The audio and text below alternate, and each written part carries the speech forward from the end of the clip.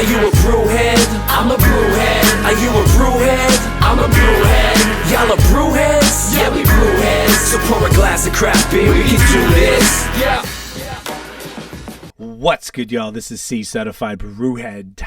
And I am Nathan from NathanDoesBeer. And welcome to episode 162 of Brewing Other Shit, the podcast Adjunct series. Nathaniel, first of all, this is now, I said it in the last few, but you haven't been on for a little bit.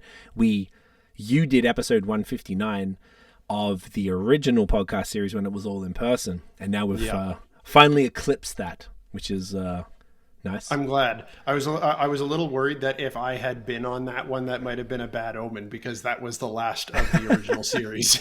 I never thought, I was like hoping it would work out, that it was just me and you doing something, but I guess I like your thinking. So we're moving forward, and tonight, Nathaniel, yes, this is the return of our the gentleman behind the most epic, ridiculous, fun, hilarious, obscene podcast that we ever did, which was episode 28 of this particular series. If people remember, that was back when we were still live, when it was the quarantine edition, back when we were doing lives because everything was shut down. And you were not a part of this particular one. I think I was just that early on. I think I was maybe dabbling. I think you might have co-hosted. You'd been on. Yeah, that's right. Just dabbling in it. We're just here and there. Here and there. So I'm glad you're a part of this one. These guys are just the loveliest humans ever. Everybody loves them that I've ever. Everyone talks about them with just such passion, and not just them as individuals. On top of that, the products are spectacular. And even since we spoke to them last, I mean, they've just dominated. It's just been incredible watching these guys grow and all the things that they've been doing, the different styles, the different approaches. It's just like beyond anything. And then the popularity and this like kind of lightning in a bottle that they've caught is beautiful to watch. And this one might just be, maybe we have to break the record. I think the last one was, it was like 4 hours, 45 minutes. We're all prepared to do it. We got water. We got multiple glassware. Even if it kills me. You're ready for it. I like it. You're a soldier. So with that said, let's get this going, guys. Please welcome the legendary Chris and Bebo from Third Moon. Oh fuck, did I press it? I did. Now we go. In the building. There we go. You champions. Welcome, boys. Welcome back. Welcome. Studio audience. I love it. Right? Only the best. It's been a minute, eh? Yeah. It's that last one was not the last time that you were on. That was the last like Third Moon time. You were on in 2021 for Link Up, which was dope, which also was longer than usual. Most of those episodes were 30 minutes and we end up yapping for an hour. And if I recall correctly, I think we spoke for like 4 hours afterwards, which was even funnier to me because it's basically replicated the same shit. Man, it's been a minute. It's been like 3 and a bit years. A lot's been happening for you guys in the world of beer. And we're going to get into all of that tonight. And you guys have curated an extraordinary, thoughtful lineup of beers based on the conversation from the last episode, from episode 28, where this is kind of like, maybe you could explain quickly then, because I know Bebo, you listened back and selected some stuff, and we're going to be doing it in a fun order as well. But yeah, just your thinking behind like choosing these particular beers. So, well, thanks for having us on. We're excited, and our spouses know tomorrow that he gets to sleep in. Like go a little bit late. We're really excited for this. So yeah, we went back and listened to the old one just to kind of see where we're at, and it's wild that it's been over 3 years since we were on. So crazy. Well, we did the Link Up, but you know that legendary podcast people still talk about. So I don't know if we can match it tonight, but we'll try it. Well, a little older and a little slower. Well, Chris's basement's still there, so we're good. Yeah, he does have a owlet or a cat kid sticker on his shirt this time, so we're starting. I like it. Cat boy. So we just kind of went back and listened to the old podcast, and just it's funny, a few things stood out. So at that point, we had only been open for 5 months or so. So there was so much that we hadn't done at that point that has since then become a big part of what we're doing as Third Moon. So when picking out the beers, we kind of wanted to pick ones that will sort of tell a story if you want to take a full day of just listening to us get drunk and talk about beer. There'll be a little bit of cohesion in it. Just a little bit, at least in the beginning. At very narrow points at the beginning of each episode. I love And it. the last time, we probably didn't even have any lagers in the line. No, I don't remember what we drank, if I'm honest, but there was no lagers. It was, pardon? We were probably crushing IPAs and stouts. Yeah, it was just IPA and stouts. Yeah. Yeah, you're right. Actually, you know what? If I bring it up, I can actually find out exactly. I should have brought that up before. But this one, so now basically we're going to be drinking beers that you sort of didn't have before as far as style-wise, and just sort of like referring back, as we did speak about different things and your sort of intention to do some of these styles. So while we're yapping about it, how about we crack that first one? Yes, good Let's idea. do it. So, Road's closing up. Speaking of what you've done since last time, yes, there she is. We're doing the OG, right? There we go. The regular little guy. Start off strong. Let's go. So this is the Kills Pilsner. This one first dropped, I want to say, like, it was a little while ago, like a year and a half ago, maybe. It wasn't. It was. It's been a while. We've done a bunch of batches of it. I wouldn't be able to say exactly when. Oh. I see I'm the only slow pour aficionado in here. oh yeah, there you go. Bebo pour on the loose. I like it. So this, when you did, like, what was the? I mean, you always intended to do lagers, right? That's a funny thing. When we talked last time, we didn't have them a part of our lineup, but we wanted to even back then. So it's kind of fun. We've got 3 lagers tonight to enjoy. Which is crazy, and they're all very different. Cheers, Boys. cheers, boys. Nate knows getting them Cheers, photos cheers. in. Cheers, legends. Welcome back. Nice to Get hang. that in you. Oh, smells great. Wicked malty nose. Just like crusty bread being ripped Oof. under your nose. Yeah, really nice. The bitterness is I always say this, but usually the first beer of the night, my palate is a little just got to get used to it. So it's tasting quite bitter. Is that I imagine mellows out, or is that intentional? I would say it's likely going to mellow out. So among pilsners, this tends to be one of the softer ones when we drink it side by side with a lot of other ones we like, and they're kind of made with the same intentionality and focus that we put into these beers. Okay. I'm looking through here just to as a reminder here on Untappd. So there's a bunch of different. We're going to have 3 different versions in total tonight, but you've also done the dry hopped one. You did the Rawaka version of this, which is super cool. That there's like so many, like going from no lagers to like whatever 6, 7, 8 that I just saw on there.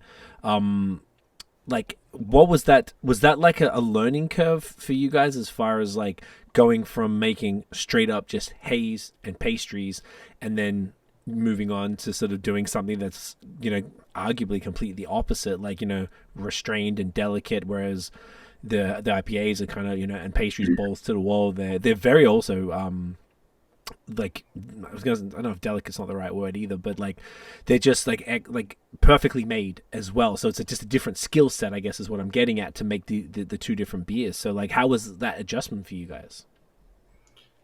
Well, I think the hardest part for us was actually there's the physical aspects of brewing it, but there's more.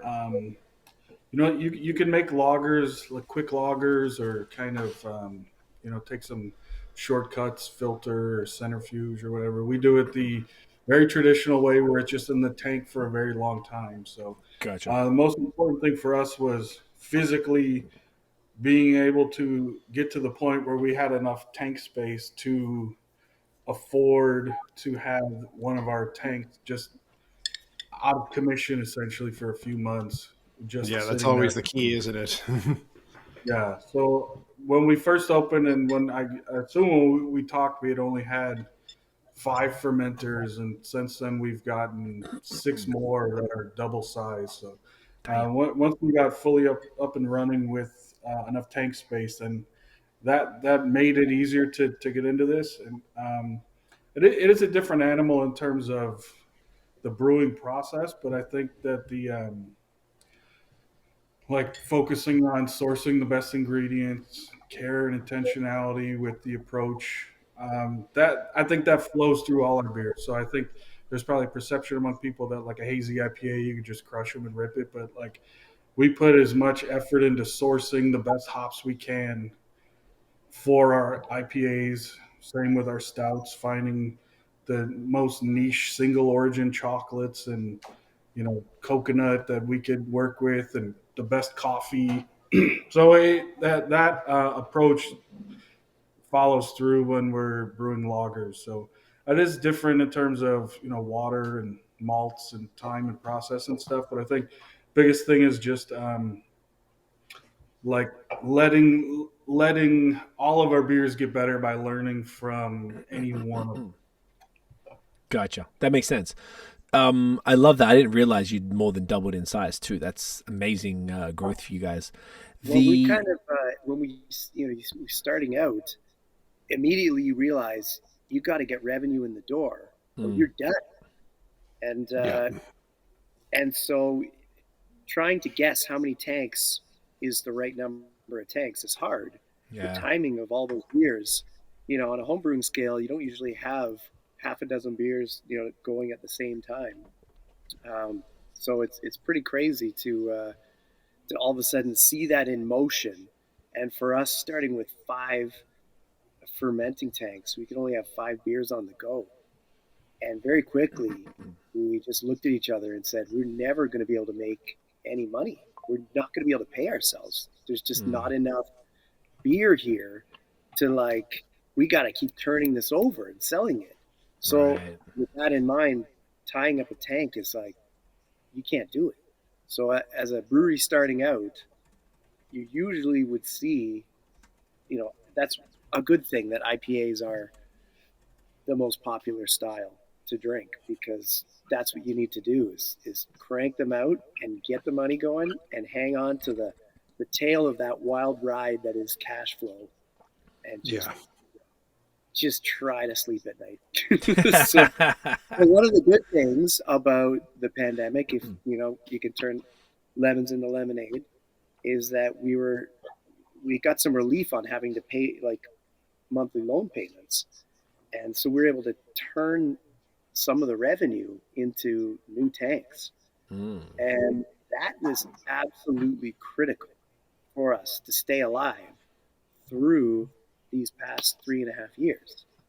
So it definitely, there's points along the way that are really tough, but also we feel pretty grateful sometimes when we stop and think about the crazy unforeseen challenges and snafus we've got ourselves through.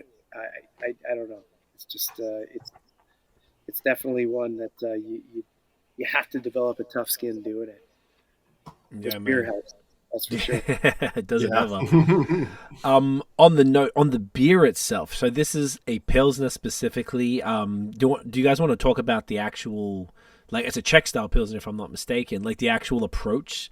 Obviously this was the first. I remember I got some. I think Nate, you actually got me some cans of the first batch that you did, and it's been really cool drinking that, which was already great from the beginning. And then I feel like it's just refined. I feel like you refined it really quick. So I'd love to hear about. Yeah, go even on, the first to the second, I would say it's definitely had some refinement over the releases that this has had. Yeah, absolutely. I'd love to hear about the actual approach to the beer itself, and why a Czech Pilsner was the first crispy that you decided to do, and sort of what that all looked like. I think it was personal preference. So German style is I like German style, but Czech style has always been like the drinkability to me is always what puts it over the edge when I kind of compare those two. um, and Czech Saz hops, which at the time were super easy to get, but due to some crop shortages, has become really hard to get. Yeah, it's always just like a real noble, just like an old timey, old school hop. You know, when you hear, if you read about like the where Pilsner came about, it was there's this really cool story about like in the Czech Republic, there was all these bad beers, and so the city kind of brought this guy in to make the best beer that was super light and crisp and airy, and the hops that were grown in the area, Saaz hops, are the ones that were used. That was Pilsner Kel. So that's it's just kind of like an homage to the initial lagers that were first brewed in the 1800s, and it's just I don't know. We do a lot of beers that are wild and crazy and do a lot of different things, but to me, it's like if we're gonna make something like this, it should be like the most classic, pure, clean, and simple version. Makes sense. And the more I'm sipping this, sort of as you're sort of talking, I'm like, oh man, this is like exquisite, boys. Like the malt profile, the sweetness is just perfect. You guys were right. The bitterness definitely subsided. It was just that first sip, but there is some bitterness, but it's like just where it needs to be. It's nice and grassy, super balanced, insanely crushable. It's 5.2 as well. So it's like got some balls behind it.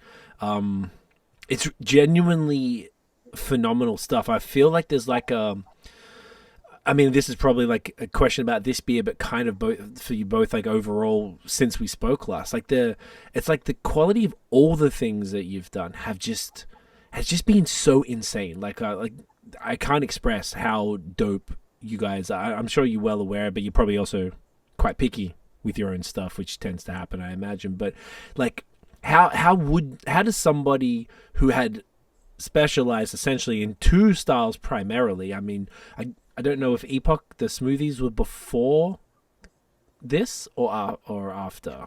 Do you guys remember? The line was there, but they weren't smoothie style. Gotcha. Yeah. Okay. They were just sours. So this was the essentially, like, arguably, if you're saying IPAs, stouts, and then this was like the third style, arguably, that you made as a brewery. Like, to be able, is that's that fair? really kind of you to say. Consistency for us in what we do is one of the most important things. It's all about trust with your fans that you're going to take them on a wild ride, and it's like, trust us, it's going to be good, and so it's got to be good. Like, it's huge pressure every time, but you know, hey man, when Bebo puts on the surgical glove, he goes to work. Dr. Steve, I love it. But like, how do you got, like, I'd just be curious whether it's a procedural thing, like Chris, obviously you mentioned the consistency, which I absolutely agree with. Like everything, like there's no such thing as a bad Third Moon beer. Like every single week I go to Duran, I'm like, what's new from Third Moon? I grab it, not even questioning, because I know it's going to be great. How does one go from like a pretty solid first attempt at this to like knocking the shit out of the park? Like I guess what I'm just saying, it went from like here to here very, very quickly, and I don't know if that's always the trajectory for a lot of breweries.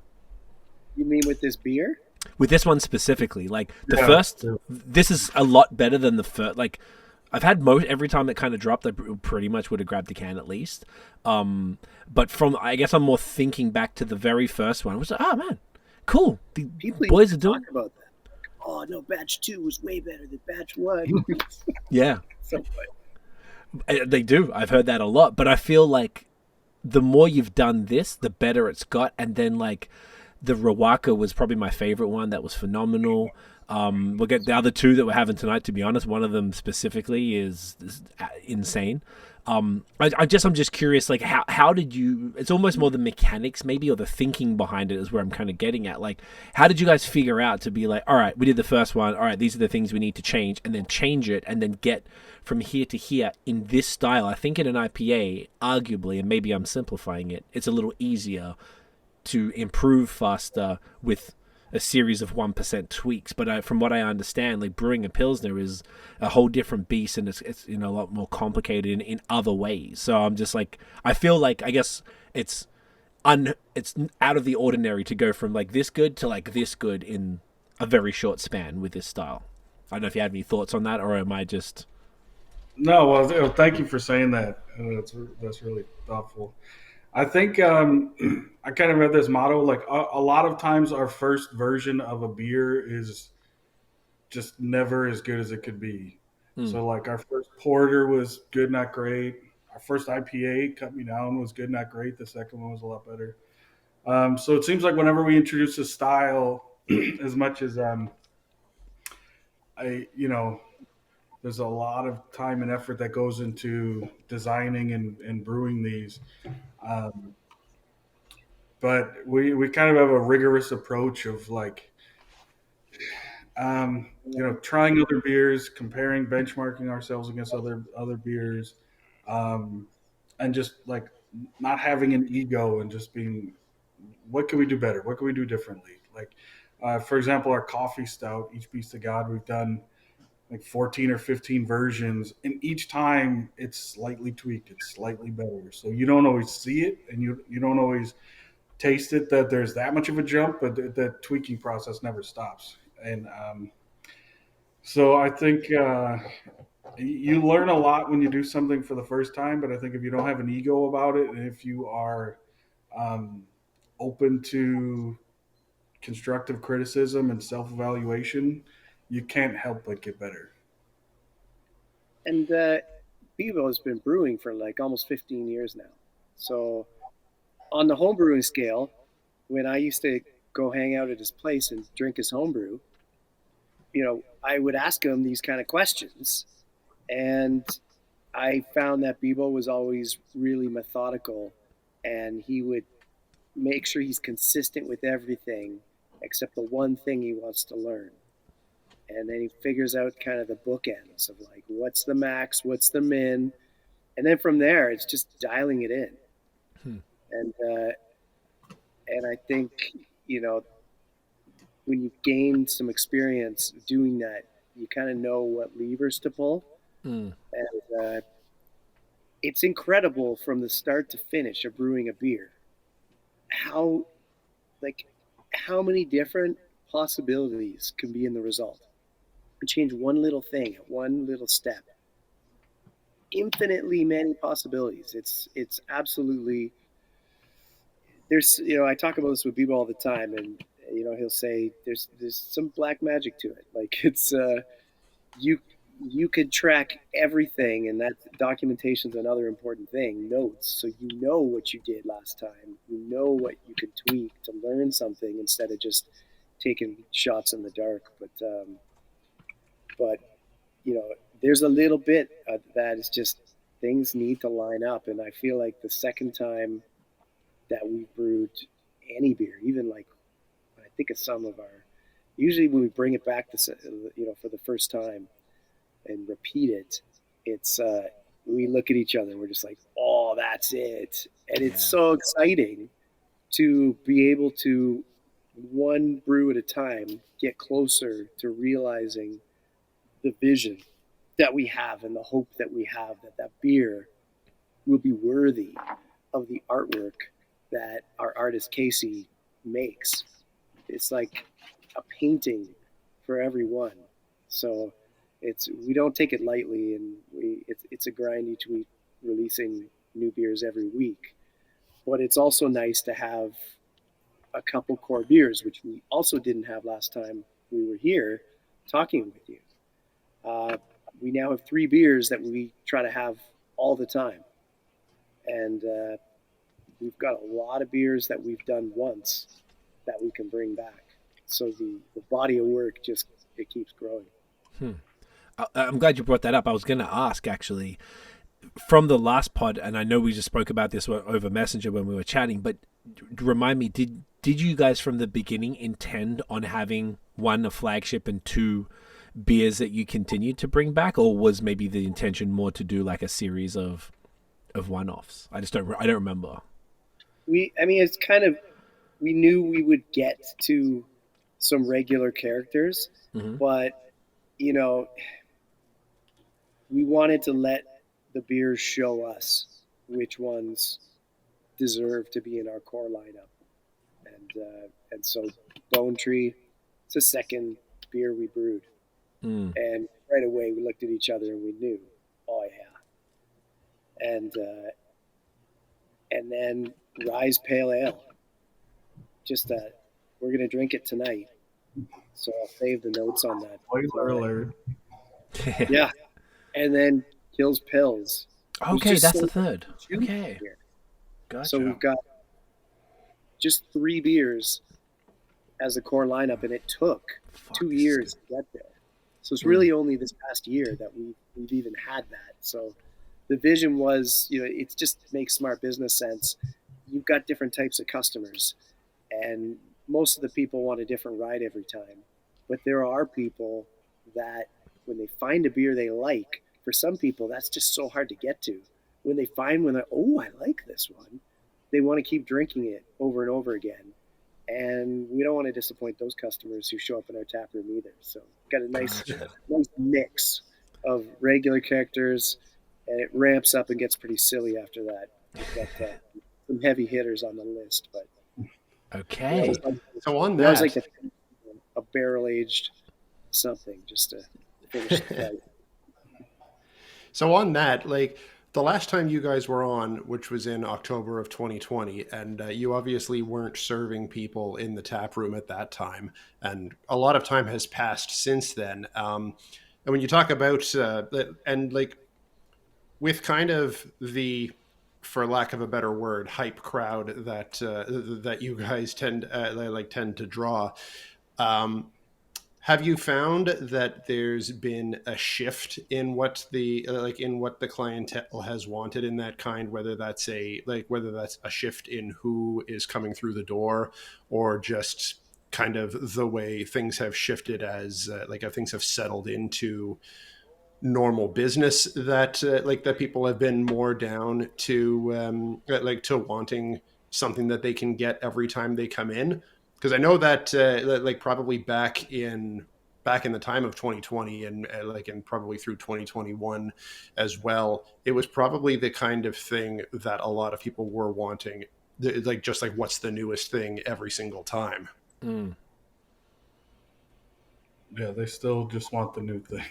Well, as we've gotten bigger and as we've just been around longer, it's like new circles of people. So initially we were just looking at the super hardcore beer nerds like us, people who would get in your car and drive a few hours for some beer, people who would trade with a total stranger from another part of the country some cans, people who were like super excited to get the absolute best beer they could. That was our core audience, and we still cater to them. We put out high ABV stuff, barrel aged stuff, wax dipping cans.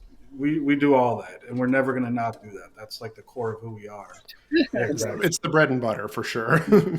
Yeah, but as we've opened our tap room, so we opened our tap room in December of 2021. So it was year and a half, more than a year and a half since we opened, from when we opened until we were able to have people come in and sit down and drink. I wouldn't say our product offering changed. I'd say it grew and evolved. So we do like the Milton Farmers Market, and I think you would probably assume that's a lot of people wanting kills or kind of your most basic beers, but we really do well with our slushies or with our our Caesar beer or anything that's weird and different because you can't see that anywhere. So those do well. But as we've gotten bigger, as we've brought more people into the fold, it's more like pockets and different types of people. There's the you get some of the burnout factor. There's only so many double and triple IPAs you can drink before you're like, okay, just give me something different. And there has definitely been, since COVID kind of wound down, a shift towards more lower ABV stuff generally. Used to be like double and triple IPAs were like IPAs for people. That shifted down, not just for us, for a lot of breweries making beers like us. It hasn't gone away, but yeah, that's calmed down quite a bit. But um, I would say also we have a really wide variety of stuff. When you come to our place, you get like a Mountain Dew beer, and we always have like 10 different really broad variety of things. So I think that helps us because when someone walks in our door, no matter who you are, we've probably got something for you. I would say so. Yeah, absolutely. 3.5 years is it went by quick, and it is a short time, but for a serious beer drinker, it's enough time to work through some ups and downs. Oh, for And sure. and so, everybody's got to find their balance. And on the fun side of that, we have customers that came in after buying some of our beers, some styles that we did for the first time, like a barley wine, saying, I didn't know what a barley wine was, but you released it, so I'm buying it. I've tried Sick. every one of your beers, and they're always good, so I know this is going to be good too. After 3 years, you've tried all the styles, and for me, in my when before we did this brewery, when I was just chasing craft beer around the world, I was like, I just wanted to try new beers. It's like, is that a new beer that I haven't had before? I want to try it. I want to try it. After a few years of that, you start to then say, well, these 3 or 4 styles are the ones that I'm always thrilled with. And you kind of get to know your sweet spot. And I feel just like what Bebo alluded to, where in the pandemic, it's like everyone was like chasing a new experience. It was drinking some of those crazy beers was the entertainment that we had in the evening. Good point. And you're able to enjoy it with your partner, so you could be even more inquisitive and go on a ride, explore with each other, and talk about it. Just kind of in the same way as you talk about a movie with someone you watch it with. So we've kind of seen we've been on a ride with some of our customers who've been there since the beginning. And you kind of see that everyone's settling into like what's their speed, what's their style, and it's kind of fun to see where people end up because your palate changes over time, your preferences. When you think of like pastry stouts, at first the concept was just like, yes, you mean I can put a liquid cake in my mouth? And then you have a couple hundred of those, and you're like, I have to put a cake in my mouth? You're like, just give me a stout. Like, so we've kind of seen everyone's preferences kind of evolve. And so it's that's also makes it fun to have lagers in the lineup too, because these beers have become for us a little bit of a palate reset, just a little bit of a break.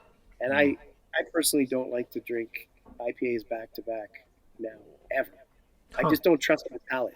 If you're still tasting the previous beer you had for several sips, Craig, just like when you started to drink this beer, you were like, "Whoa, that was a blast of bitterness out of the gate for you," because whatever was in your mouth before, maybe that awesome dinner you were eating before, is like swung your palate this way.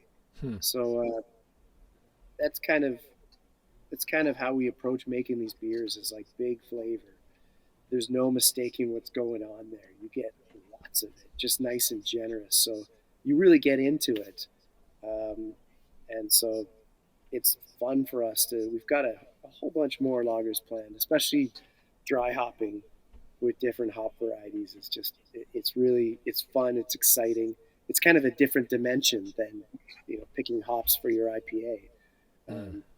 People are getting really just, you see New Zealand pills, now, and these styles where people are really just having some new style, new world fun with different hops. We've even revisited some hops that are really classic in that we weren't right out of the from the start we weren't jumping to use, but sometimes now we'll have a beer. What's the pale ale we had from our friends at Beak? And it was the hops in there. Oh, Do you Hallertau remember that? Blanc. Yeah, Hallertau Blanc. We're like, let's use that in a beer, and we used it, and it's pretty fun using hops in different ways and just kind of making different aspects of them come alive. That's awesome, man.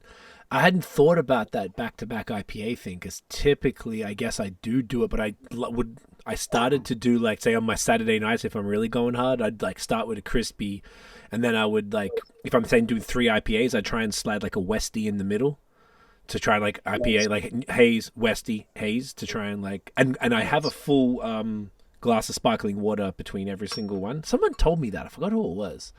But it was just sort of like, no, Phil from Brewheads, my friend who designed our logo, he was like, you drink a full glass of water between every one. It makes you piss like a fucking rabbit. But I feel like it like balances everything out. And it was almost like the carbonation in the water. I could be making this up, but it almost feels like it's a palate refresher. So when the new beer does come, even if I don't do like if I'm doing back-to-back haze, for example, which now you mentioned, I'm going to try it as not. It almost feels like it refreshes it, but I like that. I'm gonna sit on that. That's great. A fun little, this we kind of came about this organically when Bebo and I used to have more time to just hang out, and we'd have our weekly planning meetings. Put out some crackers, some cheese, taste it with the beers, and those Cars plain crackers, the thin, just simple. I know you're have talking about that in a beer. Mm-hmm. Total reset. It's really nice to have that handy. It's a good idea. I like that a lot. What I wanted to also ask, and I don't know if tell me whenever you guys are ready for the next one, but the you ready? All right, let's do it. Because let's talk about the beer because I actually had questions about the flagship stuff in general. But tell us about this one. So here we have Rise Pale Ale, hazy 5.2% pale ale with oats and topped with our hand-selected Citra, Mosaic, and Cashmere. Love that. You say Now, cashmere or cashmere? Cashmere, I like that. It's a little more gangster. I like that. Put a little swag on that shit. Speaking of gangster, I'm rocking this sweet Wu-Tang glass from. Well, that's dope. Where'd you get that? Is that a Hop Fiction glass? Hop Fiction, yeah. Hop Fiction. I've heard of that. Yeah. Pulled out our collab glass, and I was like, "Oh, sweet! Let me grab another one because I should get 6 glasses." I love that. Nathan, love that glass. Oh, I'm in love with this one too. This is one of my favorites. Yeah, I love that Nice. one. Ooh, look at that. Cheers, boys. Cheers, legends. Get that up, yeah. Greg's still Cheers. catching up there. Oh, the hell nose yeah. is fantastic. This is disgusting. So tell us about this beer, then I want to get into like the flagship, just why this one being a flagship and blah, blah, blah. So what was it again? It was good. Fuck. This is fantastic.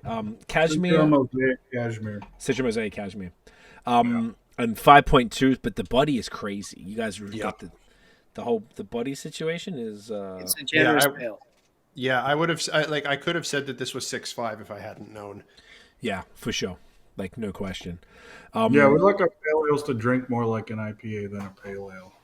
Gotcha. I appreciate that because I often don't like New England pale ales because I sometimes find that they drift into the session IPA category, and I'm not a session IPA guy. Just with kind of how the lighter body and kind of the higher citric acidity that can sometimes come out of it, I often find can happen with New England pales as well. And this has a lot more body to it, and I think it definitely drinks more like an IPA than a pale ale for sure. For sure. What's I'm getting like it's like super just straight tropical fruit. There's Yeah, so, see. how what's this canned? Okay, so the I'm still getting is a bit of greenness in there, like a little bit of hop burn, which is something I'm a huge fan of. But it's like sort of like a touch. Is that am I crazy? Yeah, it just got it's still a little bit of just a little. Oh, excuse me. Yeah, just a little bite to it, but Love that. it's not too aggressive. And after a few sips, it will definitely go away. It chills out. I love it. I Yeah, also I feel don't know like if we said this before or talked about this before, but we kind of, Nathan, what you were saying about session IPAs and we never want someone to feel like a beer we make is chintzy. Like yeah, we want it. We like them big. We like that lots of flavor, and so this beer in particular, I feel really kind of over delivers for the style, yeah, but for sure. it's not out of character. We like our pails to drink like IPAs. We like our IPAs to drink like double IPAs. We want it to raise your eyebrows and be like flavor country. I'm in. Flavor Country. I love that. Writing that one down for an episode name. Um, this is this is exactly it, man. It's so bright. And this was like basically just shy of a month old as well. And I think that really speaks volumes to your process to be this like on the money. A month out. I don't know. That's just me being like a princess with the haze. I'm always like, that is a question for you guys. I always like it typically within like 1 to 3 weeks is probably my money zone. What do you guys personally like as far as like the age of haze? Because I feel like that's a thing, unless I'm crazy. And two, what do you think is the optimal age, or the maybe like the highest end on just before it peaks for you guys? Like sort of the longest you would let this sit, one of your beers, Oh, that's or is that not a fair question? no, it's not. It's a fair question. It's something that we think about all the time and talk about. I think that you almost have to like bucket it by producer. So a lot of it is like how how much hot particulate makes it into the final beer um, will have a big impact, and also the dissolved oxygen in the can will have a huge impact. So as we've gotten better, and Jim, who does all the brewing, he's the guy that does all the transfers. Him and Patrick on our brewing team. We've gotten better at making sure that our numbers are where we want them. So the beers will be better longer than they used to be. So in the early days when we were bottling IPAs, it was like 3 weeks in, it was starting to get a little beat up. Now 2 months seems like we're still like we'll have 2-month-old IPAs and they're still shining pretty well. Wow. Um, we if you go on our website and you scroll down to the bottom, Chris keeps a tally of the beers we've released and how they're drinking. So we'll periodically go That's back and sick. we'll pull out old cans and taste them and like, oh, that one you better. If you still have this, you should drink it, or don't even bother drinking it. Yeah, we've So got like a that's 1 to 5 different, but scale. Sorry to just interject for a sec. We've got like a 1 to 5 scale, and we'll kind of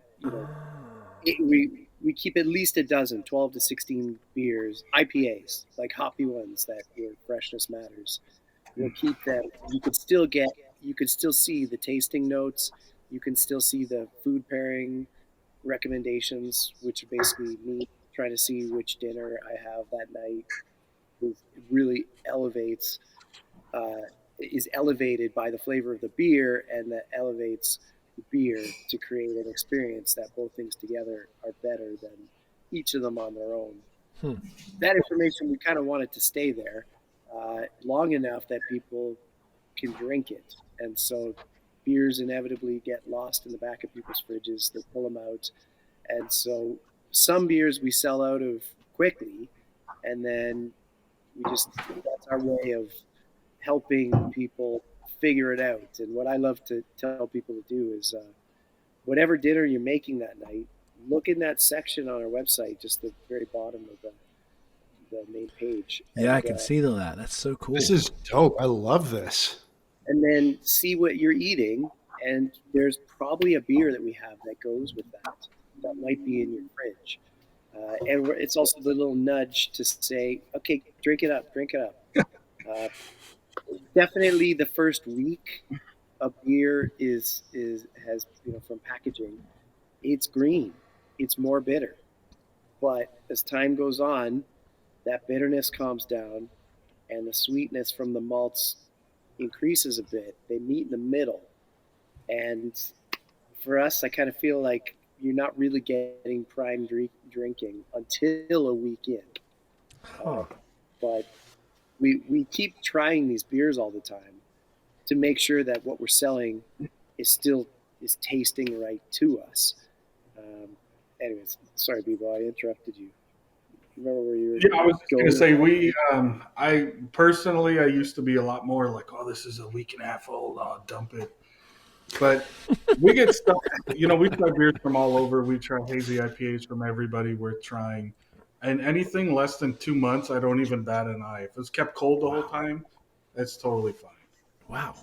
For that, if it's probably still good, but it might start to get a little flabby or a little muted. Um, but yeah, each producer is different, and each beer is its own little ride. Interesting. And packaging is huge, right? Like Yeah.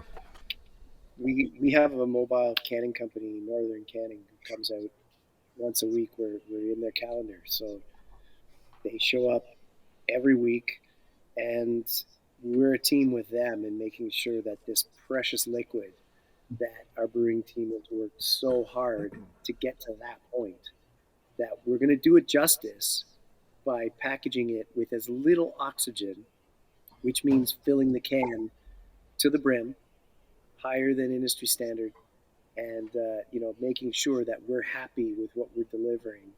And every milliliter counts when it comes to that. So all those little details, it's not just brewing the beer. The packaging is such a huge part of it, and then the storage. Uh, we've learned through this that it's not common sense for everyone to take care of the beer. They buy this, expensive beer that is precious nectar, and you want to keep it cold, like right into the fridge. No temperature fluctuations. Colder the better, but don't freeze it. And all of these little things make such a difference. So sometimes if you're getting beers and you don't know how they've been stored before you got them, if you're trading with people, it can really skew your impression of that beer. So when people order online from us and we offer shipping on our website every day, but our courier comes, we've got multiple couriers, they come a couple times a week. So depending on the timing of a person's order, we would say, okay, we'll wait till this day when this courier comes. But our goal is to always keep it, the time it spends out of the fridge is as short as possible. You got to take care of the beer if you're going to, invest in quality products. So we try to encourage people to do that. And there's just so many things along the way. Like a garage is not a good place for beer. I would drink a 3-month-old IPA kept in the fridge 100 times out of 100 over a 3-week-old IPA stored on a shelf somewhere. Interesting. I got 2 cans of Heady in the fridge from August, and I meant to do like a video where I was like comparing, like from the can or from the glass or whatever. I'm like, I don't know. I'm gonna drink them obviously, but like 6 months, I kind of just because I kept putting off the video. Now they're like old as shit. It's probably okay, I guess, but do you know what? I know that beer is really an anomaly. Yeah, it's probably a different like concept. We've had lots of old Headies, And it's fine, right? You never disappoint. It's such a robust beer, and hop count, how much hops you jam into it, plays a role. Even the hop varieties, Bebo, keep me honest here, but I do feel that certain hop combinations and hop varieties, like our Bone Tree, it bends my mind with how long that keeps drinking well for. So I feel like Citra's got to be a pretty robust hop as far as aging. I don't know. Is that a thing, Bebo? Have you found that? I know it is because we've had 6-month-old Bone Tree that's like, fuck, that's still good. I would sell that, but not think it twice, other than the date on the bottom of the can. But I don't know Yeah. what kind of science or reasoning there is to it, but I would definitely experience it. Troy has said that as well too. That there's certain hops that hold up alarmingly well, like way longer than you'd think they'd have any right to. We're gonna have to ask him about it when when we have him on like in a couple of weeks. Maybe he can dig a bit deeper on that as to which ones have longer legs than you might expect. I know that when we do our collab with Sawdust, we've done it twice, and we use all Aussie hops, and I guess the key hop is Galaxy. I swear to God, like the first time, it was I knew someone who drank it like a year and a half or 2 years later, and they said it was fine. And I think Galaxy has legs.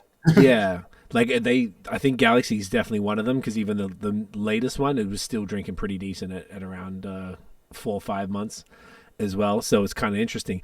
I fuck up really bad when it comes to like the really boozy one, like triples. So I think it was your second anniversary, and I grabbed 2 of everything, and I didn't really think of. I think it was right before we moved here, and I didn't think about the fact that there was triples, and I don't particularly drink them. And there was the collab with Blood Brothers.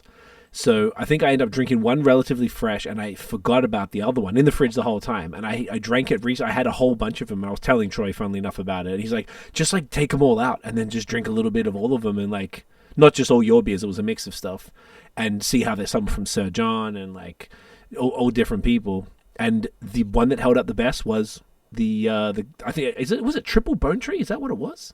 The blood. Bone Yeah, Bone Trail. That was the one. And it held up. I think it was like 16 months old when I had it. And it was like it was easily the one I drank the most of out of all of those ones. That's a telltale sign, right? Yeah, I mean, obviously it's not something that I should have done, but didn't waste it. And I feel like that definitely speaks volumes. Switching gears a little, touch on this. I mean, this is very interesting to hear about all this stuff from you guys' perspectives. With regard to the flagship thing, which is something that I feel like is happening more and more often.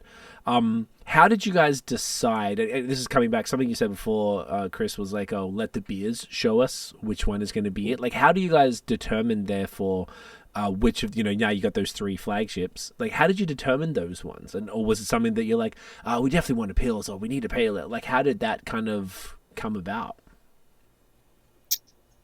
What's your perspective on that, Bebo? I've got a few thoughts. Well, I think Bone Tree especially, we didn't intend for it to be like a flagship beer. It's just when we made it, it was really good and people loved it and we loved it. It happens all the time that we're super stoked on a beer and we release it and people are like, it's all right, it's fine. Or it will happen the other way too, where we're like, okay, it's pretty good, and then people are like, oh my God, that's the best beer I've ever had. But that's one that we knew had some magic to it, and then the people really resonated with it. So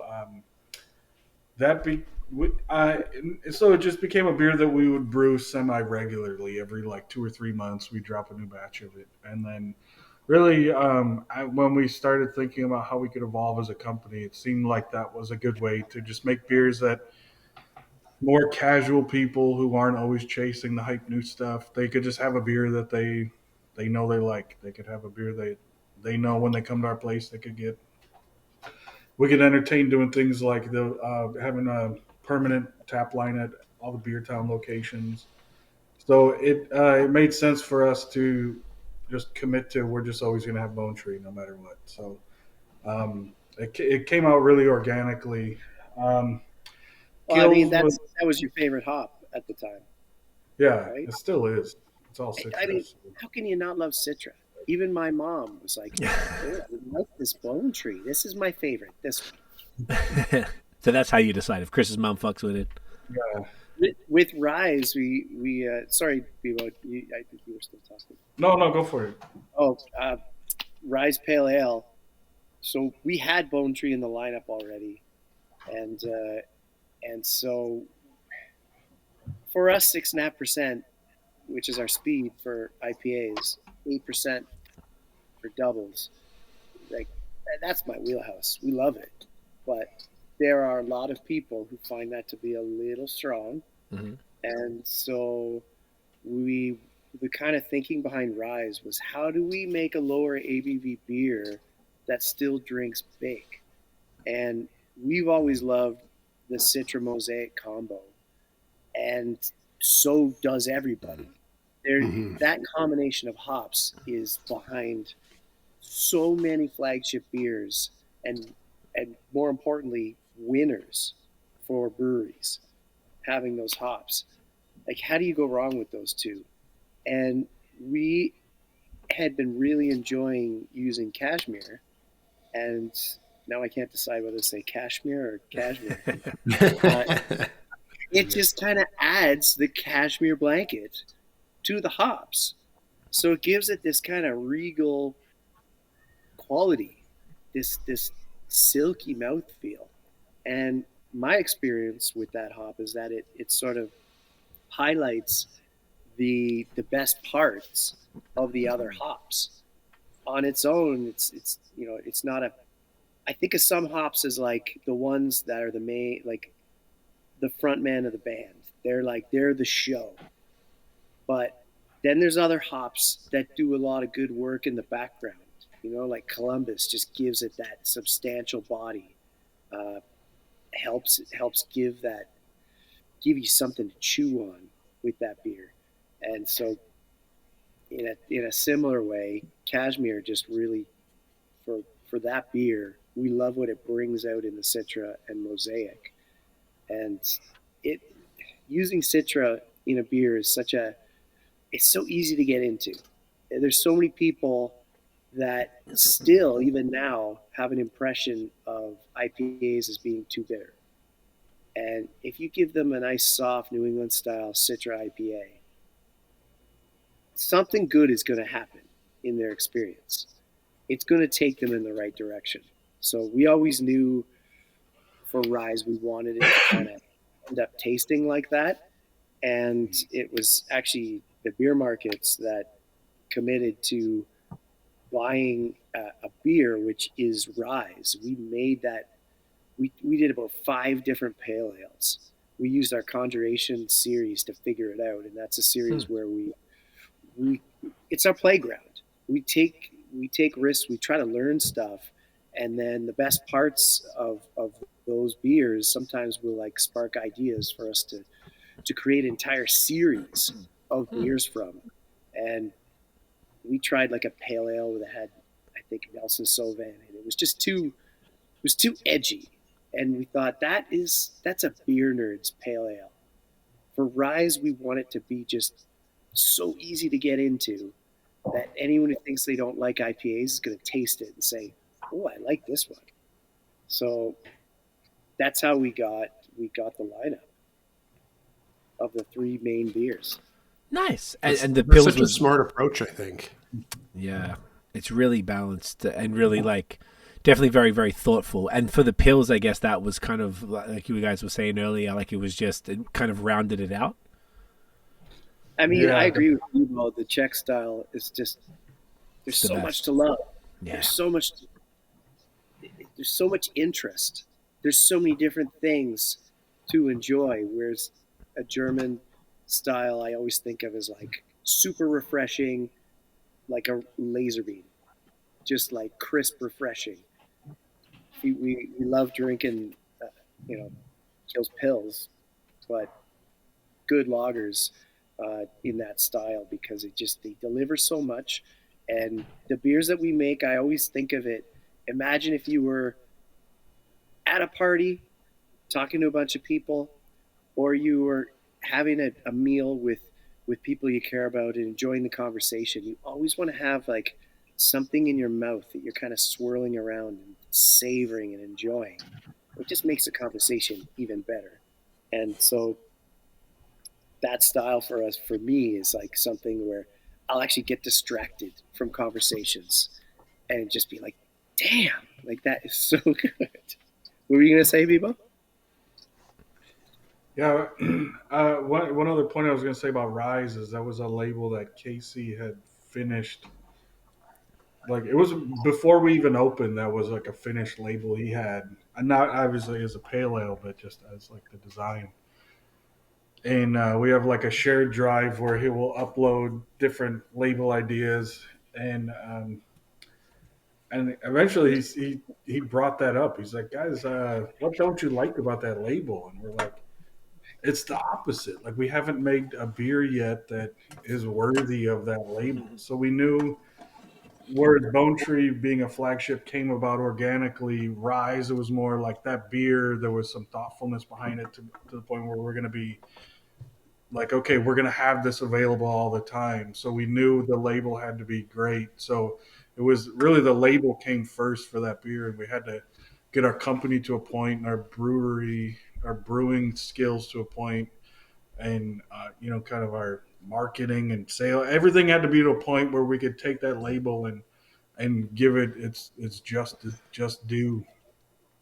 I We've like got that. a handful of labels that Casey will put in a shared drive that we have, and the conversation between me and Bebo is usually, oh, I love that one. Oh, we got to pick a really good beer for that one.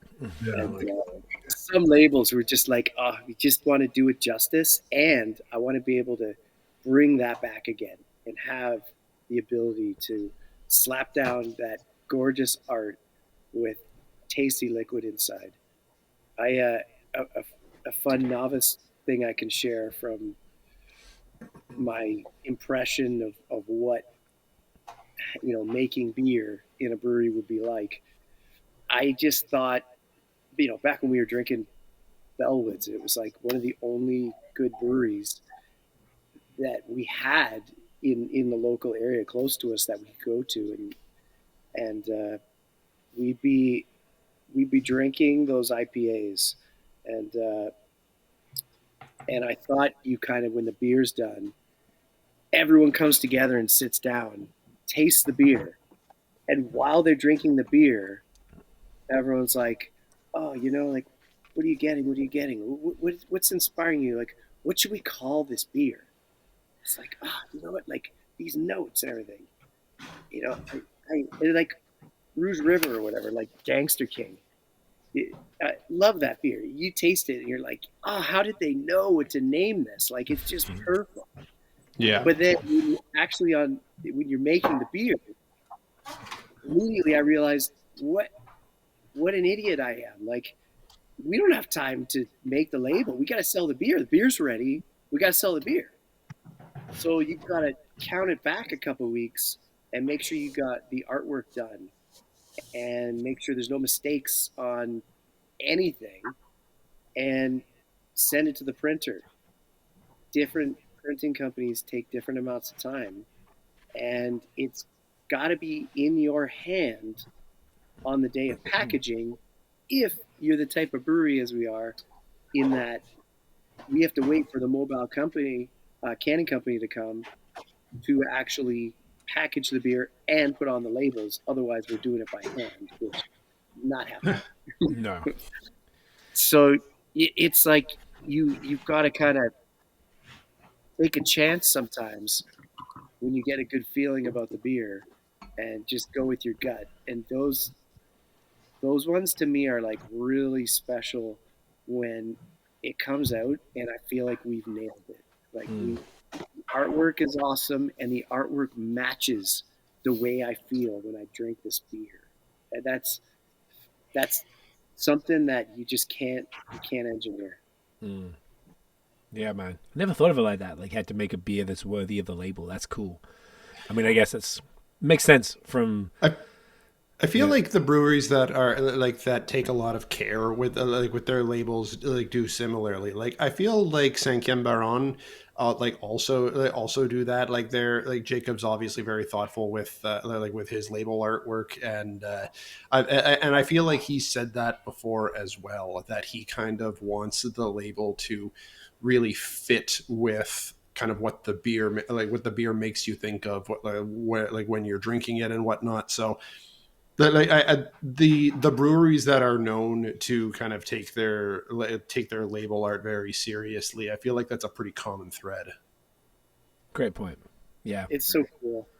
Yeah. It's so cool, like the different style that different breweries take, and some of the breweries we love most have a very different approach to their branding and their artwork. But it's like sometimes it just fits, and it feels like the right thing to be on that package.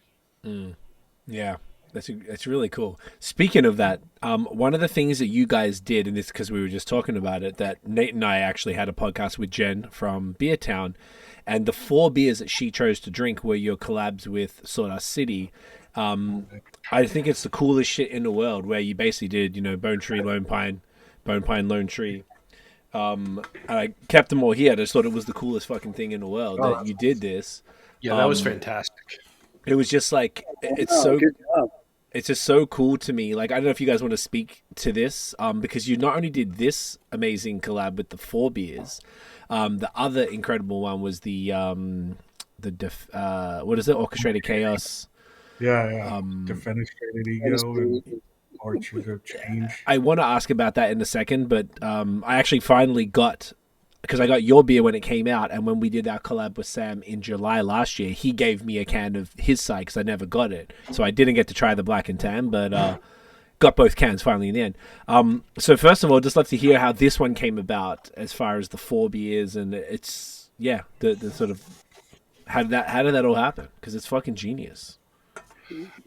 So Sawdust is a brewery we have a lot of respect for. They're for like someone that's been around a while and isn't always making the super hype stuff. Their beers are excellent. Like, their quality control is so good. They put out like 20 different styles, like vastly different styles of beer, and they're so true to style, so well executed. Every time I have a Sawdust beer, I'm like, man, that is so good. Like, they absolutely nail it. Like, I really, really big fan. Sam is an awesome guy. We were fans first, and Jim, our brewer, his wife has got some roots up north, so they would go up there, and he had known Sam just from kind of being a beer fan. So I had been talking to Sam about doing a collaboration, and then we were going to do one, but we really wanted to get do one that had more thoughtfulness, like a little bit more like truly tied in. So that's the idea of like a black and tan came about, and then artwork is such a big part of what we do that we wanted to have one where it was like the 2 cans, you put them together, it's like this tells us this is a story, you put them together and it's an even different one. So it was pretty ambitious in terms of lining up the brew schedule, the brew days, the label, everything was it wasn't easy, but it came together really well. So that came first, and we just had a lot of love and respect for Sawdust and what they do, and just great folks. So then, specifically the Bone Lone Tree Pine, that was so once we got Bone Tree at Beer Town, that was part of their permanent or their static menu. Some friends of ours, Terry and Emma, who are out of Waterloo, ultimate beer nerds, the sweetest people you'd ever want to spend time with. Absolutely love them. They were sitting at Beer Town, and they each got a different one. And they posted something on Instagram. They're like, "Oh, well, you guys should do a collab, Lone Pine, Bone Tree." And it was like, yeah, that makes a perfect idea. I think their Untappd check-in was a pint of our Bone Tree and a pint of Sawdust's Lone Pine. Right. And that's that's an iconic beer, right? Like, that's one of the first awesome IPAs we had from Ontario. Hell and still great to this day. So for us to be able to do a collab with them on a beer that was so inspirational to us early on, and a beer that also stands the test of time, It's pretty fun experiment. And there's the West Coast, ours East Coast.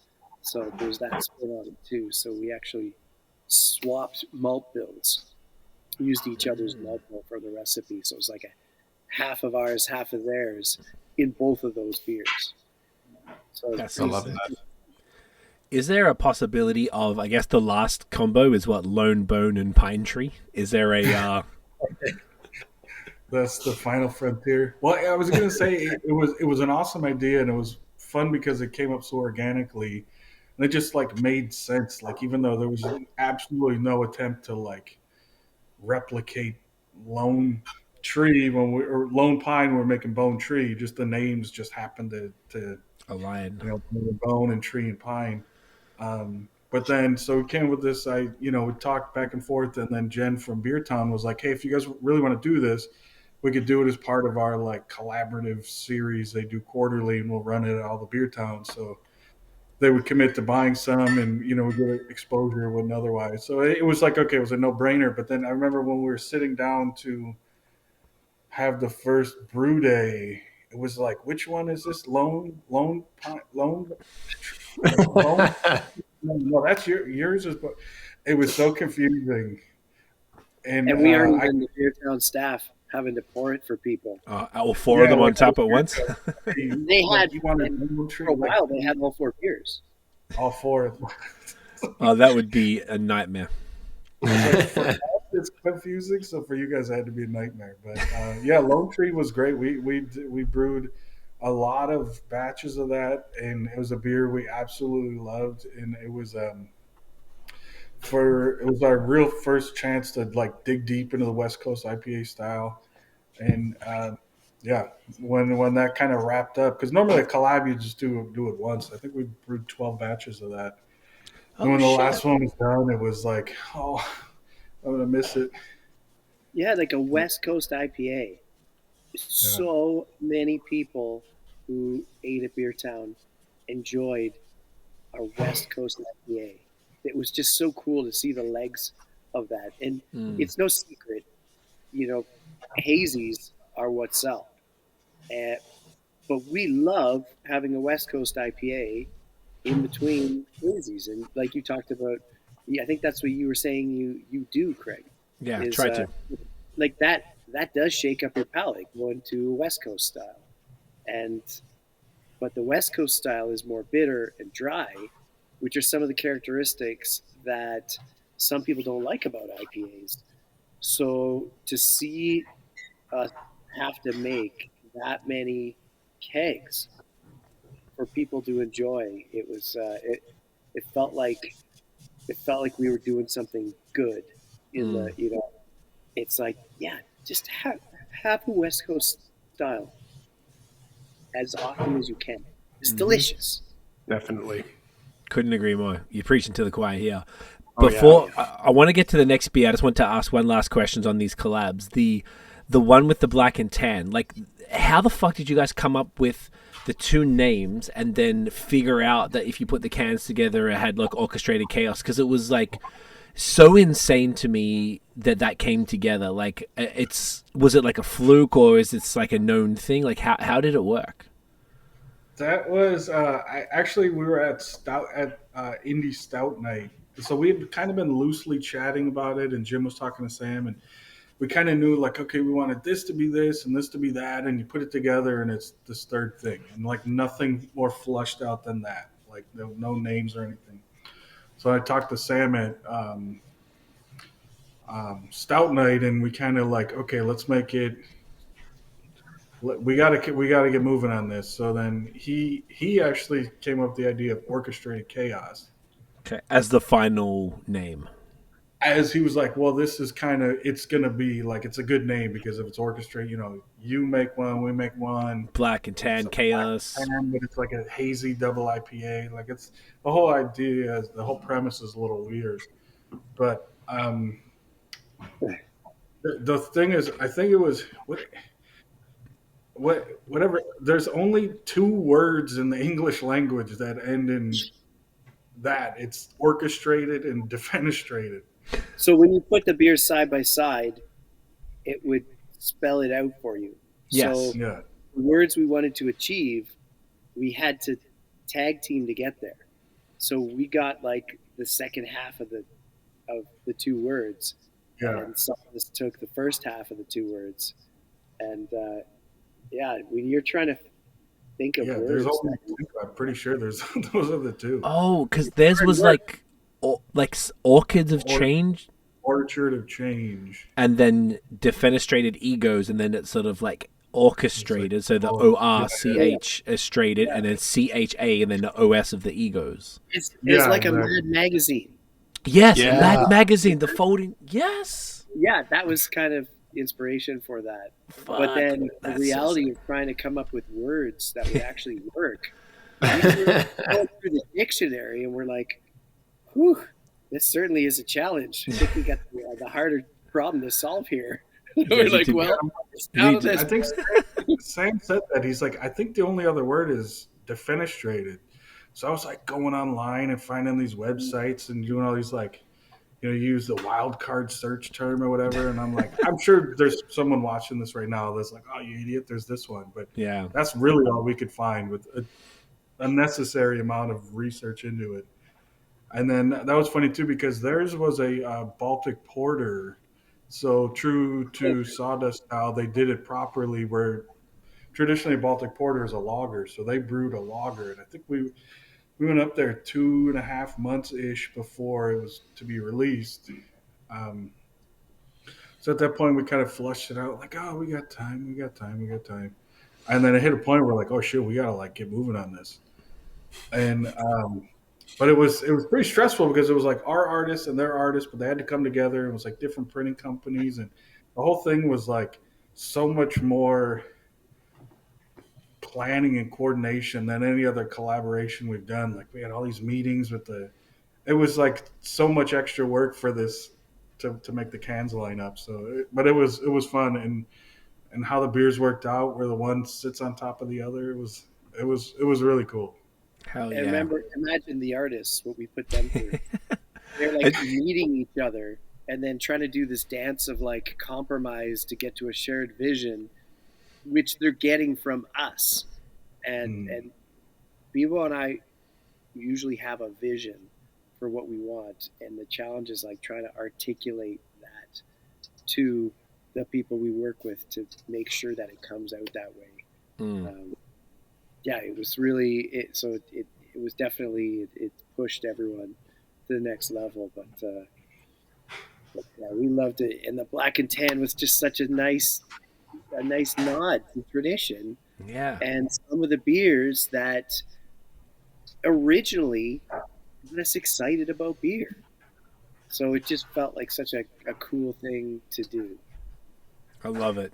Thank you for telling that story, because I was always curious, and we did have Sam and the team on recently, but we did not ask them about that. So I always wanted that answer, because it just, as like a rapper, like looking at words and stuff, and I was like blown away how that came together and how much sense it made on both sides, because that's the hard part. It had to make sense on both sides. Yeah. And then come together to make that. So congrats. Yeah, that was the thing. We wanted it so that if, let's say, you had no idea it was a collaboration, you just bought a can of the beer, you wouldn't be like, what is it? This makes no sense at all. Like, it had to be two cohesive, thought out labels and beers that, when combined, then are greater than the sum. It's brilliant. And like I was thinking of saying, oh, would you ever do it again? You're like, fuck, it'd have to be the exact same thing, and that's it. I think now that we got the hard part out of the way, it would be fun to do it again, definitely. We love working with Sawdust. They're awesome folks. Such legends. Love it. This is great, boys. Shall we? Which one are we doing next? Midnight? Oh, yeah. Midnight. Yeah. Just give me a quick sec to grab it from the fridge. Go for it, my man. Fuels After Dark. Yes. This I had recently, and it was just spectacular. Like, just a ridiculously good beer. This is a black lager. I imagine black Czech lager. I would assume so. Yeah. I'm amped for this because this is my first Kills variant that I've had. Oh, really? Oh, dude. Yeah. Fuck. Okay, next time they got, because I had like a few cans of the Rawaka Kills, which was fantastic. You're gonna be moist. You're gonna love this. This shit is disgusting. Maybe we'll wait for the boys to come back. But yeah, it's really cool to see. Like I don't know. I'm super partial to black lagers. Like low ABV dark beers is something that I love. I fucking love that shit. Yeah. Whether it's like lagers or like a stout or a porter or something that's like super low. Just like finish the night off something like chill but like different profile. And when you don't want to commit to like a big 11.5%. Exactly. Exactly. But you want a taste of that? This is the perfect like happy medium for this one. So boys, tell us about this one. This one's pretty recent, if I'm not mistaken, right? The last this year. And last year, this year, yeah. Oof, look at that. It's our first dark lager. The inspiration was everything you said. Like I love a dark beer. Obviously, we love stouts, but you don't always want like a 13% super sweet sugar bomb. Absolutely. So this is like how light and drinkable can we make a beer that still scratches that itch for something that's got a little nice glass. Thank you. You guys must know Evan at the Wheel Brew, eh? Yeah, with his Hayes House glasses. This is one of these, and I love it. It's so silly. It's ridiculous. Beer shop. Cheers, love it. Cheers, legends. Oh, wicked chocolate nose. Nathan, how is that to drink out of? Oh, it's good to drink out of. The it's a little tricky with one like this where there's like a real good deal of foam, because it's a bit it can be a bit tricky to to actually get to the beer underneath when there's a bit when there's big head with it. But that's the only thing that can be a bit tricky. Otherwise, it's fine. Like foamed up like crazy. The glass we don't have anymore at the brewery. Oof. What do you think of those glasses, by the way? The New England IPA glasses that were called. Like, do you guys rate them? Yeah, them. This one? Honestly, I didn't like it until we got it. I'm like, oh, I like these. Yeah, till I drank from it, and I was like, this is great. And I think what I was worried about was, how am I going to clean that? Do I need like a dishwasher? I think your glasses in the dishwasher. I do. And they're fine. It cleans it better because I only got a dishwasher when we moved here. We didn't have one in the apartment, and I found that like this glass, this started getting it's like fogged over or something, and I couldn't get it off no matter what I did. As soon as I got a dishwasher, she's beautiful. You ended up on Dirty Glassware Mafia. The Dirty Glassware Police. Yeah, fuck. Thankfully, no, it was not dirty, but I think there's it just the sponge couldn't get down there, but the dishwasher magically fixed it. So it's anyway, those glasses, the only downside I found about those New England IPA glasses, I got a bunch of them and I really like them too, is they you can't have a head. It'll fit the full can with no head. Yeah. Or the thinnest little head. Or you got to keep pouring, which I always find a little frustrating. That's why I like these Spiegler ones, fit the whole thing with head. This is the glass we use in our tap room. Yeah, that one's beautiful to drink. What's that called? Yeah. We just call it our stem glass. I forget. Do you know what it's called, Bebo? The diamond balloon. Diamond balloon. Ah. Nice. Yeah, I love that. I love that because it's pretty rare to see a stemmed glass that can fit a full 16 ounces. and the head. And the head. Yeah. It's beautiful. Those glasses are so nice. Drinking in the tap room with that is money. This beer, Czech style? Czech style? I guess so. It's not totally Czech style. There's some German malts in this, so. Gotcha. It's a bit of a hybrid. That's why we call it a black lager, not like a Czech style dark lager. Gotcha. Yeah, it's a little more, pan-continental than that. I love it. It's nicely placed in this lineup. I was gonna say this is not what I thought this was gonna go. my palate's just welcoming it in. And this plays to what you were saying earlier, Chris. Now, like, because when you said this off air, Bebo, when we were planning it out, I was like, "Oh, that's interesting. Okay, I like that because it's challenging." To me, I would have gone all the Krispies in a row, and then the rest of them in a row. And then when you said that, I was like, "Okay." Then, Chris, you were saying that you split up everything else. Like, yo, this is kind of fucking with my head about how I drink. I really enjoying this because I would not normally. I would always keep the Krispies to the beginning of the night, then move to Haze, then move to something else. But I can see the value in this. It's not this is not throwing anything off, and it's like a great palate cleanse. So when we go to the next one, I'm sure it'll be bright and tropical and all the things that it needs to be. And there's even something that I'm wondering if it is enhancing this for me is that the one we had before this was, you know, like pale ale, which is not like a massive, like super chalky dry hops, like sort of thing, which just kind of coats your palate and is going to fuck up anything else that you have afterwards. But like something kind of mellow like that we had before. I'm wondering if I'm tasting a lot more like of the chocolate notes and and things like this in this than I might have otherwise if we had something big and intense before it. Totally. Yeah, I completely agree with that. And if we had started with this first, you may be like, "Oh, it's a little, you know, it's not a bitter beer," but after the Pilsner and obviously the pale ale, it's just like it's all about the roasty chocolate, kind of that cold brew coffee sort of note. It's not, you're not really getting any bitterness or any kind of hoppiness or astringency from it. Nothing. So it's a good place to try it.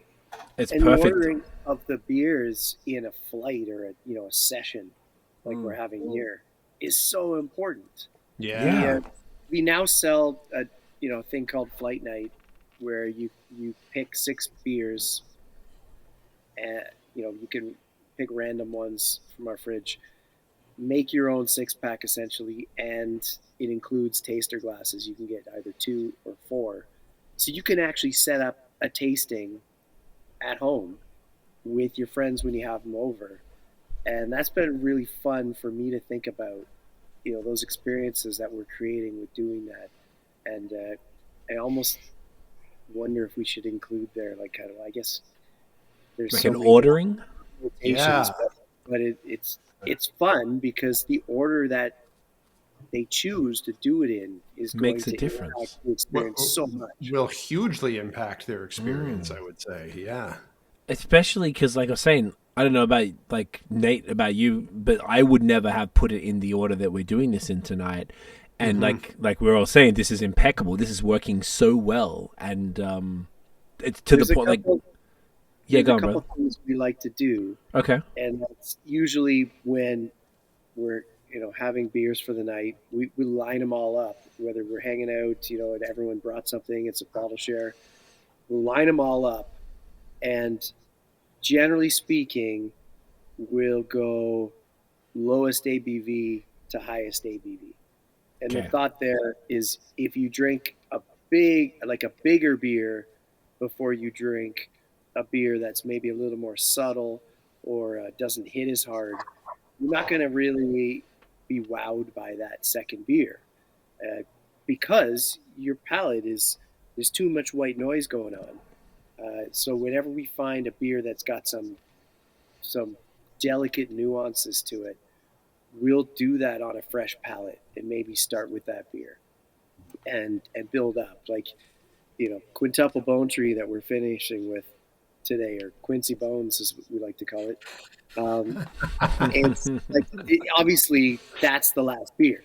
Like, you where are you going to go? You can't have another IPA after a 13.5% quintuple dry hopped IPA and taste it, and you really want to taste it. So good rule of thumb is to build the ABV as you go, but then it's also like yank the palate around and just keep hitting it with totally different profiles of flavor, which usually means different styles. But we drink some smoothie sours in a session, and that serves the purpose of like waking your palate up again. We'll drink pale ales first, and then IPAs, and then double IPAs and triples. But Bebo and I love our stouts, especially our barrel aged stouts. So usually 80%, and I'm being conservative there, of the beers that we line up before a session are big stouts. So usually the opposite. It's more like, how do we cut the stouts so our Right. palate doesn't get so tired out? So be like, oh, we'll put this IPA in between these two massive stouts to just liven up our palate and bring it back, especially if they're pastry stouts. And you're like, there's only so many cookies I can eat in a row. Does that work with like, say you put it like a 6.5% IPA in between a 12%, 12% stouts? Like, does that actually serve the purpose? I don't think it does that IPA any justice, but it definitely, if you have like 3 monster beers in a row, by the end you're like pretty done. I find actually lambic for me is the perfect resetter. If you're having like, you're having a bottle share and you got a bunch of beers out, if you throw a lambic in the middle, it's like it's starting from zero. That'll totally reset you. It Like cleans the last off your teeth. Like yeah. physically, the acid is just... Oh, geez. Like Yeah, strips. This is making me think of the like going back a few years when like literally the first time I met Noah of Beerism was at his house. We were and we were doing a whole night of Péché Mortel vertical, and and then cutting it with hazy IPAs like every third or fourth variant. It was wild. That was those guys are problematic. That one, funnily enough, so you had that one. I wasn't able to make that night, but it was like January 26th or something, 2020. I went to a bottle share with actually the guy who so Noah connected me with you guys too, but Derek, who is a friend of yours, so he got me some of your early like homebrew bottle stuff. And we had a bottle share with me, Noah, Derek, and Matt from Vox and Hops. Bro, I never vomited so hard in my life. We did, and I don't do bottle shares anymore because of this night. We did a blind guz tasting with, I think, 13 different guz between 4 of us. So there were... That just reminded me, Bebo, because you said that, right? So we had a table. Can you imagine how many tiny little glasses, right? And it was blind, and they had this whole intricate way to figure out that what was what, so that nobody, we didn't have a fifth person to do it for us. So cool. So we did that, and me and Matt probably knew the least about goods and stuff. But then as a bottle share, so then it's like haze, stouts, you name it. And because I do the stupid beer review things, as you know, so that came up, and I'm looking through it the other day, and I'm just retching looking at it. I never vomited so hard in my it was so I woke Tiff up. It was gargantuan, and I was like, I think the problem is probably mixing the lambic yeast with everything else.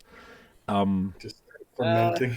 Yeah, and it was just... The problem was the amount of volume you probably consumed. It was probably that too, and it wasn't thoughtful like you guys were talking about. Well, the very first beer he busted out while Noah and Matt were doing a podcast. He busted out an 18% Mikella, the Mikella Black one with the it's like come on. Asian That's not setting yourself up for success. No, before we even ate. So he busted. He's like, "Oh, these guys are doing a pod. Come downstairs. Let me show you the cellar, and let's bust this open." No. Yeah, and I was like, I was trying to be cool, and not oh man, let's just relax and have some food. But he was just, I was like, yeah, let's go, and yeah, it was a bad move. But yeah, that's like me on my birthday one year. Friends of mine came to the brewery and brought some beers, and it was my birthday, and I had been saving up this Utopias. Ooh, oh no! Cracked it open for everyone to share, but the birthday boy gets a nice big pour to start off the session. I was like, 28%. That did not end it at all. A nice big pour of liquor. Much of it, and I'm like, that's 5 shots of bourbon. Yeah, that's not. Bebo and I've also done a Bourbon County share with God. some friends of ours, and that is also not advised. Oh, that'll wreck you. That's 14.5%. Oh, that's too much. That's too much. Some vintages are 17%. Oh my God. Jesus. Yeah, it's too much. Because you have to cut it. So you're already drinking too much. So you got to add more beer in to cut the beer. Oh my God! I think Ronnie ordered the pizza and was so trashed that the pizza, we never even got the pizza. They I can't remember. They delivered to the wrong house or something, and all of a sudden, He's people just British started. and he phoned it in, and he's got an accent, and I'm like, there's no way after like 13 bourbon counties, and it sounds like And he's then people just started flopping around like mackerels on the floor. It's like, oh yeah. boy! All of a sudden, people started disappearing. Wow. Oh man. On the order, and like 2 hours later, I don't think they're coming. No, I feel like that's what Domino's.com is for. Yeah. No one has to. Not planning for success. No, not at all. So it sounds like bottle shares aren't the greatest idea in the world. No, what happened to bottle shares, man? Bottle shares are really a pre-2020 kind of thing. No, and in the States, I feel like they totally recovered and became a thing again. Yeah, maybe. I feel like here it just doesn't really happen anymore, which for us was one of the contributing factors to us releasing some of our beers in like smaller formats, because you're not going to sit down to like a 750 of a 13% bourbon barrel aged stout and solo it unless you're me or Bebo. But I do that, yeah. But it's just, and by the way, I appreciate you for that. I so appreciate you for that, because it's and Craig and I have talked about this a lot, but it's a thing of, I'm the only beer drinker in our house, and when I've got like a 750 ml bomber bottle of some big imperial stout, it makes me upset because it takes me so long to get to crack it open. And what I usually end up doing now is just popping a stopper in it, and I'll put it back in the fridge and come back to it the next day or something. But like, to have like a barrel aged bestowed in a silver bullet can is perfect. It's that's absolutely Truly. perfect to have to myself as a cap off one night. Like these cans, like the Red Bull cans. Yes. yeah, like you you could want have to have that, or something you like could drink. split it 2 ways, and you still get enough to like experience the beer. So. Yeah. I had to do a night where I pick a night of the week, like Wednesday. I call it Big Beer Wednesday, and I do 2 beers because I don't drink anything else, and I have it after dinner, so I don't drink beforehand. And then I've got a full like reservoir there to protect this shit, and I'm able to usually down 2 full if it's a 13%, maybe something a little lighter, like a 9.5 beforehand or something. But if it's like, I could do 2 cans of bestowed or something, and I'm pretty good. Like a little, like you're lit, but I'm not like, vomiting aggressively in the toilet. So it's a nice little balance. But this saves the day, to be honest, because I feel like you could have, like this one specifically is 13%. So this is quite high, but I could have 2 of these if I really wanted to, which is the equivalent of actually it's less than a 750, isn't it? What is this? 355. 355. Yeah, so it's less than the 750 still, but I could have 2 different ones. Mm-hmm.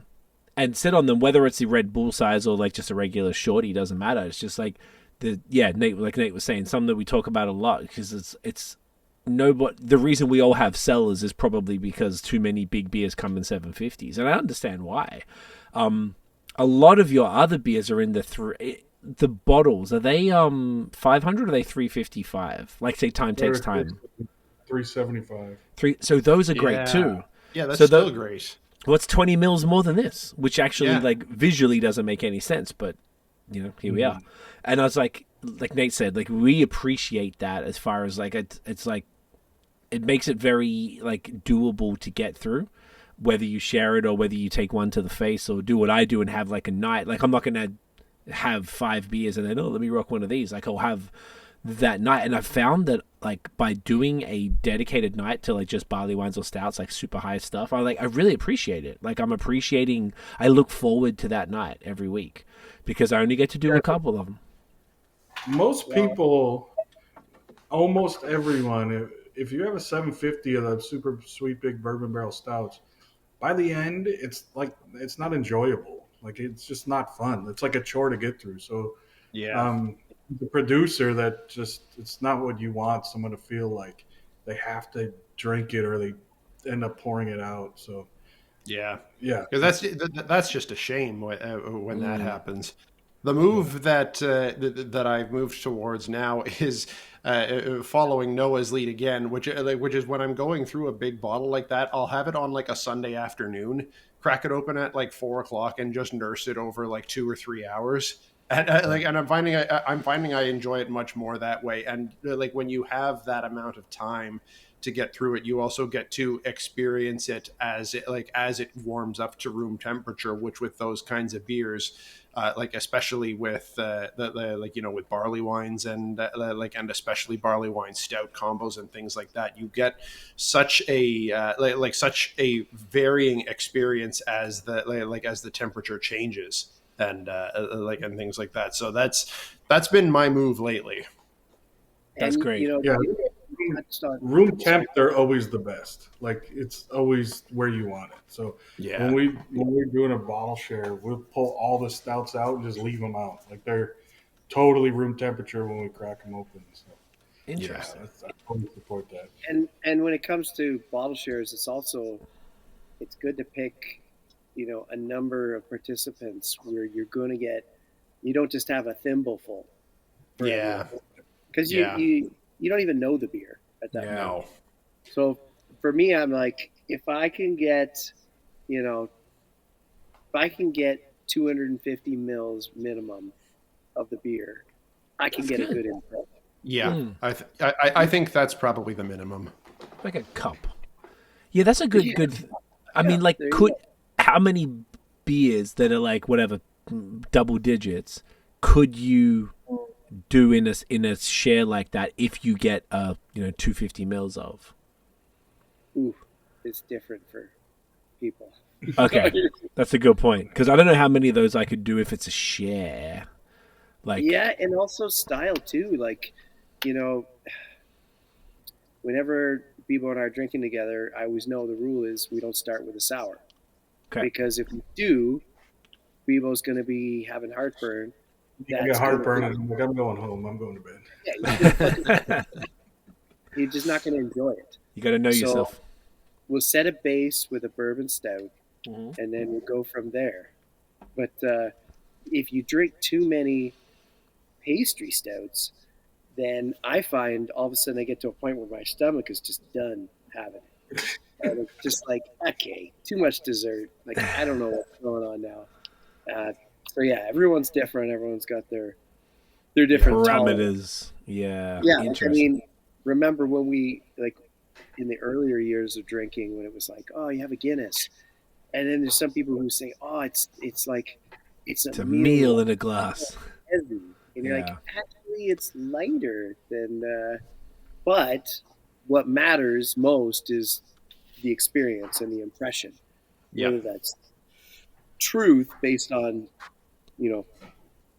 what's inside, how it makes people feel, definitely has a huge impact. And those wax dip cans are fun because you can have it on a school night and not feel like you're being too irresponsible. Not at all. I would agree with that. And they're fun, man. Cool to have this bomb in your hand, this packed little bomb. Like Revolution Brewing out of Chicago, we always love those short cans, those unassuming cans. And what's inside that really packs a punch. And it is so fun for me personally to be out in the woods somewhere or in a canoe and look down and realize I carried this tiny can out here. It was so efficient with my weight ratio and space ratio in my booze pack that I have this awesome little powerful bomb in my hands, and I crack it open and hear that sound echo off the trees all the way around the lake until the loon starts calling. And man, that's living with the king right there. You're a poet, Chris. I like the way you talk about that. It's romantic. It's beautiful. Thank you. It's you gotta savor the moments.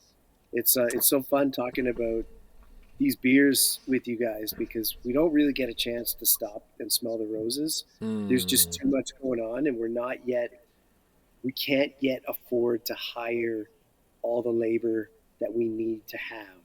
So we're just we're wearing multiple hats. We're just go, and so thank you for giving us this opportunity to kind of stop and enjoy.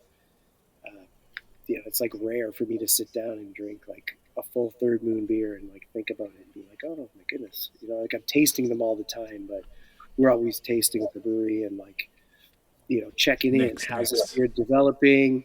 Are you happy with it? Do we need to tweak it? Every day, like it literally is a job. Yeah. Literally. No, it's an honor and a pleasure, man. I mean, you guys, it really is a genuine pleasure to like to kind of hear these experiences. Like we love hearing these stories. Sweet, man. I love it. One thing I just want to really quickly talk about that, Nate, you actually brought up, and that's something that I only discovered last year, was the barley wine stout blends. Yeah. Like Time Takes Time. It has become, like, I'm a bit of a, as kind of Bebo, we used to tune into the Chinwag and jumped on once or twice, which was our old Instagram live back in the deep quarantine days. And I was convinced to try barley wines by Noah Forrest there, who was basically like, why do you love stouts? I'm like, well, it's big and thick and they're chocolatey and rich. And he's like, well, think of barley wines. It's like a caramel and nutty version of that. I'm like, all right, fuck, let's go. So he convinced me, and now I remember Bebo was like, give me all your barley wines. And I don't give a fuck. I was like, cheeky bastard. But I was like, all right, let me try it. And I really started to enjoy and appreciate barley wines just being talked into it. So when I saw, and you guys, I guess this is kind of like a question to maybe expand on this, but I only discovered them last year. I had, Time Takes Time. I had one from Bar Canada. I think I got one from Bissell over the summer. A few others. The Godspeed Docu. Yes, where they took their Péché clone, the only one that was brewed outside of Quebec, and they mixed it with their Fouillou barley wine, which is brilliant. I'm like, this has got to be my favorite new thing I discovered as far as like innovation in beer, which, had sort of wasn't as progressive because in 2023 as maybe previous with all the smoothies and fucking brutes IPAs and blah blah blah that had happened. Talk to us. I'm just curious both you guys' thoughts on the barley wine stout blends. Like, obviously you're into them, and Time Takes Time. I've got a bottle of the second blend. I had the first one, which was phenomenal. Yeah, talk to us about the second one's even better. I got some questions about that after they answer your question. Perfect. Yeah, just your general thoughts on them. Whoever wants to go. I'll go first. I think it's two of my favorite styles. Well, barrel aged ones especially. So I think it's a cool way to take two similar but different products and kind of play with it, because when you introduce the barrel aging aspect, it just changes the beer so much. So we'll have one batch of beer that we put into bourbon barrels, like be from the same distiller and ordered at the same time, from dumped at the same time, and the beer turns out so different. It's pretty incredible. So adding in that complexity of barley wine just gives us it's a total different way to build a beer. So normally we'll think about what we want the beer to be like and design the recipe around it. This is the opposite. It's like take what the beer is and then make a product out of it. So it's like totally reversing the thought process or the creativity. So that is really interesting to me. And I think it's probably still very niche. I'm sure a lot of people haven't had it, and it's a dedication in terms of time and resource to make those kind of beers. But it's really cool that our friends at Barn Cat, they would make barley wine, and they would say people don't like barley wine. Oh, Ontario doesn't like barley wine. We're like, okay, we got to buy it all then. So we're just gonna come up there and clear you guys out. So. Yeah, it was the kind of thing when we first released it, we were not sure how people would receive it, if people would be intimidated or think it was unintentional, even though there's a lot of intentionality behind it. So it's cool to see that people are receiving it, and we're excited to make more. Hell yeah. Well, that's dope. I grabbed oh, sorry, Chris, go ahead. I was just going to say, Craig, on your beer reviews that you post, am I here like seeing this right, that you've been doing like more traveling in the States for beer and buying beer, because I'm seeing a lot of gems that you're drinking, from the U.S., some Hill Yeah. Farmstead stuff, and Last year we traveled a bunch. And we got a Nexus pass now, so now we can so fucking great. boom. That's Clutch. But yes, it's been nice to go back and explore. And one thing I want to let you finish, but all I want to say quickly is that I don't want to say any name, but basically I've been going to the States and the exploring is phenomenal. I've been really enjoying that. But I go somewhere and I can tell you off air the places. I would never say it on air, but I'm going there. I'm like, oh fuck, man, Third Moon and Badlands are better than this. Like almost everywhere I go, and it's we have it so fucking good here in Ontario, man. Like I go somewhere and I'm so grateful that I could go directly to you guys. I can go to Durand here in Hamilton. I can get everything I need, and I'm not missing out on anything at all. The fun. I can second that because Craig often gets shit for me when he goes over to the States, and it's like breweries that I warn you, like that I've been waiting years and years to try that probably 5 or 6 years ago would have blown my mind, and I'm like, oh, it's good. But it's really not blowing my mind like I would have expected it to, because I'm used to now such good fire shit that we've got here at home, which I fucking love. The last 5 years have really helped to evolve the Ontario scene. Yeah.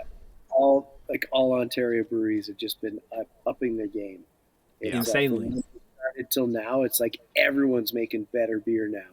And it's something to be proud of in Ontario, to say now, like, we have real choice, and you don't have to drive all over the place. It's local to you now, legitimately local, because it's fun to take a trip across the border, go somewhere, and do all that. But literally, the price that we enjoy in Ontario is untouchable anywhere else in the world. Like, you get that, you get a good barrel-aged stout in the States, and it's standard issue. It's going to be $30 US or more. Standard issue. Yeah. So that's like, $45 here. It's literally double what you need to spend in Ontario to get a good product. And we have, we've been inspired heavily from so many U.S. breweries, and feel so lucky to have been able to try all the beers that we have. And for me, I was able to try a lot back when the Canadian dollar was a lot better compared to the U.S. dollar. But now that is tough to swallow when you come back and you're like, I just spent a couple tanks of gas an entire weekend. I filled the car with beer. I dropped $1,500, $2,000 on beer in a weekend. Then I came back to the border, and now the border guard wants to charge me a couple hundred in duty. And you're like, woo, it's hard to afford this life with some of the economic dynamics happening right now. So it's nice rough. to have good choices at home, right? Like we still love to get all the U.S. stuff that we get, but it's certainly nice to have good value at home base. 100%. Absolutely. Yeah, we're so fortunate. It's that it's not lost on us at all. And it's like a mindset when you're traveling that you got to be like, all right, man, shut up, don't judge, just don't look at the price. Don't look at the price. Just go there. Don't compare it to what you drink at home. Just go and enjoy it. Just go. You're in somewhere different. Just shut up. So, different places are at different levels, of course. You go to somewhere like Fidens or Burial or Resident Culture or something. It's a different, Triple Crossings, different levels. But we're just, there's a lot of people I know who don't travel really, or aren't able to, or whether it's financial, whether it's, job, family, whatever. And I'm like, if you're based out here, or even if you're in Quebec, you could pretty easily trade for it or zip across and get a PO box in Hawkesbury or something. Like, it's not that tough to be able to get a hold of world-class stuff right now. And I feel like there's nothing we don't do here at an elite level, which is That's Very so cool. awesome Yeah. that you feel that.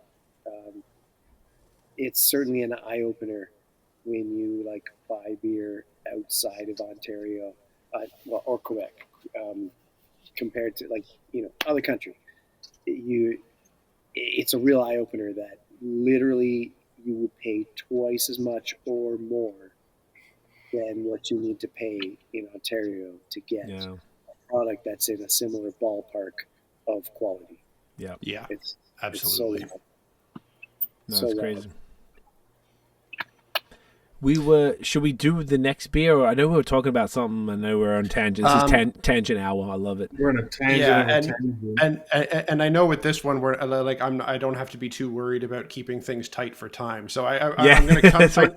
I'm gonna come back to the barley wine stout blend for a second, Do because it.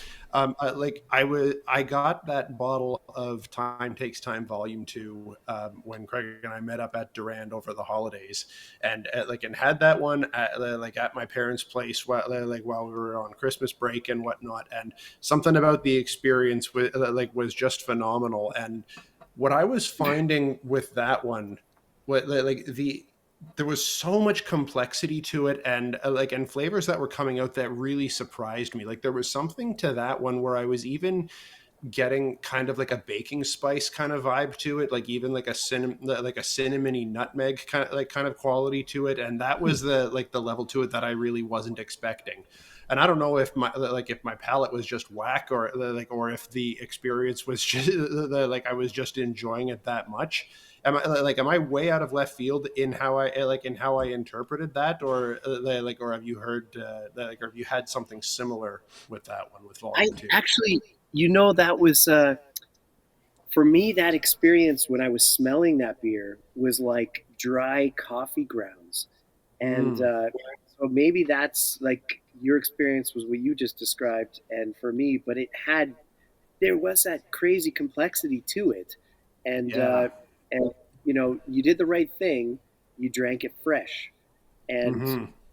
certain adjuncts that fall off quickly, they're really time sensitive. Coconut is one of those. So Right. go cellar coconut beers, drink them. Like the brewery's releasing them because it tastes awesome then. It's never going to get better than that if it's got adjuncts in it. Those adjuncts are just going to fade. Take So notes, I folks. really would say only cellar beers that are clean barrel, straight up barrel aged stout. But yeah, that one for me was like really special too. Just Yeah, it really like was. dry on the nose, and it was like shaved coconut, like dry under my nose, and then you drink it down, and wow, That was a really special beer. Okay, I'm gonna have that Was sooner. It was a 20-month barrel-aged barley wine, 12-month barrel-aged stout, coconut and Guatemalan single-origin coffee. So I'd expect that long barrel time for the barley wine, and probably some of the coffee would bring some of that complexity. I mean, I can't say that in my experience I got that same thing, but I'm excited. I think I've got a couple bottles. I'm excited to get into one and see. Yeah. Fuck yeah! It's just like Either way, it's a fucking dope beer, man. hell yeah, Oh, thanks, man. and just that That's style so. is just You know like. what? Go on, Chris. Sorry, Craig. No. Sorry, everyone. I don't mean to interrupt. Don't you dare apologize, sir. Okay. It's so awesome to hear stories like that, Nathan, because that's what reminds us why we're doing this. Is to like create that experience. Like that beer made you smile and made It you did. stop and think about it and be like, "This is awesome," and that's Yeah. why we're doing this, right? Like, just stop and smile and enjoy. Like how many world class beers have you had that you don't remember, and then how many beers have you had where it's like I remember where I was, what day it was, everything. It's like these magical little capsules of time. So when you get that, it's really special. Yeah, absolutely it is. That's a great way to sort of put it, because that's, to be honest, like that's why I particularly don't love beer festivals, because I find that like I don't there's not enough time. You're just rushing through. Like, give me the next 4 rounds. Give me the next one. And For this guy sucks. yeah, and you're just like, you're not judging it. I don't remember fucking barely anything. There's a few standouts here and there from festivals I can think of over the years, but for the most part, I don't remember anything. You have this much of it. Yeah, man. And it's fleeting, and you're talking to someone. And you're not ready to beer. Yeah. It's like a dirty glass. The glass hasn't been rinsed. It's just and just all this shit. I'm like, they're fun. They're They're a good time, but it's not the optimal environment in which to soak up new beers. And to be honest, kind of what you're saying, that magical capsule, I love that concept. That's why I've been doing the big beers on those individual nights, because they does have an impact, and I remember them because I'm not drowning it with 5 other beers or whatever. Not that it's always the case, and I drink I know what I like, and I know the breweries I like, and I drink in them, and I'm like, yeah, fuck, this is great, as always. And if it's super exceptional, or some I'd typically be texting Nate, but bro, you fucking need, this is incredible, you need to get this, or let me know, I'll get it for you, like, type shit. But like, yeah, like having those like moments, so like the shares and then the festivals are these events, and it's cool and it's fun and it's whatever, but like there's this like quiet introspection perhaps, where you're just sort of like sitting there and like kind of Nate said, you pick, crack it at 4 p.m. and you finish it by 10 or something, and you just got slowly let this warm up over the day and try this beer and just really sit on it, and you have to really like marvel at the creation. Yeah, and just appreciate what the people, because we know, obviously we're in a fortunate position where we know cats like you guys who are the people behind this, and we know to a degree what goes into all of this. So it's more just like, rather than just like, wouldn't it be cool to stop for a second and just like appreciate this shit and be like, man, these fucking guys figured out this blend. They had all of these barrels, and they figured out that this barrel of barley wine and this barrel of stout happened to work perfectly. Then you put that shit on this car. Like, that is insane. It shouldn't work. It's ridiculous. But here we are. It's fun. Selecting barrels, the barrel blends. The barrel blend is cool. We drank a couple with you guys. I came by in, I think it was July, with Fred, Shasta Fred, my boy from Quebec.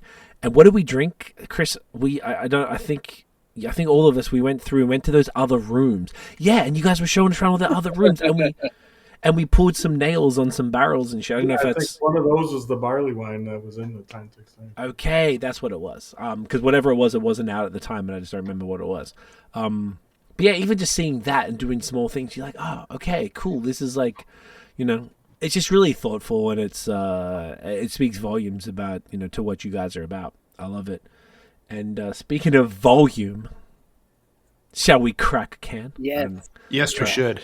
I was trying to Should we segue. take a bathroom break? Oh, you know what? That's not I'm a so bad down. idea, actually. All right, I'm going to pause, and we'll be right back, and you guys won't even know. Boom, bladders are empty. Look at that. It's magic. The magic of the internet. And speaking of magic in a can, we are doing the Love Lies Bleeding IPA Bulldog and Comet variant. Bulldog's a hop, right? I'm not. Bulldog's the farm. Comet The is the farm, so it's Bulldog. I understood. That makes way fucking fucking more idiot. sense. Hey, that's fair. That's very fair. Tell us about this one, you legends. Oof. This is 6.5% hazy IPA with oats hopped with. We use Sabro to kind of set a nice little base, and then we use. Well, look at Chris's series thick of beers. pour there. We use some Ontario-grown hops. So, tried a bunch of different farms. We're always on the lookout for local folks producing good stuff. So, Bulldog dropped off some hop samples, and we really like the overall quality of them. But this is the one I'm like, I think this will actually work in one of our beers. So, really great company to work with. Really like them. They're local. So yeah, and beer came out really, really well. They're good folks to work with. So then even the Comet, you'll see previously we've done them, and it's like one solid color, but this one, Chris had a cool idea to like make it look like, a comet's like breaking into the atmosphere. So it's like yellow to blue. Yeah. That's so cool. It's super subtle too. Like The blue, actually didn't notice the top corner there. Like I like that. There's we have a cheers, Get that in boys. you. Cheers, Letterman. Get it in you. We have a few series of beers, Mm. Oh yeah, and get the Sabre. we over time completely believe in the concept and continuing that series, but inevitably we'll put out a new beer, in this series, for example, and people will say, "Oh, I had that one already," and Yeah, I'll like say, "Oh, like we just released it, so you had one of the previous ones." So there's always this necessity to try to change the color palette in a way that's going to be obvious to people and clear that this is a different version than what they've had before. It's part of a greater series where there's some continuity, and with this series for us, it's showcasing quality Ontario hops. And Zabro it's a nice hop to have in there. It's oily. It's like creamy coconuts. Who doesn't like creamy coconuts? So, crazy people. so it's fun because it's a bit of a consistent backdrop to then let the characteristics of the Ontario hop we're showcasing to really come out. And so the punchy citrus and tangerine and apricot notes that I get out of the Comet hops are really kept in check with the body and the creaminess of the Sabro with those coconut hints. And for me personally, touch of coconut in anything makes me feel like I'm on vacation. Could not agree more. And I just checked Untappd there. So this was canned 17th of January. We're filming this on the 2nd of Feb. I had this. Fresh. So it's super fresh. I had this on the 20th of January, so 3 days after it was canned, and kind of coming back to what I think you were saying earlier, Chris, about, or both of you guys actually were saying sort of about how the beer changes over time. I feel like this is quite different to how it was 2 weeks ago. I think I had it Saturday before last, and it's great. It's sort of like it's like mellowed out a little bit. I almost feel like the coconut is a little punching through a bit more. Yeah, you're right. Every day these beers change so much. We cannot believe it when we taste these beers, and every time it's evolving and it's a little bit different. It really, for me, was humbling coming from being, in the audience as a fellow untapper, just like, tasting these beers and rating them as if my rating was the perfect summary of that beer. No, it wasn't. It was a summary, a subjective summary of that moment in time with what was on my palate, where I was, who I was with, how that beer was stored, when I'm drinking it after the packaging date. It's like it almost becomes irrelevant to rate a beer. What is more relevant and more important to share with people, I think, is the experience. What did you love about that beer? Like, this is art for us. And we know some beers are better than others, and they're not all of them are home runs, and everyone likes something a little different. So what's important that we're talking about here? It's not the rating of what anyone thinks that beer is in a minute of like a 2 or 3 month journey through a beer's evolution. It's more about what is the shared experience that we're having? What is the love that we have for this art? And that for me really changed the way I use Untappd, because I sort of just didn't understand that before doing this. It was so important to me to be so accurate with my ratings. And when I started, I thought, 2.5 out of 5 stars. That's the middle. That's average. So then if I rated 2.5 stars, it's okay. But if you give a 2.5 star review to a brewery, you are taking revenue from them. You're actually Yeah. impacting their ability to pay their staff and make a living and keep doing this art. And finally, when we were doing this, I realized, oh, I immediately regret bad ratings I gave to some beers that I had, because honestly, you don't know how a beer was stored before you got it. In some cases, especially if you're trading for beer, you have no idea. So you Yeah. really don't know how close to the state in which the brewer intended that beer to be drunk you're actually getting. You It could be so far off that beer could not be representing itself very well due to a lot of factors beyond your control. And Yeah. some, like, I drink our IPAs every night with dinner and try to find the foods that work with it. It's mind blowing how sometimes a beer just doesn't.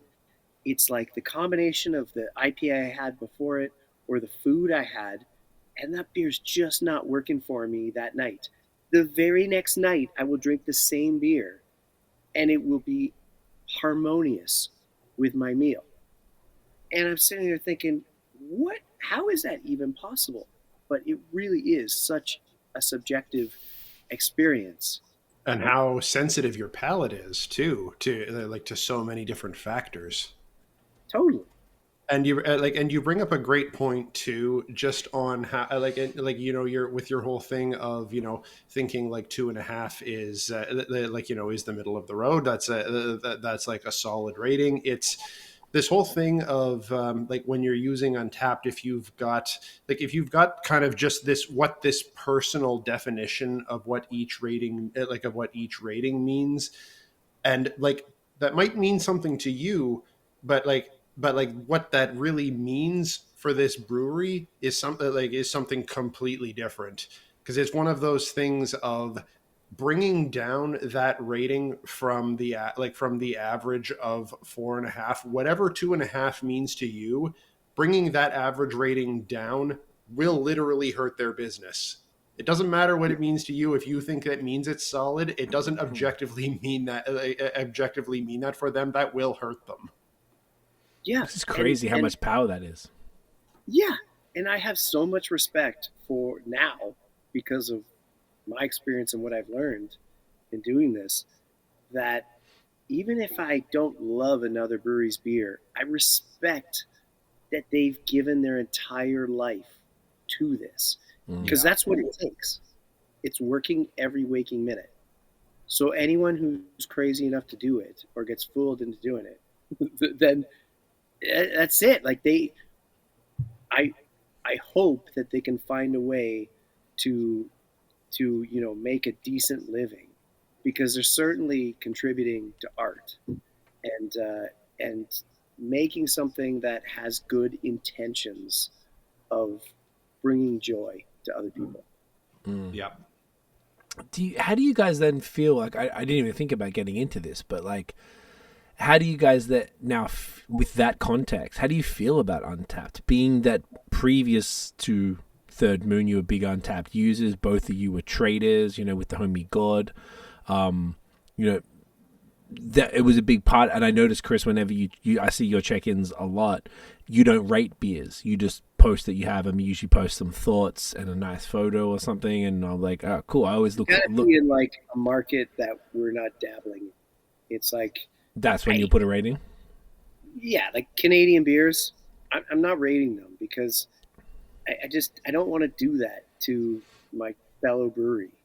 Gotcha. It doesn't really matter. Like, we've had enough beers now that we can tell what our code is when we, I look at a review. I don't need to see the rating. I just read the words and I get Right. I know what I Gotcha. meant when I said that. I could tell if I loved it or not. And also, as I was saying before, after a couple of years of doing this, you like you don't need all that documentation to be there. You know the breweries that you trust and love, and you don't need to check Untappd. It's like I will always buy a beer from this brewery because I know it's always quality. So if the style appeals to me, probably it's going to be awesome. Like I don't need to try to decide whether it's a 3.78 or 4.13. Like Gotcha. who cares? It's I guess it is irrelevant. I just do it for myself, and because of kind of what you guys were both just saying, like I trend higher. I think I don't really rate anything less than, at minimum for the most, unless it's a macro, it's like 3.75. 3.75 is like the least I would go. Almost everything is between 4 and 4.5. Also, Which is awesome. But I'm also now you're well, I understand it helps, right? So I don't want to do what you said. I don't want to hurt anyone ever, because that's not the intention. But also, I feel, just probably like the three of us here, I'm picky as shit. I don't, I know what I like, and I grab more it. of us here. Well, sorry, me plus the three, you guys. Hey, this is beer 4? No, I'm not drunk yet.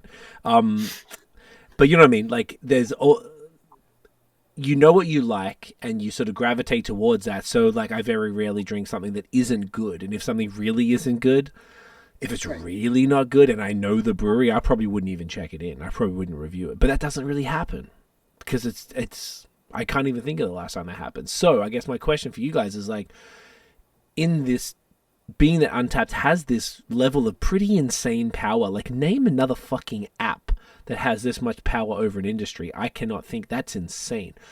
How do you feel about it? Like, is it a blessing and a curse? Like, what's the general thoughts from you guys? I think it's a tool. It's I don't know. I've got very, very mixed feelings on it. Like, it's helpful. Like, we do well on Untappd. We have a lot of ratings. We rate well. We're one of the top 10 in Canada. So, like, in that sense, it's good. And so, but it's still like, I don't know. I guess it's like anything. Like, when you listen to the people's opinion, you get good feedback, you get great feedback, and then you get people who just don't know what they're talking about, or people who do know what they're talking about and just want to trash someone because they're having a bad day, or they're just miserable people or whatever. So it's tough to tune out the noise. we agree that you can't ignore it, and Right. we definitely need to, like, be aware of the impact it has to our business. So there's, we notice when we make double IPAs, they just generally rate higher than single IPAs. It's like the bigger the beer, the greater chance it has to score well on Untappd. So that is an important thing to know. But I mean, we're already doing that. Like, that's our business model, is to get silly and just go for it and just do, make some big beers. We always want them to be drinkable. So whatever we do, it's got to be approachable, and that's a key element of a beer that we release. It's like your palate just wants to welcome it in, and nothing kind of, when you drink that, from the aroma to the sip to the swallow, you want to. It's just got to hit the palate right. It's just, there should be no questions of like, what. It should just be like, yes. Yeah, that shit clicks. I think I've come full circle on Untappd. Like, I used to use it all the time and loved it, and use it to discover new beers and get excited about stuff.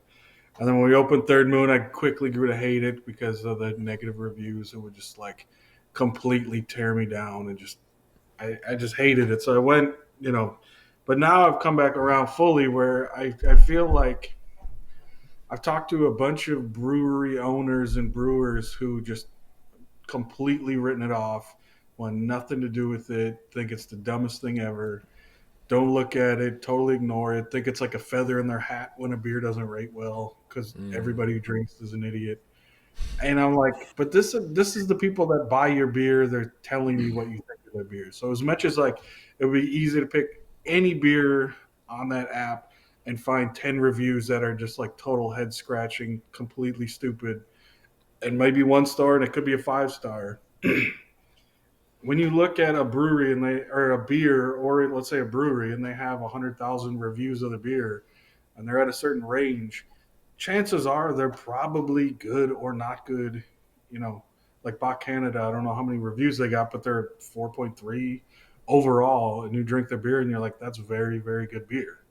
So you can nitpick on each individual one, but if then you see another brewery that, and I know there's some other factors at play, but if you're going to drink a beer that's a 4.3 or a 3.3, there's a very good chance that the one that's a 4.3 is probably better than the one that's a 3.3. Generally speaking, right? Generally speaking, so it's for me, it's like I think about it like Amazon. You see the Amazon reviews, and there's some that are like, why do you rate like? You see the dumbest things in there, and you know people rate who's reviewing a pen on Amazon. What has gone so horribly wrong in your life that you are like leaving a 1-star review for a Bic pen on Amazon? I haven't seen that. You're not busy enough. Yeah. You're not busy. But as much as that's crazy, what do we do when you're going to go buy a TV? You look, oh, this one gets 4.5 stars or 10,000 reviews. It's probably good. And this one's a 2.5. I'm not going to buy it. So, like, I think there's value in it. And also, like, you know, when we release beers, we do them once a year. We put the year on it. So it's a new check-in. We always want to make sure that, you know, reward the people who are constantly supporting us with their different check-ins. So it's a not a love-hate thing, but it's just like it's a thing. You have to accept it, and you have to, you know, learn to control your emotions to be able to take that feedback and use that to improve your product and your business. We certainly do not scroll through the reviews like we did at the beginning. Right. It's not good for mental health. No, that shit'll keep you up at night. It's bad for your mental health. Yeah. Because you just scroll through, it's like, okay, good. What the? Have you guys seen? Around, right? You're pacing around, and it's ruining your night. Yeah, and you're just like, but what are you talking about? This was the yeah. And you're like are they drinking the same thing? You have. Yeah, exactly. Was ruined. It makes no sense. Have you guys seen? This is I'm very curious about this from you guys. You guys are the best people to ask. Sankiem have a shirt. 3.5 out of 5 for the Pilsner. Have you seen the same thing where they're like, best Pilsner I've ever had? 3 out of 5. You don't get that as much as in Shortfinger, who I'm a huge fan of. Yeah, Rob is awesome. He's got the 1 out of 5 stars, and it just says sour. Jim wears that shirt to work. It always makes me laugh. I know, you get that, but I feel like I try really hard to, like, as much as I hate that, there's also Bourbon Barrel Stout 5. Like, there's people that'll do that no matter what. So, like, I don't know. Yeah, it's true that certain styles rate worse, and people will rate certain styles worse. But I don't know. That's part of coming to acceptance of that being a tool of your business. Like, so Kills Pilsner is, it's like a 3.8 or a 3.9 or something like that. Let's take a look. And it brings our overall rating down, but it still, as a company, makes sense to make it. So we're not like totally slaves to the hype or, you know, the ratings or whatever. So I don't know. I never thought of that. A stout aged in Pappy barrels from Other Half called Quiet Space. I have that. That's one. And I looked at the reviews when as I was gonna buy it. I looked at the reviews and it was like a 3.9 or something, which is rare for a barrel aged beer from Other Half to score that low. And I said, I want it anyway. I bought it. Bebo and I drank that bottle the other night. That scores so poorly, and it was divine. And I just had a feeling it was going to be awesome. The 9th anniversary, Quiet Space? Quiet Yeah. Space. It's like a And white label. Very yeah, white simple. label, and it says Even it's the name of it set my expectations low. Like this is going to be really subtle. So when Bebo came over the other night, I said, let's start with this one because it just makes me feel like we need a clean palate to taste this beer. We started drinking it. We're looking at each other going, this is amazing. It's so good. okay. All right, So I'm glad I enjoy got that. it. I'm so I didn't know it happy was you Pappy. here. I grabbed it so from Buffalo. The other half, bourbon Yeah, barrel from- stout. It's like you can't. I don't know. You can't go wrong, right? I didn't know it was Pappy. It just says highly sought after bourbon barrel. Yeah, Even in the thing. 23-year-old weeded bourbon. Like that's Interesting. And So high good. 24 a blend of 24-month age imperial stout barrels that once held a highly sought after 23-year aged bourbon. So they don't even say I just got it because it looked I didn't want one with adjuncts. I just want mostly just straight bourbon barrel stuff if I could get it. If I'm going to get stuff from the States, I just prefer it because I know it sits longer. Because then, like you were saying earlier, Chris, if it's got coconut, fucking drink it. And I hear you. Good approach.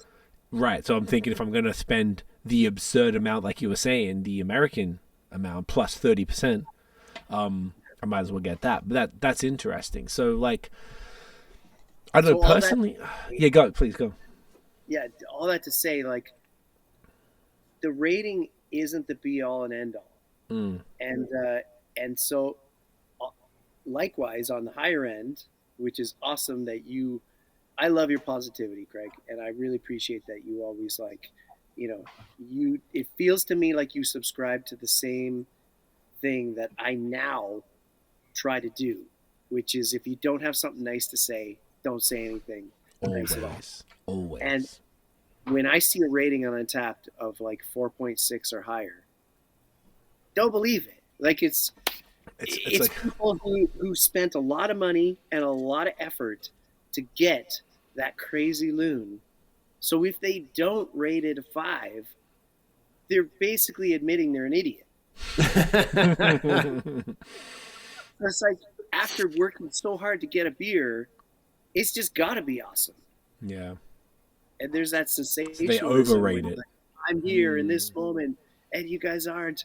Look at how good my life is. And Chris, I interrupted you, Craig. No, not at all, Chris. No, bro, that's amazing. It's very interesting to hear both of your perspectives on this, on both the lower side, like the Pilsner thing, that just they happen to get rated less. And I fucking love that whilst technically this impacts your overall rating, you guys are like, no, we're doing this. And unequivocally, those two Crispies are just exquisite shit. Like, I don't know if I got a can of the kills from this last batch of the shorty. Like that is I'm not fucking like jerking you off. Like that fucking was insane. Like that was so sick. And I'm like Nate and I are such like crispy fiends right now. Like it's so cool to see you guys excel at that, and then to be like, you know what, whilst Untappd literally, which I never heard anyone say that directly, by the way, literally affects the bottom line. You're like, you know what, we're making this shit and we're going to make it really, really well, and then do Midnight. And this was one of the favorite beers I've had in a while.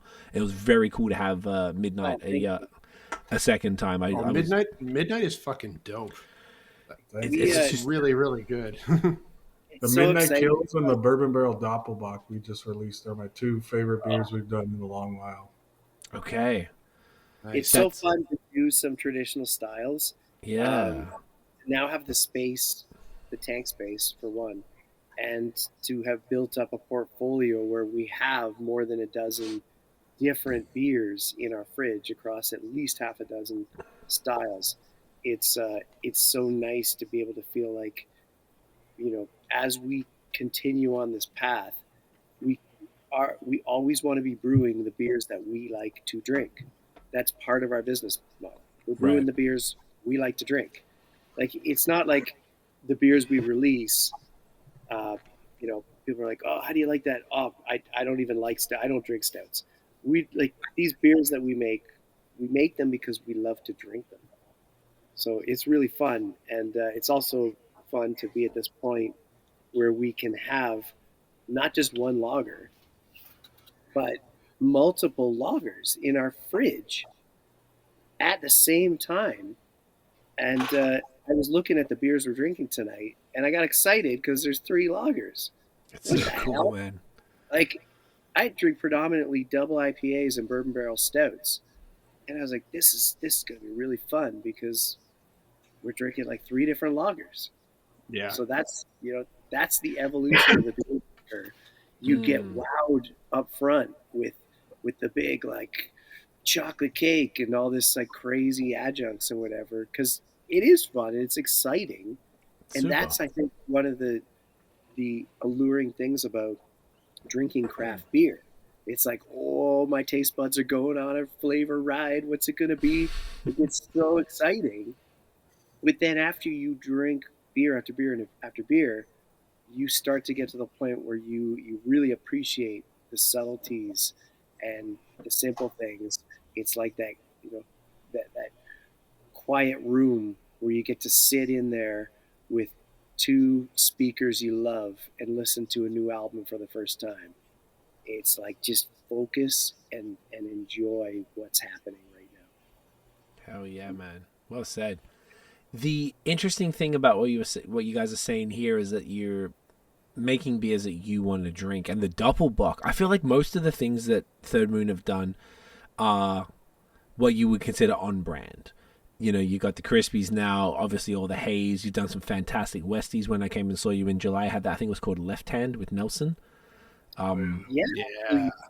That Lone was Tree was inspiration for that. Oh, okay. We're like, we want to always have West Coast IPAs.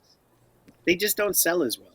But we want there always be one. So we're like, let's just do a series, and kicked it off with that version for Left Hand Path. So excited to get back to it. We're due for another version. That would be sick. And it was such a great Westie.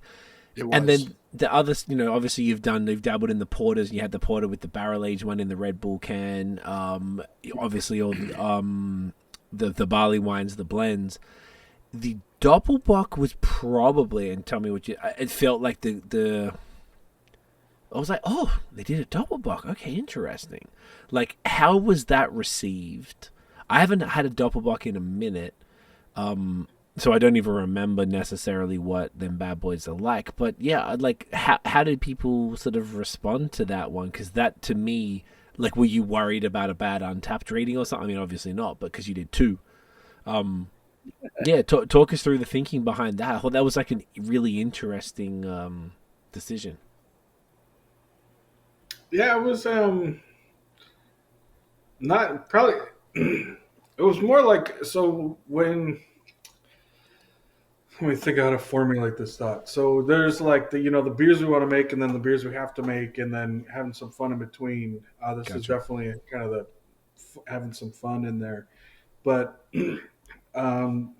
operationally, when we make lagers, so when you make a beer, you pay a lot of money for yeast, and then you ferment the beer and it makes more yeast. So then you could either dump it down the drain, which is a huge waste of money, or reuse that on the next batch.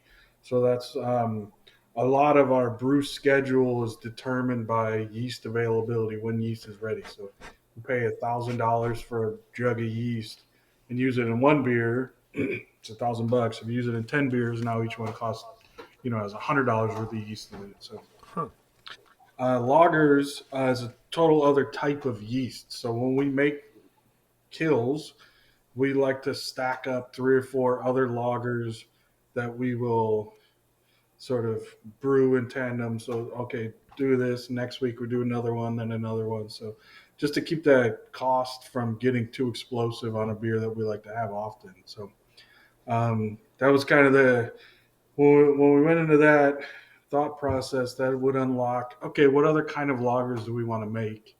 And what could we make that's not just like, we don't want to make like cheap, whatever, macro kind of light lagers or whatever. Not that we won't, but, it's not just a cost thing. So it's like, okay, what can we do with this? So first we were making kills and putting it in barrels, which we'll have coming up soon. And then, Doppelbock is almost like a barley wine, of like a lagery barley wine. It's kind of in that same thread. So I think it's the most challenging beer because you take everything that's difficult about making a lager and everything that's difficult about making a high ABV beer, and you smash them together, and it's like the final frontier. So it was more like a fun challenge for us, and it's a beer that we like to release around Christmas. So it's, you being a little more thoughtful, drinking bigger beers or whatever. So that was kind of the inspiration about doing it, and then. Yeah, there was not so much like whatever the rating was going to be or how it was going to be received. We knew if we're going to do it, it's going to be good. We're gonna make sure it's on point. And for me, it was really surprising how many people were super into it. So we released it last year. People loved it, and we put some in bourbon barrels. So then this year we rebrewed it and then. Released the regular version and the bourbon barrel version at the same time. And it was crazy how many people I see online. They're like, this is one of my favorite series of beers you guys do. Like, people are super into this Doppelbock. Like, so it's really cool. I didn't expect that, but the reception from people has been great. But just to my taste, that beer is so good. I'm really proud of how that one came out. And the bourbon barrel one was like a total. Like, I don't know if I've had any other bourbon barrel Doppelbocks. I probably have, but none come to mind. So it wasn't really like it's more like, let's just kind of see how this does. And it's shocking how good that beer turned out to my taste. So, I mean, yeah, it was fun. we kind of thought, okay, when you barrel age something, that spirit, we use bourbon mostly, uh, it it cuts the sweetness. Right. So it's a very different experience. And so the non-barrel aged version versus the barrel aged version, totally different experience. And it was really, for me, heartwarming to see our customers come through the door and tell us how excited they were to drink a Doppelbock that we made. Like, it's a traditional style. It's been made for centuries. And who are we to, take a shot at this style where there's standard beers like Eyinger Celebrator. You're like, you don't need to do this again. Like, but people were into it and loving it. It's just like the Maibach we did. We called it My Katze. Bach is The goat German. Bonkat collab, right? Yeah, Yeah, that shit was great. People love That's that dope. beer. It's so fun to release a beer that is sentimentally important to us, and also a beer we feel like drinking and feel like making so we can drink it. And for that to resonate with people, it's not, the traditional styles are not what we started with doing. We said, if you can walk into the LCBO, and buy it, and you're buying an excellent version of it, then what are we doing? Like, we can't produce it on a small scale for less than what the LCBO, who squeezes their their partners to the point where they have to sell at a loss to make the deal happen. That's not a market we can play in. We said we are making the beers that you can't just walk into the LCBO and buy, because every IPA you buy, unless it's been stocked by the local brewery directly, is going to be 4 months or older. Yep. So there's an important reason why we make fresh IPAs, and there's a good reason why people love to buy them fresh, because you can't just get that. But like a Hefeweizen, we don't need to do that. Like, you can walk in the LCBO and there's so many good ones that you can buy that have nailed it. It's just, there's no point. So it's fun for us to kind of dabble into some traditional recipes, just because now there's room for us to do it. Like, we build up the fridge to the point where we're like, okay, got the IPAs covered. We got some, a sprinkle of a couple beers in each of the main styles that people know us for. And that's the other weird thing. Pills, we love it so much. Nobody knows about it. Like, nobody knows that we make lagers, because when we started, it was just the three main styles: hazy IPAs, big stouts, big pastry stouts, and heavily fruited sours. Three different beers. But we always had a love in our heart for lagers, and hoped we could get to the point to do it.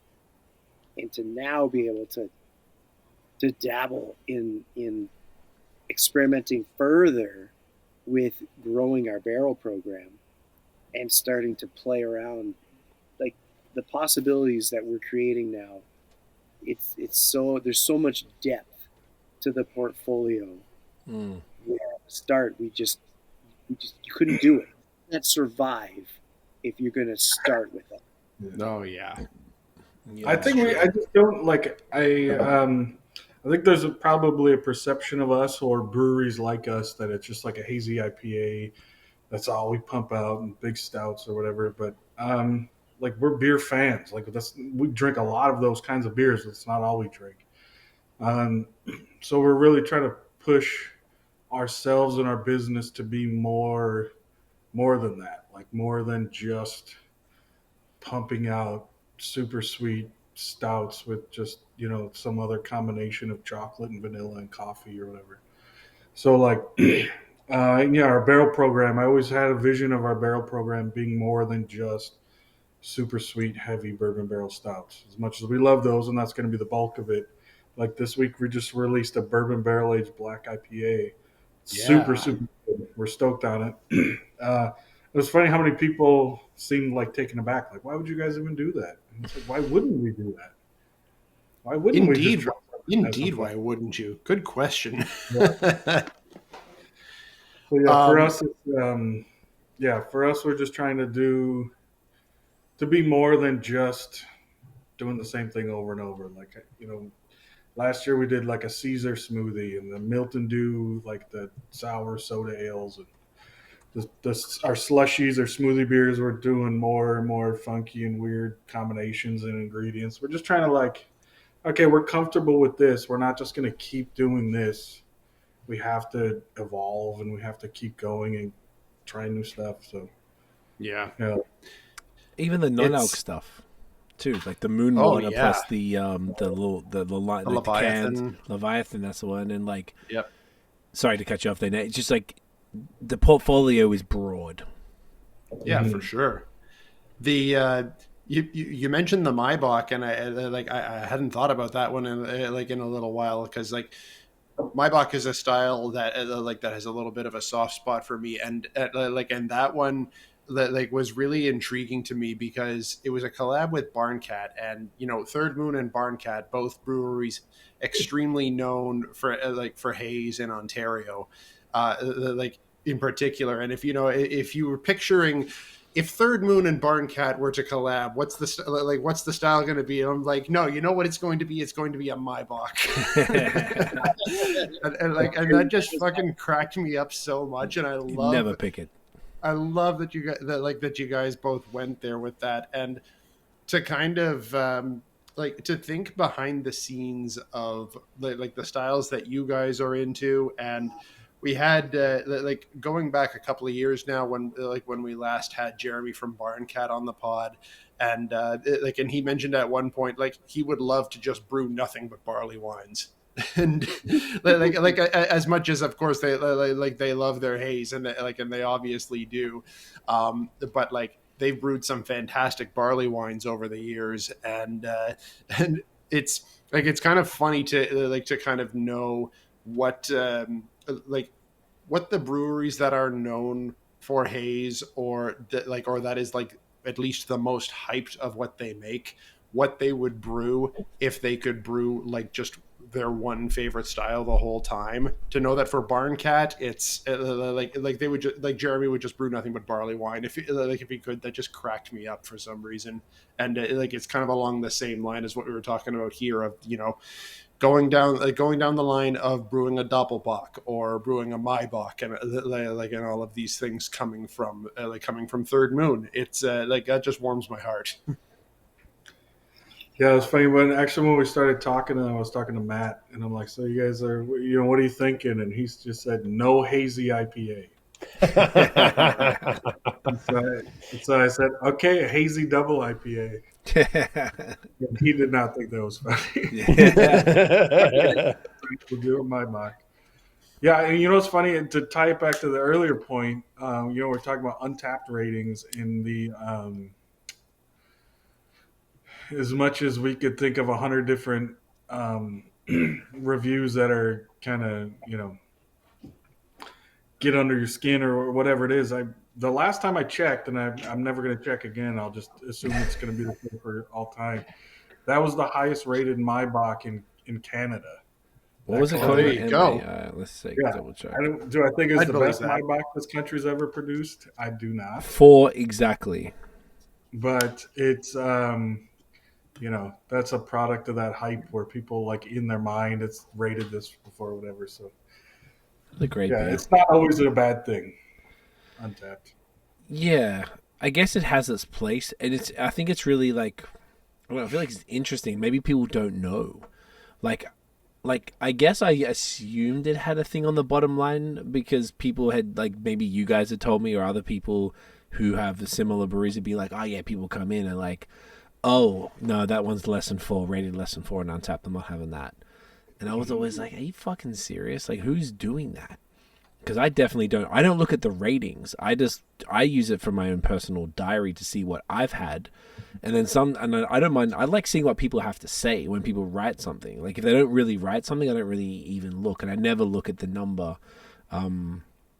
overall. But I guess it has become that kind of like reference point of like what the community at large think is good. But then you've got, it's almost like voting. You got people who know what's up. You got people who don't have a fucking clue, and you get this kind of mix of like, you know, people like kind of, we were all saying, like some people who know exactly what a great Doppelbock is, so they're going to be like, this one's awesome, I'm going to rate this appropriately, or they're like, it's a bourbon barrel aged stout, it's fucking 5, you know, or it's a Pilsner, it's 2, but it's amazing, you know. So it's a strange little. It's just I hadn't really thought about until tonight, like how weird and unique it is that craft beer has an app that is a beast unto itself. Some might say a. People it's come crazy. into our bottle shop, and you know, let's say, "Oh, how's it going? You know, let me know if you know what you'd like. I can help you make decisions." And they're like, "I need a minute." And they're looking at the beers and they're scrolling through their phone. They're like, "I just got to check to make sure I haven't had this beer yet." I do that. To see, okay, what's the rating? Okay. Oh, they take the rating? Okay, yeah. Like, it's in the moment, it's driving their purchasing decision. And they're taking the time to hold up the line behind them. Oh, they do that. Like, they're at the front of the line talking to the cashier and being like, hold up, as opposed to standing at the back looking in the fridge. Yeah. That's weird. That's weird. That's just weirdo behavior, bro. But to your point, Craig, I think that it's like, I like to look at it as a tool. I like to look at it as it's in its sense, it's free advertising, because I was talking to my buddy Joe at Morning Roast, who's he's all of our coffee we use is from Joe. And I think his coffee is amazing. I like coffee a lot. Agreed. The stuff I get from him is always exceptional. And I feel like he should be so much more well known than he is, but coffee doesn't have that. So I'm like, if there was a coffee Untappd, he would have to be one of the highest rated ones for the people who are in the know. But they don't have that, so he's, you know, I don't know how many people would not know of Third Moon if it wasn't for Untappd, but it's probably a significant number. So that's why I try to check my emotions and be a little more analytical about it. Would you guys say that the people that you just described there, Chris, who are like doing that thing at the counter, are they like the minority, and then the majority of people are maybe more like I am, where I'm like, I wouldn't say, I was about to say generous. That's not really the word. I just feel like positive about stuff because like sometimes people are judging stuff and they've never done an entrepreneurial thing in their life, or they've never even homebrewed before to understand how difficult this is to make these things that they're bitching about on an app. You know what I'm saying? Like how dare you? Who the fuck are you? You know what I'm saying? I Like, think when it starts, there's this, it strokes this part of us that we've always wanted to let out. It's that, you know, you mean I get to catalog my opinions with a meter stick that allows me to like put everything in its perfect place. And I think everybody agrees that Untappd for them is primarily for them. It's yeah, like, this Yeah. is my rating system for me. And Yep. for me, before owning a brewery, it was so important for me to get that right so that there's integrity in my scale hmm. and like all the beers, because I didn't ever want someone to be able to point out that I'd rated a shittier beer better than a better beer. So it's like, no, you got to have your shit together here. Like, what is your? That would be a conversation I'd have with other beer nerds when I meet them somewhere. So how does your scale work? Okay, this is my middle ground. It would do it. And I think when all you have to worry about is yourself, then it feels like there's honor in that. Hmm. And I alienated an early trading buddy of mine. At least I feel now, looking back, that that's what happened. Joe Rayna, good dude I used to trade with out on the West Coast, winning the biggest trophies from brewing. And he would send me his home brew, and I would rate it on Untappd. And I remember he sent me a vanilla IPA, and he was like doing it the honest way and using the natural vanilla, and contact time so important to vanilla. And so I wanted more vanilla because I love vanilla. I'm a vanilla fiend. Like, I just want more and more and more, whether it's perfume or candy or whatever, just like, or a big stout with vanilla. Yes, always yes. Put vanilla in it. And and so I remember when I look back, I think I rated one of his beers like a 3.75, which I was like, yeah, if I rated 3.5 or higher, that means I liked it. I would drink it again. So 3.75 was like even better than that. And for me personally, 4 meant while I'm talking to you and drinking this beer, I'm distracted from our conversation because I keep thinking to myself, fuck, this beer's so good. Right. So that was my stupid, like, subjective rating scale that I love to spend hours debating with other beer nerds. And I rated that guy's homebrew. He was like, had aspirations of becoming professional. And I rated his homebrew 3.75. How did that feel for him? Terrible. I thought I was giving him a good rating. But you know what? I should have been propping him up and supporting him because he's a legit good brewer, and be like, it's awesome. I don't have to give it a 5, but it's important to kind of see what the average rating is for, a professional brewery, and realize that this is their average rating.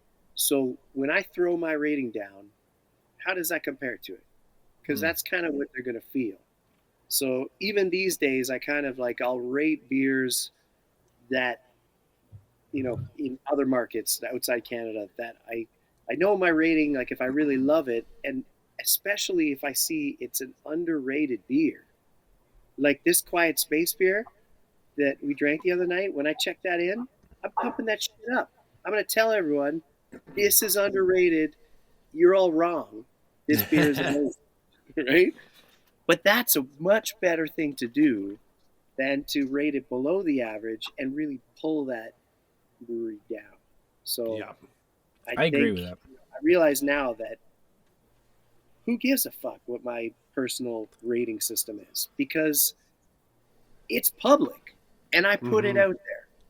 Yeah. If I'm the only one looking at my Untappd reviews, well then, yeah, I can be true to myself and honest completely.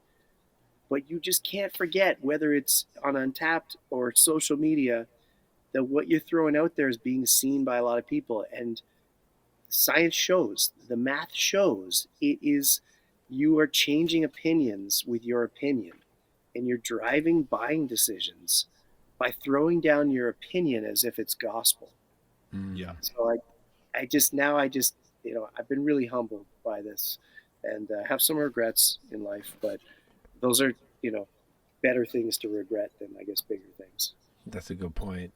It's cool that it's given you this perspective as far as like seeing the other side of it. And I imagine that there's a bunch of people like, look, Nate and I talk about it often. There's some people out there that seem miserable, probably not so happy with their lives, and they're just out there just to shit on everything and everyone at all times. And it's people sad. who seemingly sorry to interrupt you there, Craig, No, but jump in. People who seemingly make it their personality to bitch about certain styles, or bitch about certain breweries, or bitch about the scene in general, whatever the case is. And we've talked about this on on another episode with another brewery, where we're just kind of talking about like you guys are not here to enjoy beer. That's not what you're here for. Yeah. Isn't that sad? That's something. Is this Bro. fun for you? Yeah, We're getting yeah. drunk. It's fucking beer, dude. Yes, I'm gonna tell this idiot what I It's think. like the relationship advice. Oh my You know, god! that Some always joy in your life. My opinion is more important than everyone else. Like, who do you think you are, my guy? Like, it's so crazy. And I feel like my guess is, usually people act out in ways like that when they don't have power. They got powerlessness in their life and they need to feel some sort of power. And they're like, well, I'm going to rate this really highly regarded beer 2 because my fucking palate is exceptional. You know what I mean? Like, it's I feel bad for them, if I'm really honest. Like, I just feel sad for them. Like, oh man, like, are you okay? Yeah, You need a hug? if that's kind of the way that you need to feel important, is be like, you know what? I'm going to be the one. I'm going to be the one to tear this brewery down a notch. Fuck these guys. I think that there's that famous man in the arena quote, and I think that's why it resonates with so many people. It's like the person out there actually doing it, they're the one putting in the effort. They're the ones that, like, my kids have suffered because we have Third Moon, but they don't get to see that as much. And, like all that kind of shit. And it's not just me or us. It's like anyone who owns a business. So you put everything on the line, and then there's like someone, and it's not always the case, and it's rare, but that's why when it happens, it resonates so deeply that it's like, you could be putting more love and joy into the world, and you're just trying to put in negativity and hate. It's like, what's the point of even doing that? Fucking yeah. Preach, bro. It's it's like the relationship advice that I need to constantly be reminded of. It is more important to make your partner feel loved than it is to be right. And I'm half English, so it's important to be right, but really, does that matter in the grand scheme? Right. And maybe some of these, and there's all of that, and it's also just beer. Like, it's like almost like two sides of it. It's just beer, so fucking relax. We are getting drunk. It's really not that serious. But there's also, it's just beer affects people's lives, like literal lives. Like literally, like you said, people aren't seeing their kids. And do you think, like, Daddy, I love that you got 4.25 on this latest IPA. I imagine so many pills, Daddy. Yeah, exactly, Dad. You're embarrassing me at school. You're Untappd rating. You're almost out of the top 10 in Canada. Stop making kills. Come on. Yeah, a Doppelbock. Dad, you disgust me. Triple IPA. I've got 10 years before I can drink, but Jesus Christ, Dad. Yeah. You're killing me. It's just so, like, it's so obscene, and it's like if people get so caught up in it, like it's, I don't know, it's just so silly, and I guess we have to make fun of it, or you're going to go crazy, and it's, you know, and I guess it's like a certain percentage of breweries that actually get affected by it. It's not all breweries that are sort of like, you know, live and die by Untappd. And it typically is folk, you know, whatever you want to, under that hype banner, are basically held to that. And I don't know, I didn't realize how sort of bad it was, and like I'd heard, because I was always in my own world with Untappd. There was actually, funnily enough, when I first started the 360, the little selfie thing, my boy back in like 2011 was telling me to use an app called Brewski Me. It was the same as Untappd. He's like, yeah, you got to check it in there. I'm like, I'm not using this shit, bro. And then I think in 2012 I discovered Untappd, and then I was like, kept doing it. He's like, ah, fuck. So like, there's been other apps always trying to do it, but it was just like I used to physically have a spreadsheet, like a Google sheet, and I used to synchronize my post on my Instagram to my Tumblr. So I used to physically go maybe once a month into Tumblr and highlight, copy, you know, beer number 351, paste, and then Canada wrote in the thing. So I'd have a little list of all the different. I think I did it up to beer like 3,000, and then I stopped, and then just can you imagine how much time you spent on that total? Yeah. It was just like a way to keep track, same as you guys, right? Just to see, because of the review thing. Otherwise, it's not that serious. But it's like, oh, have I had this before? And I try and review it first time I have it, just to get that first impression. And it's not that I know anything more. My palate is not fucking the be-all or end-all. And I know that I know what I like. And I feel like it's positioned as such because I post outside of Untappd, and then there's the podcast and all this bullshit. But if you're just on Untappd, and it's like, there's not as much context for people to understand where you're coming from. Kind of to what you were saying, Chris, is that you had your own rating system. I do the rating, but mostly for the breweries, to be honest, because I don't, like I said, don't drink shit beer. Just like you boys, you guys are trading. You're not drinking shit beer. You guys are drinking fucking phenomenal stuff. So most things are going, like, you know, whether it's now or pre Third Moon, I imagine you're drinking great stuff. So it's easier to rate things higher. It'd be so. Anyway, this is interesting. Don't you feel like a responsibility to, like, when you're going to put something out there in the world, shouldn't you accept some responsibility for the net impact to the world that it's going to create? Are you saying us specifically, or like anybody? I'm like saying, like, it's just, that's one of the things that makes me stop and wonder when people put out bad reviews with such conviction.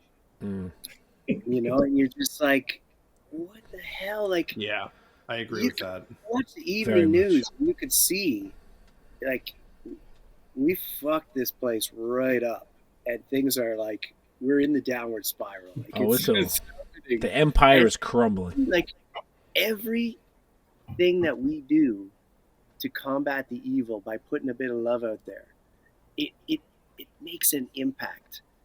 And there's so much shit out there, and we are so lucky to be sitting here drinking beers right now, delicious beers. It's like, really? Come on. Speaking of drinking beers right now. Oh, that's a great point. You know, we're a little over 3 hours. It's probably about time to crack beer number 5 of 6. Yeah, I'm here for it. I like that segue, Steven. That was great. I'm gonna have to go to the washroom if that's okay. Oh, do we want to do a little washroom? I'm down. It's been an hour. Yeah, let's do it. All right, washroom break, and there's going to be empty bladders in 3, 2, 1. Oh. Who has an empty bladder? I think all of us do. And you know what we're going to do? Fill it back up again. There we are. Let's fill it up. Crispy number 3. Are you kidding me? Is this a Third Moon podcast? Who are we talking to? 3 Crispies in one episode. So this is the barrel aged kills, wine barrels. Is this the only barrel aged version that you've done? That's right, yeah. Just like Chardonnay white wine barrels. And this is the 2023 or the It just dropped very, very recently. 13th of End of Yeah, December? it's gotta be free. Yes, because I had this on the 15th of December. And it was canned on the 13th of December. Look at that, not fucking around. If I could Also- just say, this is one of my favorite beers we've ever made. Ever done? Yes, this It is. This is like if you're a wine drinker, Mm-hmm. and this is your crossover beer. Oof. Oh yeah, man. The nose is insane. Yeah. Oof. Look at that, baby Jesus right here. I just want to point out, I got that first anniversary glass right there. Wow. Oh, very Look nice. at that from when we did that live. Remember the live? That was messy. Loved it. You didn't put that. You remember putting that in the dishwasher? I do. You do? Yeah, and it's fine. You know That's what? amazing. I got glasses from a friend's brewery that I won't. I don't know if it's like what the deal is. It's got like metallic shit on it, and the dishwasher stripped it. So like I've got 4 of the same glass, fortunately, but one of them is just those New England IPA glasses. It's a raw dog now, clean Oh, because of it. So I got to be careful. So I won't dishwash this one then, since Chris told me.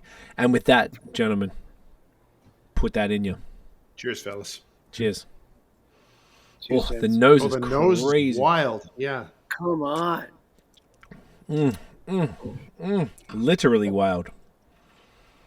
It's like it preserves the things that you love about kills, but adds so much interest. Like that Yeah. nose. It's like apricot, pear, and oak, and just like, oh, Yeah. need a Bebo pour of this one. Oof. Yeah, the oak character is nuts. Right? And so it's like it could be like I feel like if I drank this blind, I would be pretty convinced it's a farmhouse. That's the appeal. Hmm. That's what I love about it. Yeah, it's. I feel like this is a really phenomenal beer to show the. Look at the foam there.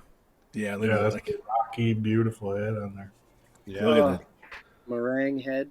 Look at Oh, that, yeah. man. Oh. Yeah, just the head, the nose, the body is fantastic. Like it's pretty crazy. Like, can you guys speak to a little bit more? What is it? So it's Chardonnay barrels, is that correct? Yeah, that's right. I think this one was like 6 months in barrel. Damn, Beautiful. it's just so refined. It's like delicate, but like full-bodied. Very easy drinking. Like you said, Chris, like if you're a white wine drinker, immediately you're going to get all of that buttery shard type of vibes right in there. It's the complete. It's funny because it's like the people who might not like yellow fizzy beer. It's not like it is that, but it's not that. It's like transformed. We sent a case of cans of this to Beer Market on the Esplanade in Toronto and Beer Market in Ottawa. Mhm. And like this silly little, like the childlike grin that I have on the phone talking to them when they ask me to send them this beer, I'm just like, your customers are going to be so happy when they taste this because they're not going to know what it is. And they're going to order it, take a chance on it, and taste it. And there's just so much to enjoy. Hell yeah. Yeah. Yeah, this is very different. I mean, like, what was the process? So it was like literally brewing kills and throwing it into barrels. Is it a blend? Is it one barrel? Like, how did it go? Well, so kills is normally we do a process called spunding, which is a way to like naturally ferment the beer. We ferment it under pressure, so that it creates like its own natural carbonation, so that it's a lot. It gives it like a smoothness and a kind of more refined. Like the bubbles are tighter. That's what keeps that big, super rocky head. So when you drink it, the glass is all dirty and filthy from the head.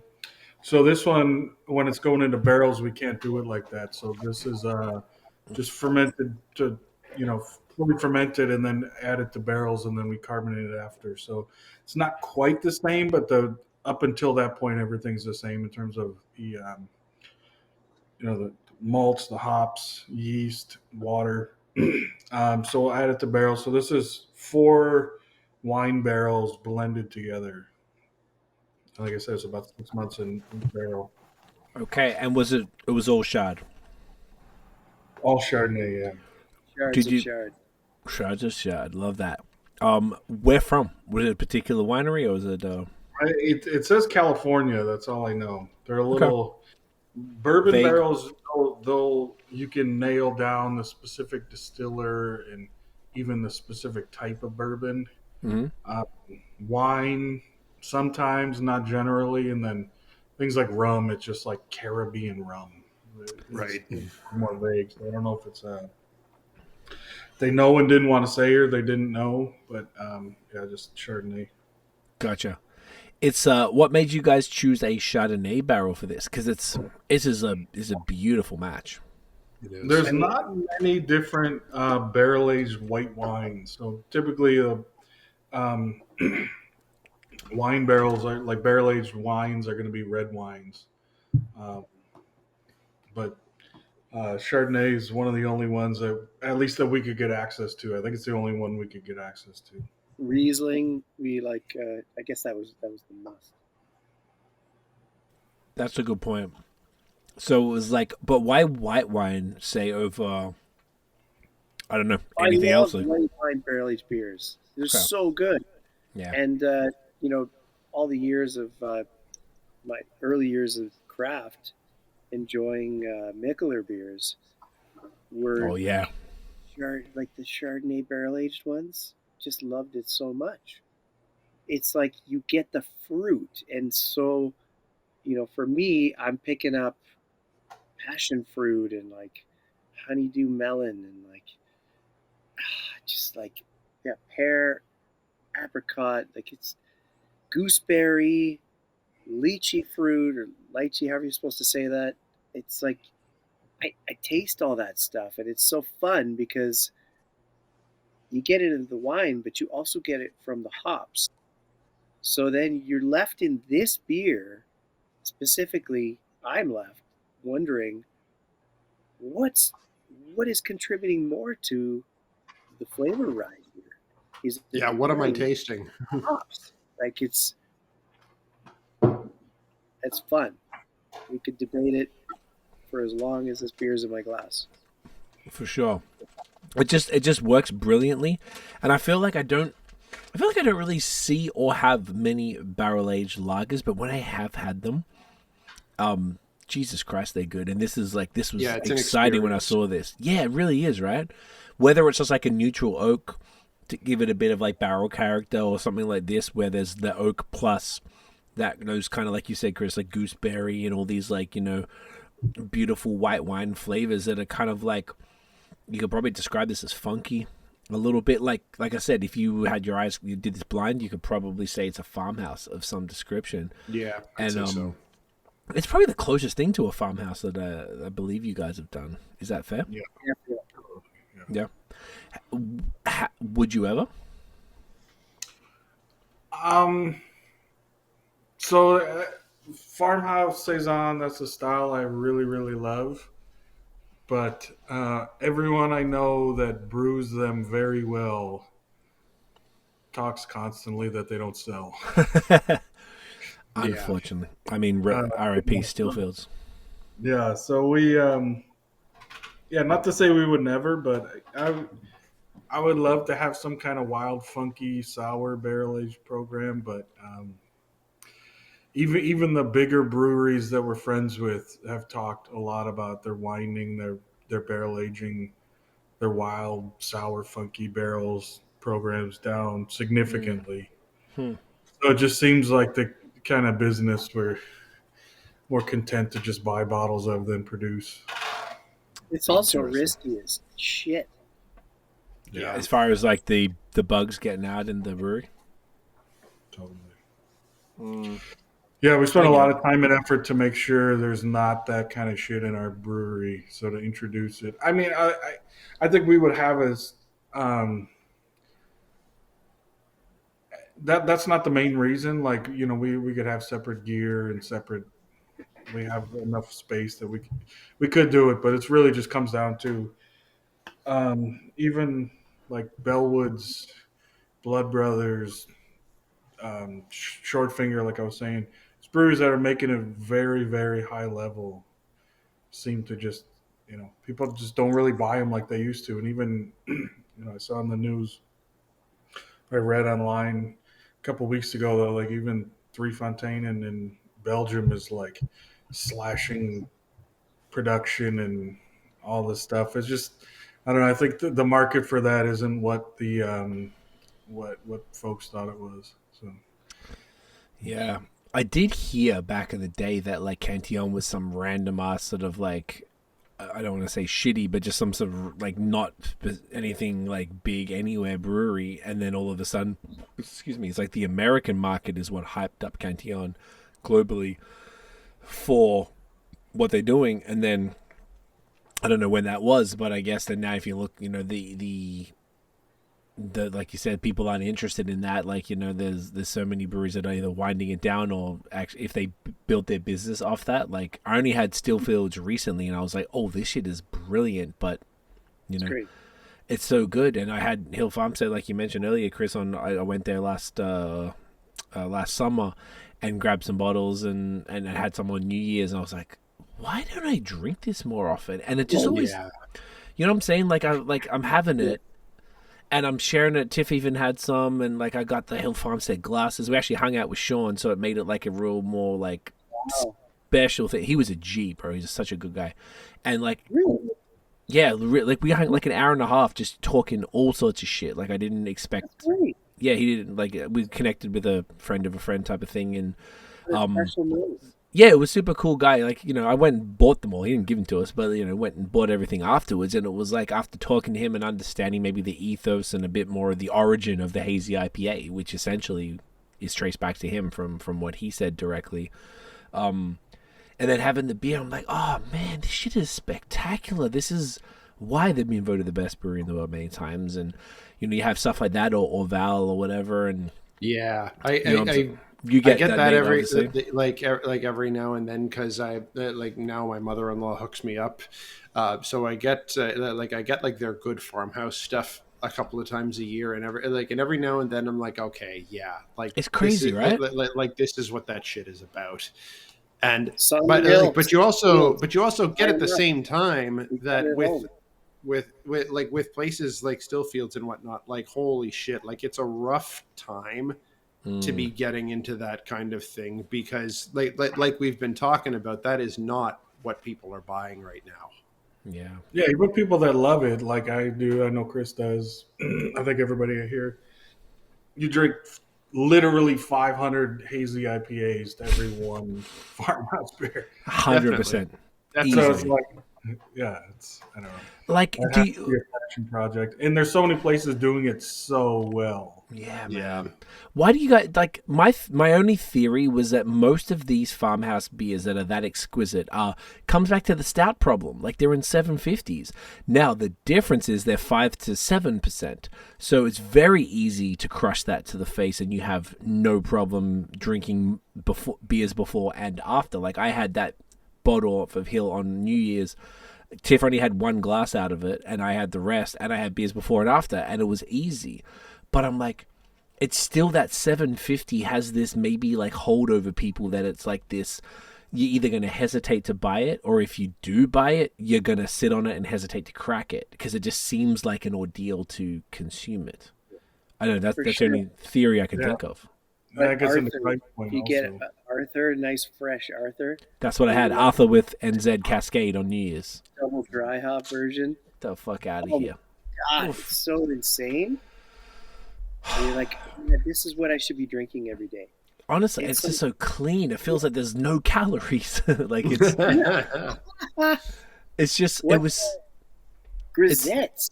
Yeah, the grisettes. Drinking grisette. Yeah, like, bro. Why aren't we drinking these every day? They're 4%. You're just like, They're beautiful beers, and it's like, okay. Do you guys have any theories then as to why that market is constricting so heavily to the point where Steelfields unfortunately is closing, and other breweries are, I've even heard I can't remember who told me, but apparently even Jester King is hurting. And if you're saying, Dre Fontanen and stuff is hurting as well, like, what chance does farmhouse beer have of existing? I don't know. I can't say why. I think it's niche, and I think when they were kind of ramping up like 2015, 2016, there was this the Sour Hour podcast with the guy from the Rare Barrel. I used to listen all the time. Heard about And that have one. like all these, sour beer producers on there. And it was always like a popular thing, like, what do you call it? Like sour beer. And then I know there's this kind of like trickle down thing. I was thinking like people that make like barrel aged, funky farmhouse, whatever, hate like sour beer, like kettle sours or stuff like Jelly King. It's like, oh, that's not real. But then like, traditional lambic producers think everything else is, that, you didn't spontaneously ferment it with aged hops and all this. There's like a level of like Old school, like, old school, maybe like a little pretentiousness where it's like, got it. I don't know. But It's like not as wine. like sit back and crush it. It's price point. I don't know exactly, but it's sad because those beers are awesome and Yeah. there's definitely a place for it. But I don't know if it's just maybe oversupply, too many places making it.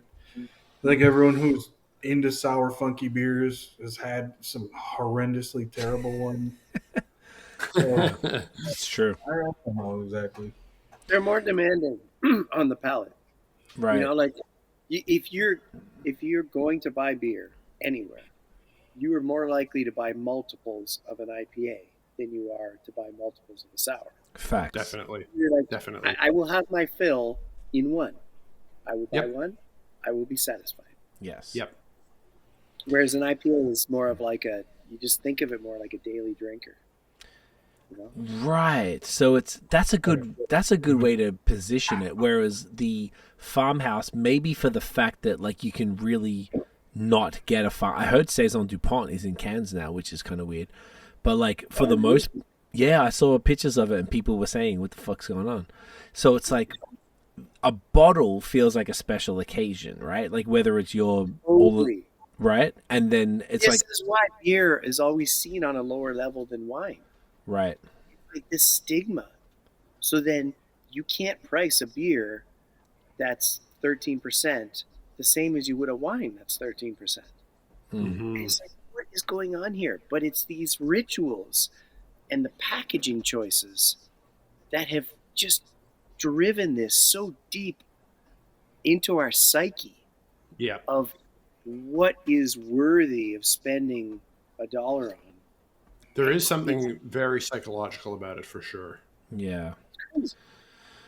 And like it's psychological plus like there's like a lack of like broad understanding. Everybody knows that wine is hard to make, it's expensive, you have to grow the grapes. Like if you start a fucking vineyard, you're not going to be able to even harvest for 5 years or whatever, like, or more.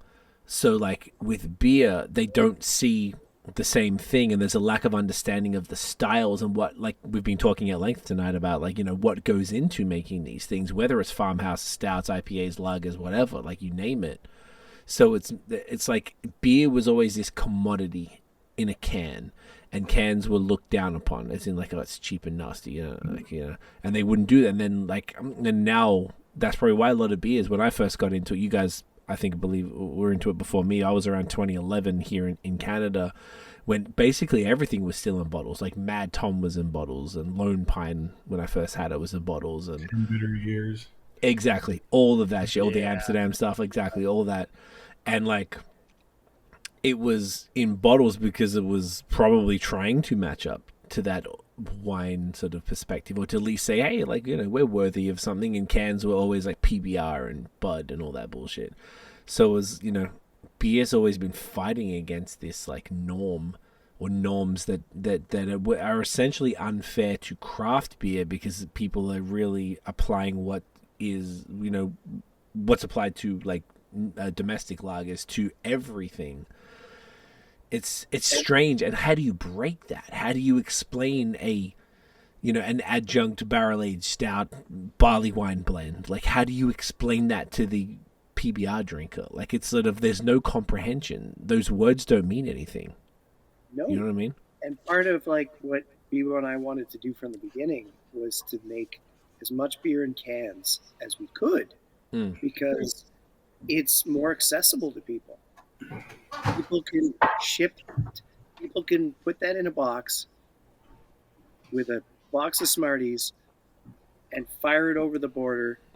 No one's the wiser, and share good beer with people in a can. Is the Smarties for audio?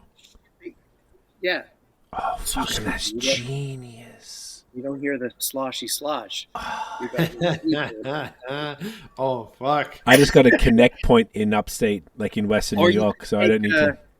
You could take a half of a 4-pack plastic topper, cut it in half with the scissors, so you got 2.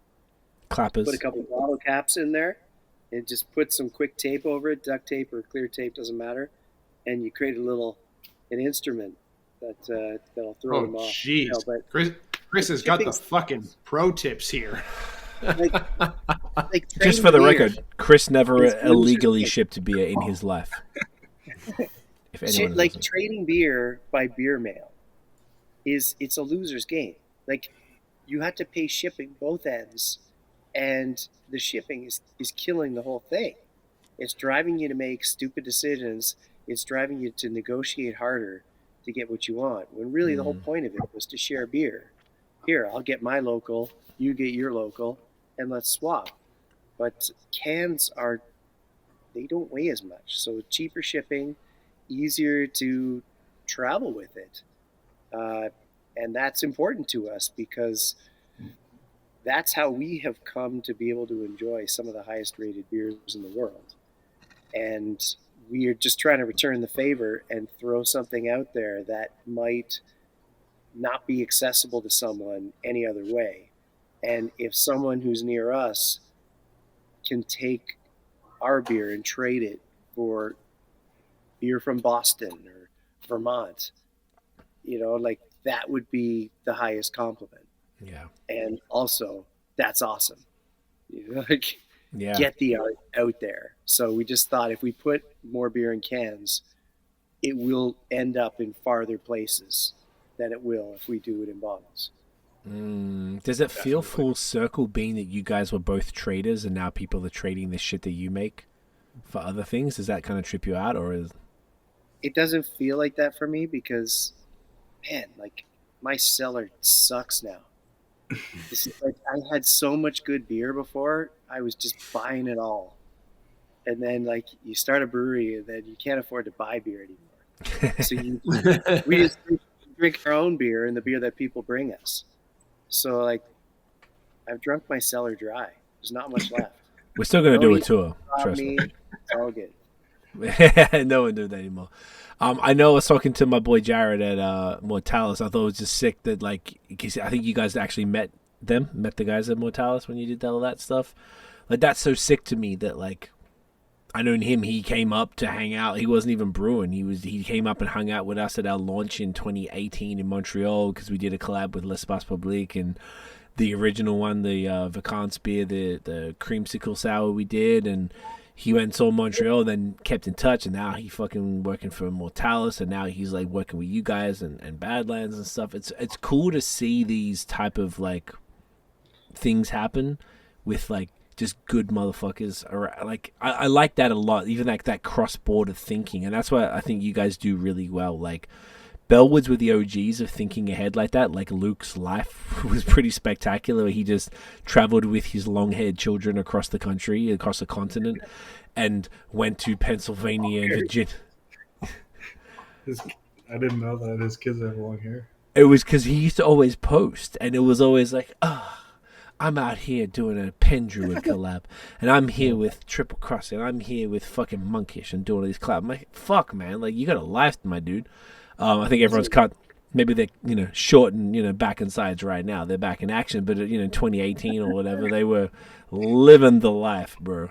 So it was very cool to see like what they were doing, and I feel like that you guys are doing a very similar thing where you're connecting with like-minded breweries, even if it's just across the border, which is sick. Whether like there's so much happening in Western New York between Buffalo and Rochester, it's so impressive.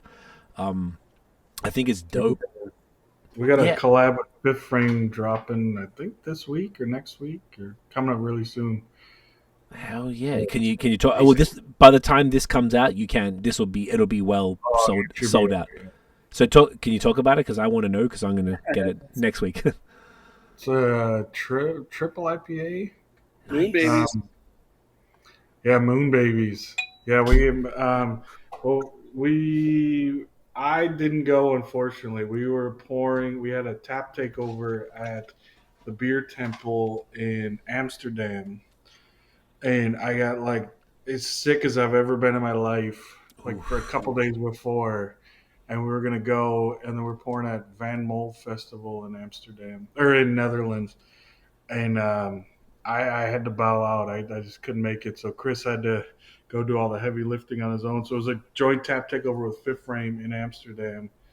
Met those guys, super awesome, and then they came up and brewed a beer with us for our anniversary. And then we just went down there not long ago and had a wildly, ridiculously drunken night in Rochester. It was very Isn't it sloppy. dope? There was no water, no food, just alcohol. Oh no! That's the way. And Fifth Frame has some of the best food in any brewery. Like it was on a Monday. They're closed on a Monday, so we went to the brewery and drank the barrel-aged stout, and then we were at the production place. But yeah, that was good. We actually saw John at the Over the Tap Festival last weekend at Blood Brothers and Laura. Yeah. How was that fest, by the way? I didn't get to go down. We got invited, but we have the pup and we take him everywhere. We had nowhere to leave him, and Erica who does all their sales was like, it might be a little rough too. It might be a bit loud for him. I'm like, yeah, you're right, fuck. So we didn't end up going, but what was the vibes? Like, it looked pretty sick from what I saw, like all the photos and stuff. Like, yeah, it was awesome. Like, there's not like the big beer fests in Ontario have kind of died. Like Witchstock was the one. Yeah. Liquid Arts Fest from Collective Arts was the one. Love that. Always would look forward to them, get super excited, but the economics of putting on those kind of fests, the amount of work you get, and then the appreciation don't always line up. So, like, I've talked to some of the folks at Bellwoods. They say they're never doing that again. I'm pretty sure Collective Arts is not doing Liquid Arts again. So, that sucks. We got to take what we can get. Even cask days used to be like 3 days, all those sessions, all those crazy beers from all over, and now it's toned down quite a bit. It's like one evening. So it's like as good as we're gonna get. It feels like so. It's cool. They had 25 different beers. I think they were all collabs, almost all collabs. I think so. Yeah. Awesome list of breweries that they did it up well. I didn't have a bad beer there. Everything I had was super thoughtful.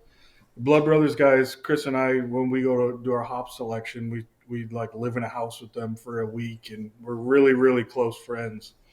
We think highly of them, and I know that it's a ton of work. Even in September when we were down there, they're already stressing the details and trying to get, like, when we do our anniversary, we release 10 or 11 or 12 beers. It's like weeks and weeks of just nonstop work. So that times 2 plus the festival is pretty wild. So it was cool to be there and see people are having fun. It was awesome, and I hope they keep doing it. That's great, man. Nice. Yeah, the people there are all legit craft lovers, and that's what's really great. Yeah. It doesn't feel like, oh, this is the place that everyone wants to be tonight. It just feels like the spirit, the right spirit is there. And, it's like so many people that we talk to on a regular basis that were there. It's just constant. Just, hey, how's it going? How's it going? How's it going? How's it going? I mean that's fucking sick, man. I I love saw that. the lineup look crazy. I know that they had a ton of stuff that they packaged as well. Then there was like the off over the tap stuff where like all my friends did one, and like I think Great. Like Dominion City did one, and you went to the Bar Lupulus event that they had separately as well. Where they sent some kegs up there to Ottawa. I did, Oh, yes, and yeah, and that was fucking great. I was Because hella jelly of that. oh yeah, I'm so glad they did that because like to be honest, I mean that's more my scene anyways. I would much rather go to a tap takeover these days personally, and I got to and I got to experience like a lot of the beers that were at the festival that I wouldn't have gotten to experience otherwise. I mean, I ordered a bunch of the cans that were available, and then anything that I didn't have available to me in cans, I was able to try on tap at Bar Lupulus. It was fucking brilliant. Which is so cool. It's like I didn't know, I didn't really think about this because like I guess COVID kind of like just put everything to sleep as far as like liquid arts. I went every year, and that was part of the reason like we were familiar with Hamilton because we came here for liquid arts the 2 years they had it. We went to both of them, and then Woodstock. I went to the first one. I didn't go to the second one. I can't remember why. I think I was sick or something. But like you're right though that there's not that many crazy festivals out here, and it's cool. I didn't think of it like that. That like, oh, there's like not much else, and this was probably a lot smaller than like Witchstock was pretty big, and Liquid Arts was relatively big. It seemed like a little more, what's the word? Like smaller in a good way. I don't know the It was word. a tight list of really really good beers. Yeah, quality, and all the Yeah. brewers seemed to come out like for it. Like I know Troy was going, and you boys were going because I was talking to you guys about that, and like the AMF guys were going, and like all the different breweries who were participating were there to show up and to show love and stuff. I thought that was like sick. Like everyone I spoke to that was going, I had a lot of FOMO to be honest that weekend because I was like, fuck, everyone's there, man. It seemed like there was two really cool sessions, and then like it was a vibe. But it was at the very least, like they kind of said that they did the packaging, so like that's unusual because say for Liquid Art or Woodstock or any of that, they didn't really do anything like that. So it's super dope that you could get beers to go, whether it's there or from Blood Brothers or from the website. And I know Duran's getting a bunch as well, so I held off because I know Chris said he was getting some. So I'm gonna grab whatever he's able to get hold of from them. But yeah, it's cool. It feels like it's a pretty valuable service that they're providing to the Ontario craft beer scene. Then, as far as Yeah, it's a lot of work. It's Yeah, we need like 5 years of good times, good economic dynamics right. for people to have like something in the tank to use yeah. on something that is close to their heart, but not necessarily a solid return on investment.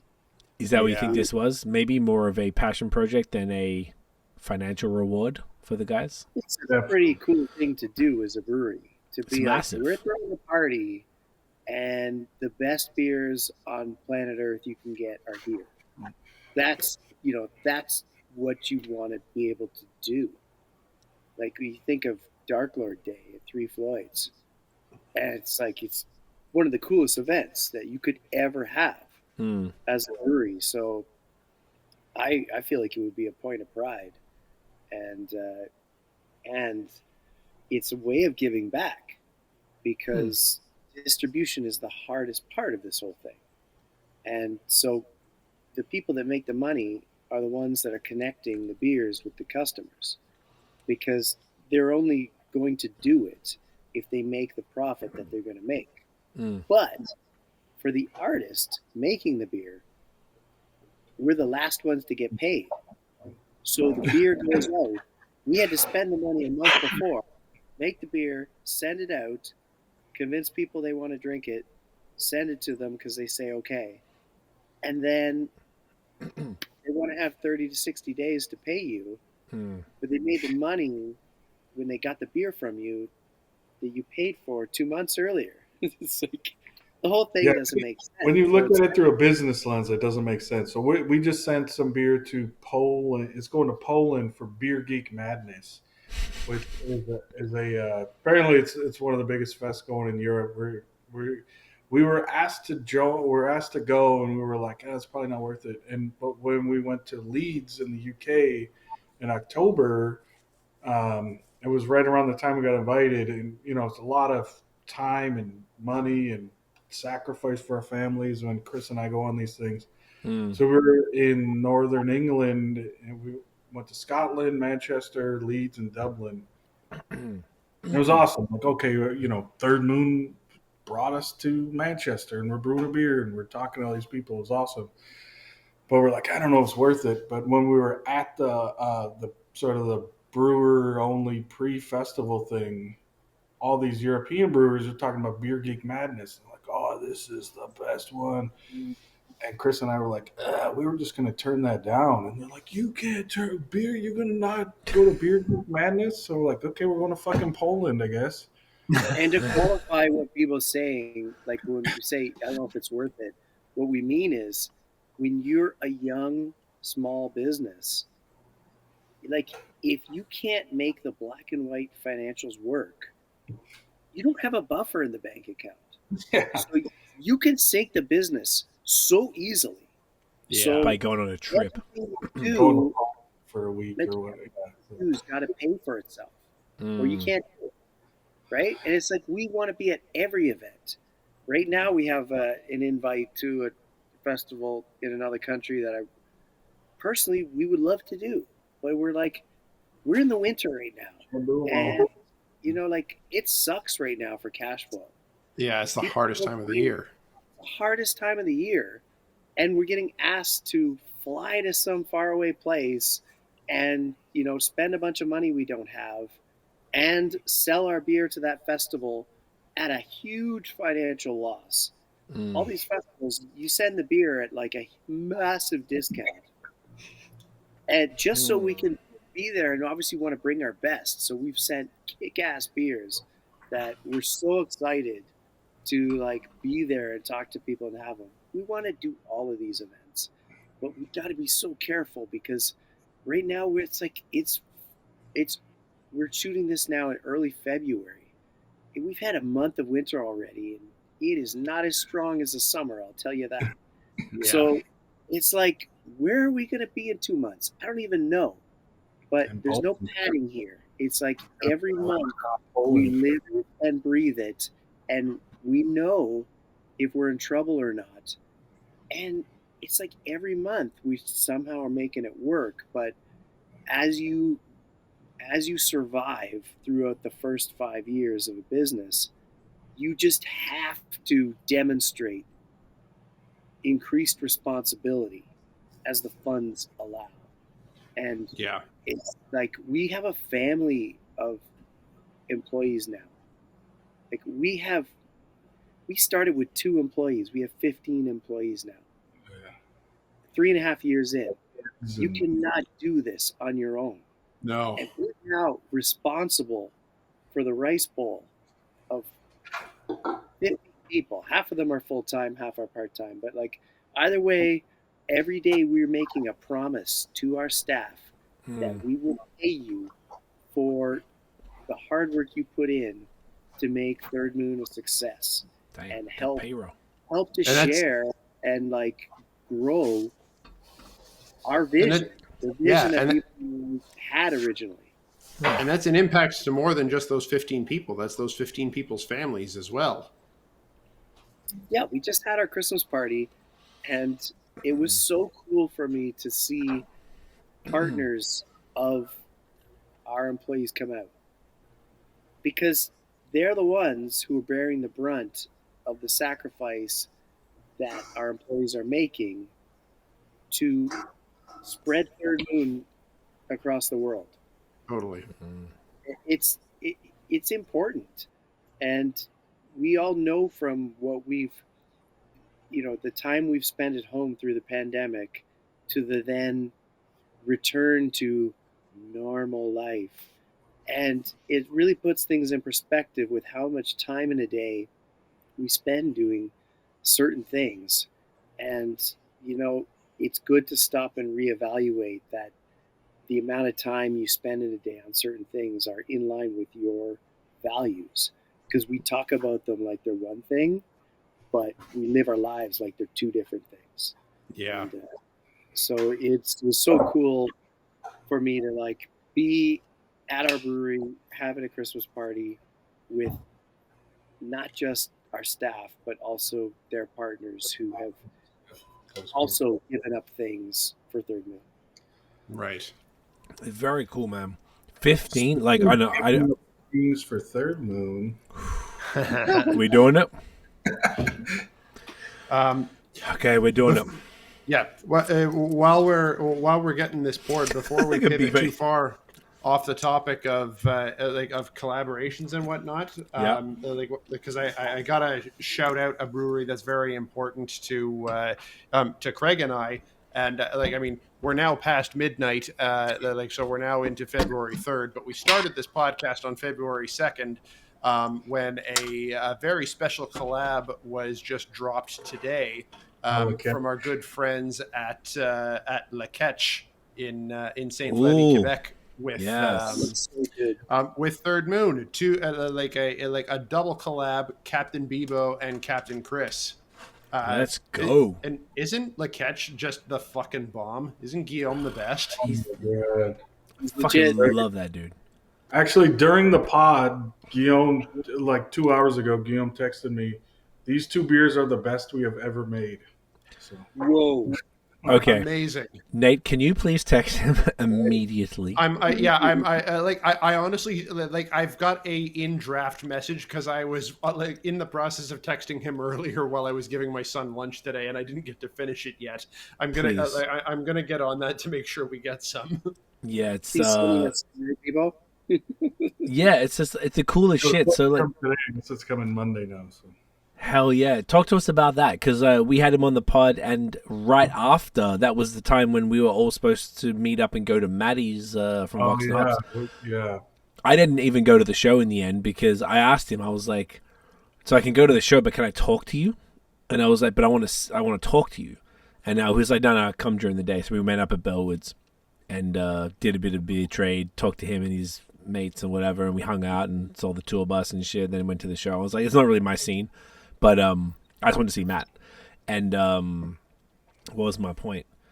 Oh, that was when Guillaume was in town to do the collab with you guys. That night, and I was like, I would love to go. I love Cryptopsy. They're like, for Canadian death metal, they're definitely on the Mount Rushmore. They're like legendary. Been one of the best Canadian death metal bands for 30 plus years. I don't even know. So love it. Shasta.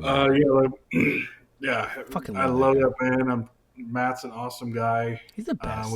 I met him at Ceremony. We've chatted a whole bunch. He's done a few things through Vox and Hops that we've taken part of. He loves you guys. Yeah. He's an awesome guy. I love that band. But yeah, Guillaume was out for the collab, and it just was not a bit of a hectic time to make it downtown. It's so good because I was like, maybe if like all of us could go, that would be kind of fun. If like you guys are there, Guillaume's there, we're all there, cool. But didn't work out. But so he went and down. And what was that beer that he did with Third Moon on your side called? That was Ghost Ship. That shit was. I think I went back and got a second one. That was the Nelson double. Yeah, exactly. Fucking disgusting. And this one that he just dropped today is is all Nelson as well. But two different hot farms, is that right? Do you want to talk through that? They're both from Freestyle. So Freestyle has a couple different farms in the same small area. So he was able to get specific like micro lot. This is from this valley, and this is from, I think the one's from their southernmost farm and the other's from their northernmost farm. So both Freestyle Nelson, but from different areas. So I'm really excited to see the difference. Honestly, that's fucking amazing. The catch, like, for me, Nate, like, you know what? It was Troy Badlands put me onto the catch because he did a collab with him. I messaged him like, "Whoa, what the fuck, man? Who are these guys?" He's like, "Yo, everything." I know because I asked Nate. I'm like, "You know what they are?" He's like, "Yeah, I went there, and it's like a kind of like a casual, like a beer bar type of thing. It's nothing crazy. So I was Yeah, like, Detroit. the first time that I was there, they weren't even brewing their own stuff. They were just selling like Pit Caribou and like like another brewery shit. So I was super confused when I saw that Badlands had done a collab with them, and and Craig and I were talking and we were talking to Troy, be like, "What the fuck's the deal here?" And they're like, "No, that like they're legit." And then and I told then Nate, it and just he was kinda like, snowballed "What?" from there. Yeah, and then you happened to be going there, I think, Nate, at the time, like not long after it happened, like in Yeah. the summer. And then you went there and you sent me a photo from there, like, this shit is legit. I'm like, all right, Yeah. get me one of whatever the fuck is there, just get it all. And Nate met up with Guillaume and connected with him, and then we had him on the pod, and like, they were easily my favorite Quebec discovery of 2023, easily, hands down. Yeah. Just so fire, and I'm like, it's so interesting to me that breweries can be that good and still fly under the radar for the most part. And then now I feel like in the last 6 months, I feel like it's been pretty quick because they've been collaborating with you guys and with Badlands and with similar breweries, you know, my with God, Kanawaki and They've like, been working with everyone. yeah, and it's like, it's beautiful to watch because I love seeing breweries that deserve it just get all the fucking shine, even if it makes it a little harder for us to get. I'm like, hell yeah, in this economy, fucking sell it out, bro. Well, I Kill think it. it's the perfect combo. Guillaume is an awesome guy. He's like so humble, so nice, funny. Like Chris and I went to Beer Town with him, and we were there for like 5 hours or something. Just like couldn't get enough. He was the greatest guy. And the Yeah. beer he sent some beers before he came, and they were so good. We're like, we want to buy more. Like we'll just buy it. And he's like, no, he would not accept it. So brought even more hazy IPAs. I think that just absolutely knocks it out of the park. Like Oh my God! Like thick, Unreal. bold. It like unreal. It's so fucking good. Honey. A touch of honey. Yes, Yeah. yes, and touch of honey. in Yeah, every can. and like you guys did some good credit to that one, like really making it catch style with like with Ghost Ship with doing the local honey edition there too. That was a nice touch. Oh, that beer is so good. Yeah, it That was so good. Stupid. I have Yeah. one left. There's- One left, and I shouldn't, but I do. And I'm still excited about drinking it. Probably tomorrow. But it's super, super dope. Why are we talking about Liquette? Were we talking about... No, it's because they got of the me date. they got me thinking about it with all this collab talk, and it just seemed so perfect because like that collab was just announced today, so I just wanted to shout it out. But anyway, is it time for Quincy Bones? Indeed. Quincy Bones. This is the beer that we're all scared of. We're terrified. I'm not scared of it. I'm joking. You knew what you signed Quintuple. up for. That's exactly what I signed up for. Tiff knows. She's like, bro, enjoy. So, 13, I easily the biggest IPA I've ever had. 13.5% quintuple IPA with all Citra, Incognito, Spectrum, and fuck. Don't tell me. Oh, We know what it is. Cryo. That was the other one. Cryo, yeah, regular, cryo, spectrum, incognito. And Holy Is that- shit! I'm getting the intense nose off of this, even without my nose right over the glass. Jesus Christ! Oh, it wafts. It wafts. Yeah, it sure does. My God. I'm terrified. Meat slices. What'd you say? Meat slices? Definitely not. I said grandma's peach preserves. There's no meat in this beer, I promise. Are you sure? That's funny, actually. Just bringing back that over the tap real quick.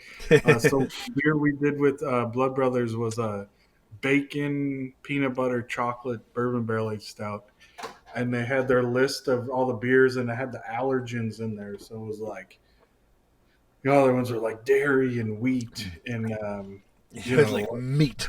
why is it wheat meat? If you're a vegan, probably Yeah, move away meat. from this one. Yeah, but there's no meat in this one. Are you sure? You guys can sip. I'm sorry, I'm a little slow. I promise. Oof. Oh, Oof. Oh my goodness. How crazy is Bone Tree gonna get? If this is quintuple, how far does this go, boys? Problem was, like, I remember the first time we put out Double Bone Tree. One of the first Instagram, I think I put a story up, and one of the first replies was, "When are you doing triple?" Oh, and you're like, okay. I can't wait to just enjoy this for this. And then when we put this out, quintuple, 13.5%, it's hopped at a rate that is like so financially unnecessary. Irresponsible. Yeah, Like not the really. dumbest idea for the dumbest beer just to have fun and be silly. And everyone is like, when you doing the six-tuple? And it's like, can't we just enjoy this for this? No, you can't, Steven. No, I you know. can't. I know. It's never good enough. Let me take the wildest guess ever. If we ever do six-tuple, what the first count? What they gonna say? They're gonna trash it and say Yeah. that's not possible. No, I want a septuple. Oh, that's what we need. I need 37%. 37%. I want to just pour like ethanol, Yeah, barrel proof, it's like dry hopped bourbon. dry hop gin. Knows you have to Yeah, pay just $100 to make that beer. Yeah, It's just not like possible. the shit that if you just like lit a cigarette in 50 feet, the whole building would be on fire. It's gonna basically have to be like that Bacardi 128 or whatever, where you have to have like the graded top on the on the top of it or something. What was that called again? 151. Yes, that's what it was. Yeah, it was Bacardi yeah. 151. Which was like, I remember my neighbor back home in Australia used to have it, and I was like, no, I'm an adult, and I wasn't. I'm not having that. But yo, this is okay. So quintuple. Do you want to just explain it? Just talk us through the quintuple. Like, what makes it 5x as opposed to a triple, which is typically around 10%. What's the difference? Is it the malt bill? I imagine. Yeah, so there's a lot more malt, a lot more everything. So we got Bone Tree. Well, first we got Bone Twig, Or which is the pale? 5.2. Then we got Bone Tree 6.5. Double Bone Tree is at 8. Triple Bone Tree is 10.5. And Quadruple Bone Tree is 11.9. So that's Quincy sitting at 13.5. Okay. So each one we just ramp up the amount of malt, the amount of sugar, the ABV, and then obviously the hopping just gets to the point where like. So Jim, our brewer who makes everything, I was like, okay, this is how much hops need to go in there, and he's like, no, that's way too much. Like we cannot do that. And I'm like, I don't disagree, but that's how much we got to put in there. So it's absurd. It's just ridiculous. How do you guys feel about these type of beers? Like, is it like it's just fun? Is it like out of control? You know, do you love them? Do you like drinking them? Or is it just more like, let's see how far we can push this shit? For me, it's like when you get this high in ABV, it usually, from experience in past years, it drinks harsh. It's like, to embellish it, it's like drinking diesel fuel. So the goal for us is to have it not drink like diesel fuel. It's a lofty goal, but really we want to bring the juice. Right. And that's it. But there's also a delicate balance, because if you bring too much juice and there's so much malt, it can end up being too sweet. Now, it is fact that people like things sweeter than they will admit to. So there's a bit of leeway there. But it's really important that it's juicy, it's not harsh, and like I said at the beginning of this call, it's got to be approachable and drinkable. Right. And so this is where we walk the line of ridiculousness, where you say, like, how crazy of a beer can we brew but still have it be drinkable? And unfortunately, there are thousands of dollars at stake. And when you're making a beer like this and you put this much hops into it, those hops act like a sponge. And they They, soak it all up. they steal your beer. Mm. So when you crash the Thieves. particulate out, you're losing all your beer as well. And so a beer like this is stupid to do. We do not advise it. But we like to not take ourselves too seriously. We like to do some things that remind us we're human, and although we try as hard as we can to not fuck up anything we do, it's just natural that things don't always go according to plan. So we try to keep some fun in it and like not have it be life or death with everything we do. It's why we do silly things like this. We even in our artwork, we'll try to put Easter eggs and have like we did a cinnamon latte stout, and we had the the beast that's on every each beast of God had a scarf and a latte from Starbucks. That's sick. And it's just like, okay, like you said earlier, it's just beer. Yeah. Like, what are we doing here? You Gotta have this fun. is stuff that allows us to enjoy life. Well, that's really what it is. Yeah, man. This is like so. Like Nate and I always. What do we always talk about? Good innovation. Exactly. I like all innovation, and like I just feel like swinging and hitting, swinging and missing. I think it's great. I think sometimes people take beer too seriously, even though I personally prefer a spectacularly well-made Pilsner. But like if you can put, 13.5% quintuple IPA, that's obscene. But I'm fucking here for it, and I just feel we're here for the sheer stupidity of it. Yeah, and like you said, it makes no business sense. It makes but it's like if anyone's gonna pull it off, it's you guys, because you have a reputation for doing so at these higher octane. You've made spectacular beers around this ABV. I've had many of them. Most of them are stouts, but it's if anyone's going to be able to do this, it's you guys, and it's cool because you've kept this brand with Bone Tree going with Citra, and yeah, man, it just works, and it shouldn't, but it works.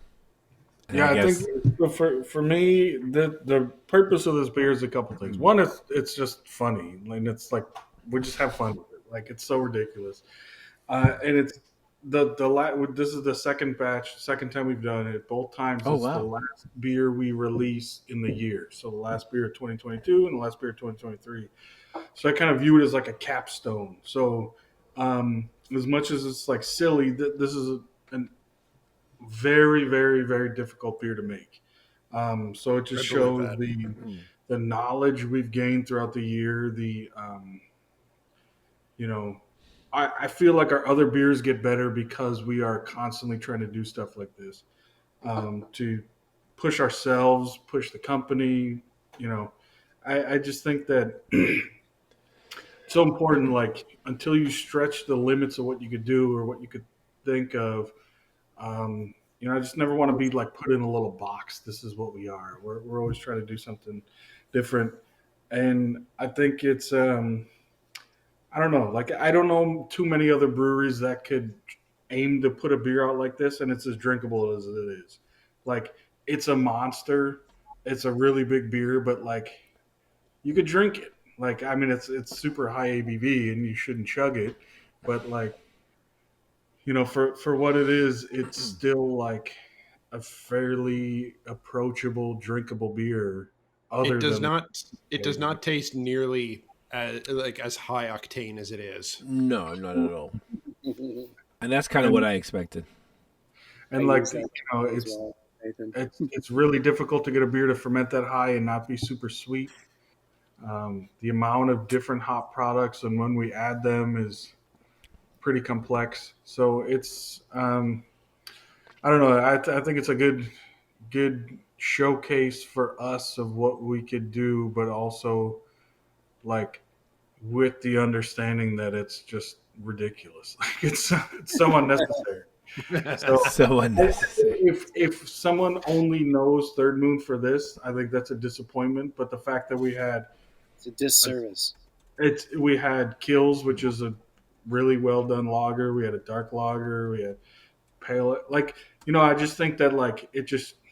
I hope the beers that we've had tonight show the range and the focus on quality and innovation that we like to put into everything we put out. I couldn't agree more, man. Yeah, 100%. I don't think anyone thinks you're a one-trick pony at all. Nah. I feel like you guys have just like at this, like, it's interesting because we're talking to you coming up. I mean, it's 4 years in May, and it's sick.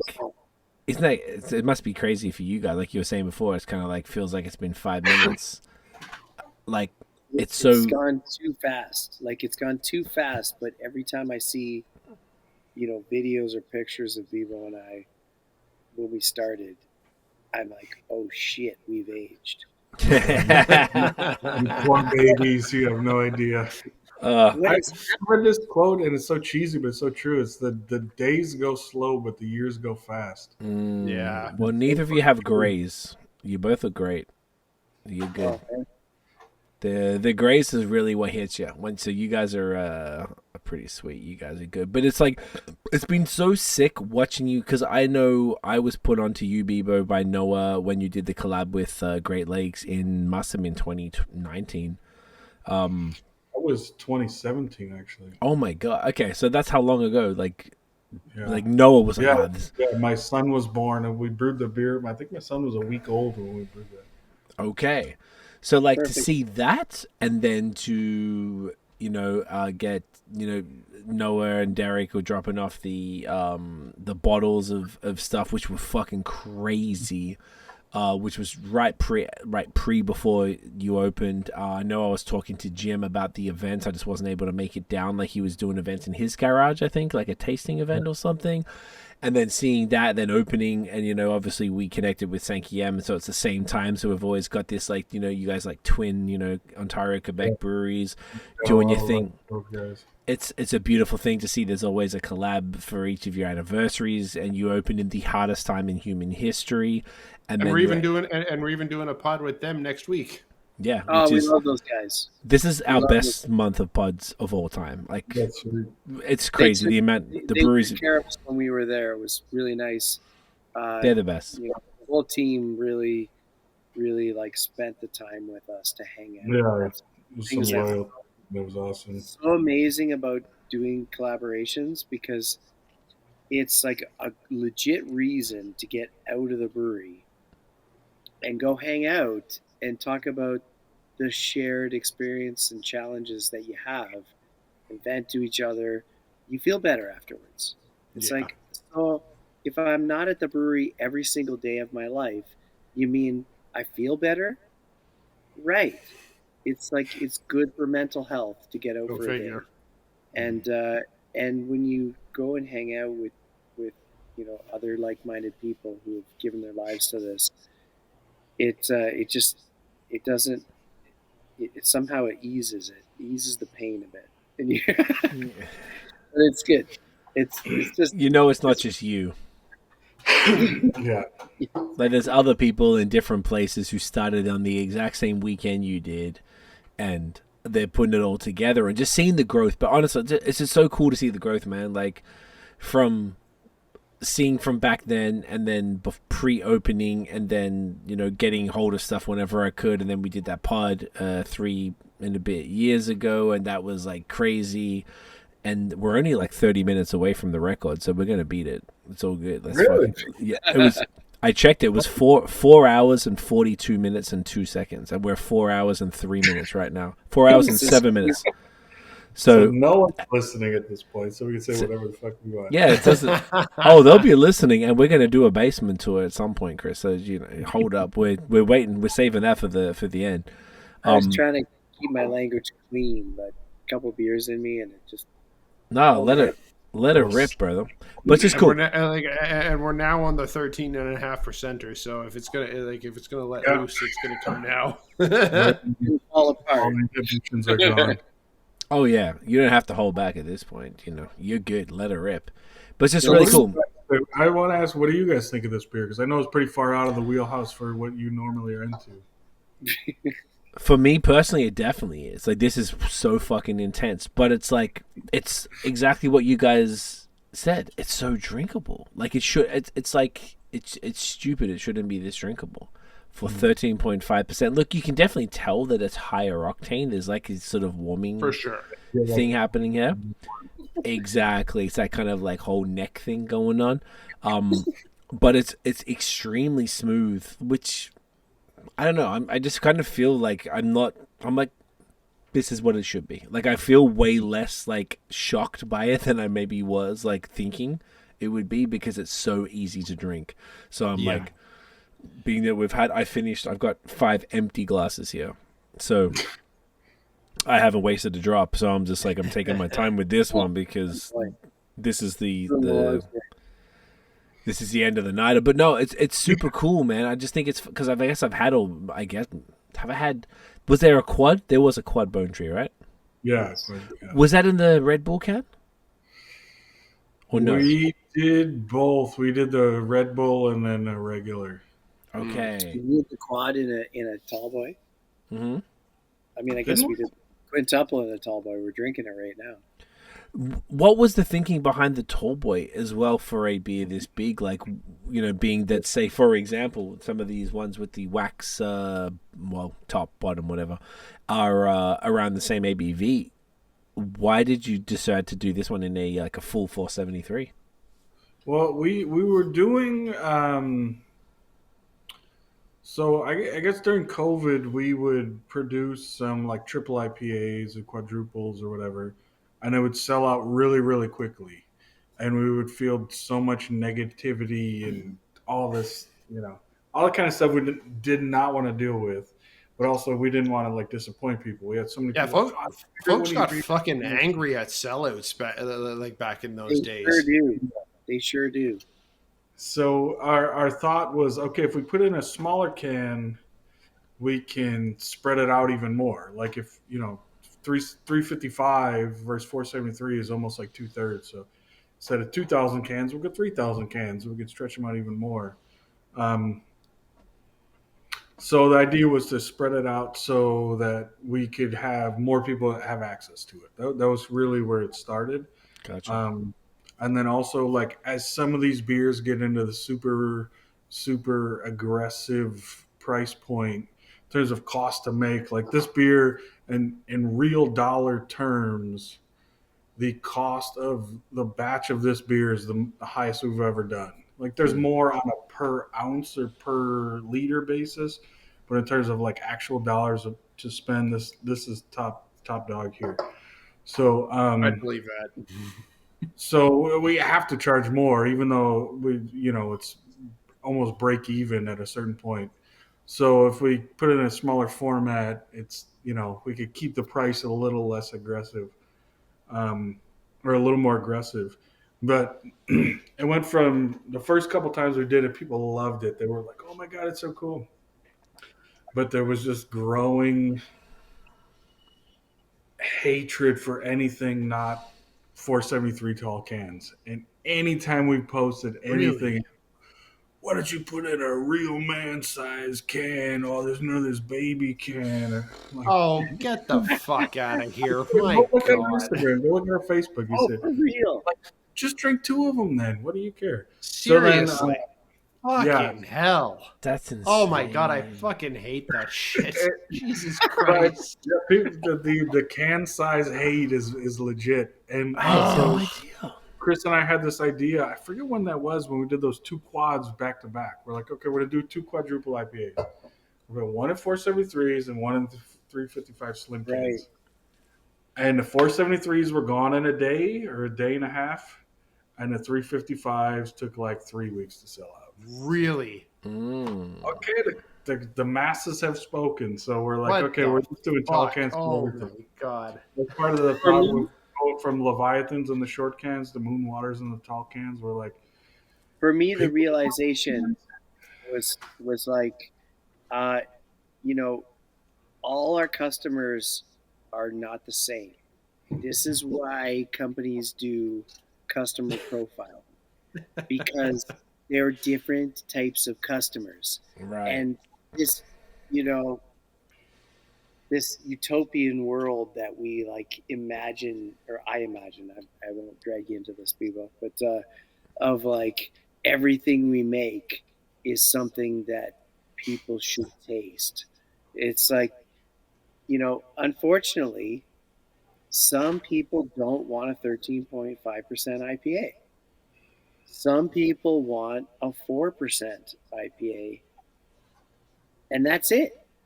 And so realizing that we're not making beers for everyone, and we really were lucky from the beginning because we have so many customers that have been with us since the beginning. I mentioned it before; they buy everything we do, and that's such a wonderful thing. So from talking to those customers every day, you kind of get sucked into that world where you're like, okay, let's continue to, water the garden here, and like, let's stretch everyone, and let's do a doppelblock, and let's do this, and they're gonna taste it and say, "I love doppelblock," and we'll say, "Yes, that's amazing. That's a win for beer. It's so good." The reality is, there are customers that come in and they're looking for what packs the punch. And that's the lifestyle that they're leading. They're like, you know, for some people, I can I'm going to start to get looks if I have more than 3 beers. So I need 3 massive beers because I'm going to be happy with that experience. And then there are people that are intimidated that say, "Whoa, whoa, whoa, that's too much. Do you have anything lighter?" And so for me personally, knowing that where I am now with understanding that we have different customer segments, I think I was too romantic about it at the start, and I thought, let's just do what we want to do, and then people will taste it, and then they'll know it's good, and everything will be well in the world. So it's yeah, it's kind of crazy, but we definitely there are certain customers that come in when we do these power packed bombs. It's That's what they're here for. I love that. I think talking to other breweries that are in the LCBO, they find the same thing. LCBO wants 473 Yep. single. They want tall cans and nothing else. Yeah. So like they'll take whatever you want, but if you put a 355 in there, just nobody buys it. Everybody wants. Yeah. In Europe, they call them Red Bull cans, Yeah. Yeah, like Craig's you called did it earlier, Craig. much. And it was like, okay, like the mob has spoken, Yeah. and Clearly. Yeah. Yeah. So we try to have fun with like not just, the beers, the labels, the packaging. We've tried short cans, slim cans, tall cans, different bottle sizes. We were doing clear bottles for a while. It's like we try to have fun, but okay, you want 473s? Here you go. Yep. Okay. Interesting. I never would have thought that, like, I mean, maybe there's a level of consumer that personally I'm not like familiar with, like that would want a 473 of a 13.5% IPA. Like, are they? What's their deal? Like maybe I'm just soft and I'm not realizing. But like I said, I have my nights of the week where I go hard, but I typically would only drink dark beers in that way. What's these people's deal? Like, are they fucking like? Are they crushing 2 of these on a Tuesday? Like, are you familiar with like the way people are consuming? Excuse me, these type of things. Like, everyone's in a different situation. Like some people work shift work, and they have days where they're fully on and they don't drink at all, and then they have days where they're fully off, and they some of just them are crush. changing from like night to day and day to night. And so, some people have a lifestyle. It's not just that, but it supports uh, a compartmentalization of different days and different approaches to the day. Hmm. And so it's kind of cool for me whenever I'm working the bottle shop, because these customers come in and you really realize that, wow, everybody is truly unique. And when we started, we were only open to the public officially Thursday through Sunday, but people would still show up on Monday, Tuesday, Wednesday. We're closed, but they walk in and they have no clue of our hours. They walked right past the close sign. We left the door open, so on us. But we they just like they all want to buy beer. And for me, I came to the realization that the LCBO is so deeply ingrained in Ontario culture. It, their hours are such that you don't need to think about it. Right. You just go. And as long as it's during a reasonable hour, It's you not just a go. holiday. You just go. You just go. So I'm like, what are we doing here? We need to work towards that goal of expanding our hours so that our customers don't need to think about it. Because you know what? Some of them don't. They just roll up. And in the first year of business for us, actually up until this past year, they'd roll up nice and slow, read the close sign, and then they would drive off. And I would chase them and be like, "Hey, we're open."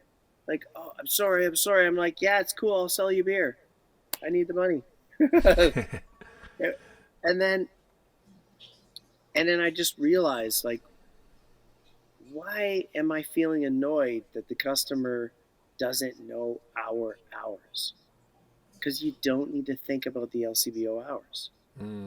So why don't we, instead of complaining about our customer, think about what is our customer telling us? And they're telling us, I don't want to think about hours. I need beer now.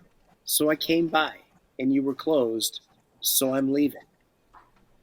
So that's a goal for us, something we opened up this past year, because we're doing production stuff. We can't have the tap room open. It's basically an office for us during the days we're closed in the tap room, because there's so much movement in the back with production and packaging and kegging and just moving beer around and emptying mash tuns, moving massive containers of spent grains and hop slop out to the loading dock so a farmer can come by and put to use this waste that we have, so we don't put it down the drain. And it's really a volatile environment, so we can't have the tap room open all the days, but we're there. Right. So we just decided a few months ago, in the summer actually, why don't we just be open every day? Not the tap room, but you can get beer. And Smart. it works. Lo and behold, it works. People are going to the cottage and they're like, "Oh, you're not open." But we're here. So just come by. So, and And, all it means is stop what you're doing. You run up front. Yeah, what do you need? yeah, exactly. It's Chris it's would literally pretty chase people like, no, no, no, no, no, come back. Funnily, he just said that. No, I'm saying, he's not exaggerating when he says that. He would literally do it. I try not to do that. Hang on, he just goes sprinting that through. I like that though. As a customer, that's hey, we're here, man. Let me help you out. I like that. Yeah. I think that's a really dope thing to have, and I never thought of it in the sense of the LCBO has trained people to act a certain way, so like give them what they are expecting, you know. I mean, the LCBO is very successful at what they do. So, Better OS. as a small brewery, you initially feel like that's the enemy, but then you got to stop and think, well, why are they successful? Like, we can do that too. Yeah, it's natural to think of them as the enemy, but of course, there's always lessons that you can take from the from the model. Yeah, I hadn't actually heard anyone approach it like that, as in like just the opening hours side of things. Like as opposed, like lately we've been talking a lot about price on with regard to the LCBO, but I think that's actually cooler. Whereas like there's an expectation and then sort of this ingrained behavioral thing that like, hey, it's open till at the very least 6 p.m. Well, Sundays is like 6 p.m. Most days is maybe like 9 or something. And if you're there, I wish it's hard to get anyone to agree to stay beyond 5 on Monday, Tuesday, Wednesday. right? But Yeah. when we do, people roll in. We're not even open anymore. People roll in, Right. and then it just like plagues me when I think like, how many people are rolling in and we're closed and no one's home? Right. It's so tough. It's like, we just sent the wrong message to that customer. Well, I don't know. I would say to be fair to you guys, there is an onus on the customer to go to google.com and look at Third Moon and then be like, oh, on the Google panel on the right-hand side, it says they're not open right now. They open again at X tomorrow. So I'm going to go there. You know what I'm saying? Like, we've all fucked up. I've gone to many cafes or breweries or whatever, and shit isn't open because I didn't look. And I'm like, God damn it, Craig, why didn't you fucking look? But that's the proper response is to say I'm my the fucking fault. idiot. I didn't look. It's not this business's fault for not being open. Never once have I been mad at the business. When you do the GPS, it's like, oh, I'm going to whatever This might place. be closed. When you get there, it's closed. Are you sure you want to go there? Yeah, like That's a Google good Maps point. is pretty. Like Google Maps is pretty fucking smart right now. It stays on top of it. So it's like, Yeah. whilst I understand what you're saying, it's not really you guys' fault. Yeah, I 1,000% agree with that, and like I've had anyone who's worked in customer service, which I have, which all four of us obviously have. Yeah. And particularly if you're raised by boomer parents, you kind of grow up with with this notion that the customer is always right and all this blah blah blah. But once you've worked in customer service, it's this kind of thing where you realize very quickly that there are a lot more asshole customers than there are bad customer service people. Is a belief that that I've long come to, and the expectation that you can have from this belief that the customer is always right makes you a fucking asshole a lot of the time. I think you're not wrong, but I think that because it's craft beer and because the whatever mix of factors, we're really lucky. We have the people that come to the brewery regularly. We just have a great group of people that it's always this nice fun. On a Thursday the tap room's full and it's I know everyone here and I'm friends with them. I would consider them a friend and walk around. No, it's true. It's true. That's a much better, more nuanced point than I was making. I was making a much more broader customer service point. But you're right. Generally speaking, craft beer consumers are probably among the best and most understanding consumers around. They know it's a small business and they know it's really ran by not many people, and if they make a mistake and rock up, they're probably not blaming you guys. I should have checked. Just like I do. I've been to so many cafes. It happens so much. Particularly when over the holidays when things are closed. Even Nate and I, we went to Durand on the 28th of December.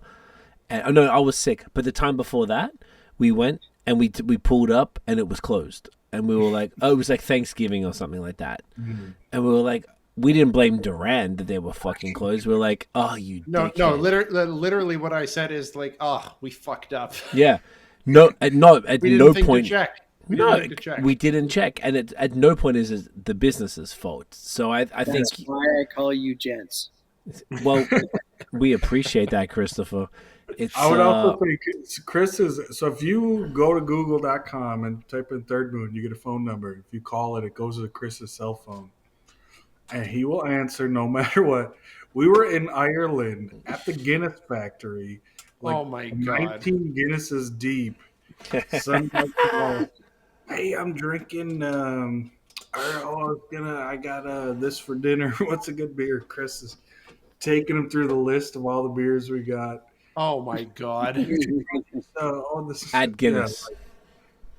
But that's and you're also what, like 5 hours ahead at that point, and totally. It's like the middle of the night or the middle of the. oh Jesus Christ. Yeah, so I think the customer service is a big part of why people are why we've had the success we've had. I made my weekly calls to the Beertown locations that only get one delivery from the courier we use that delivers kegs, and it's like, oh, how you doing? Oh, it's Monday morning, whatever. How you doing? Oh, good. I'm at Guinness. They're like, she's like, what?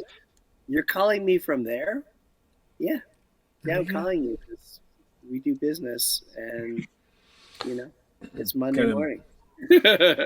Gotta make sure you're all set. Oh my God. See, like, that's the difference, and What I feel a like fucking champion, Jesus Christ. yeah, like that's the dedication to that people maybe don't see behind the curtain. You know what I mean? That you guys are really putting into all of this. So I feel like from what you guys are saying, that there's probably a significant portion of consumers that do understand what you're doing, and that's why they continue to support that.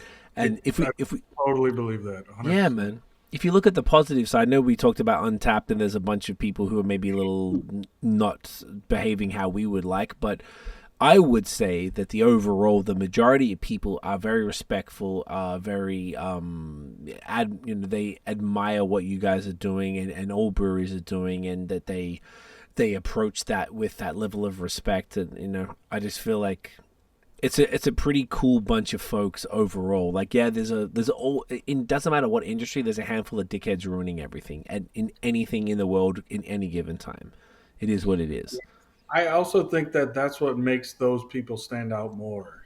Because there's so much. The vast majority of awesome. people are respectful, and they get what it's like to, they see the passion that Chris and I and all of our staff put into customer service and taking care of people and doing right by them. So that makes the assholes stand out even more. But thankfully, it is rare.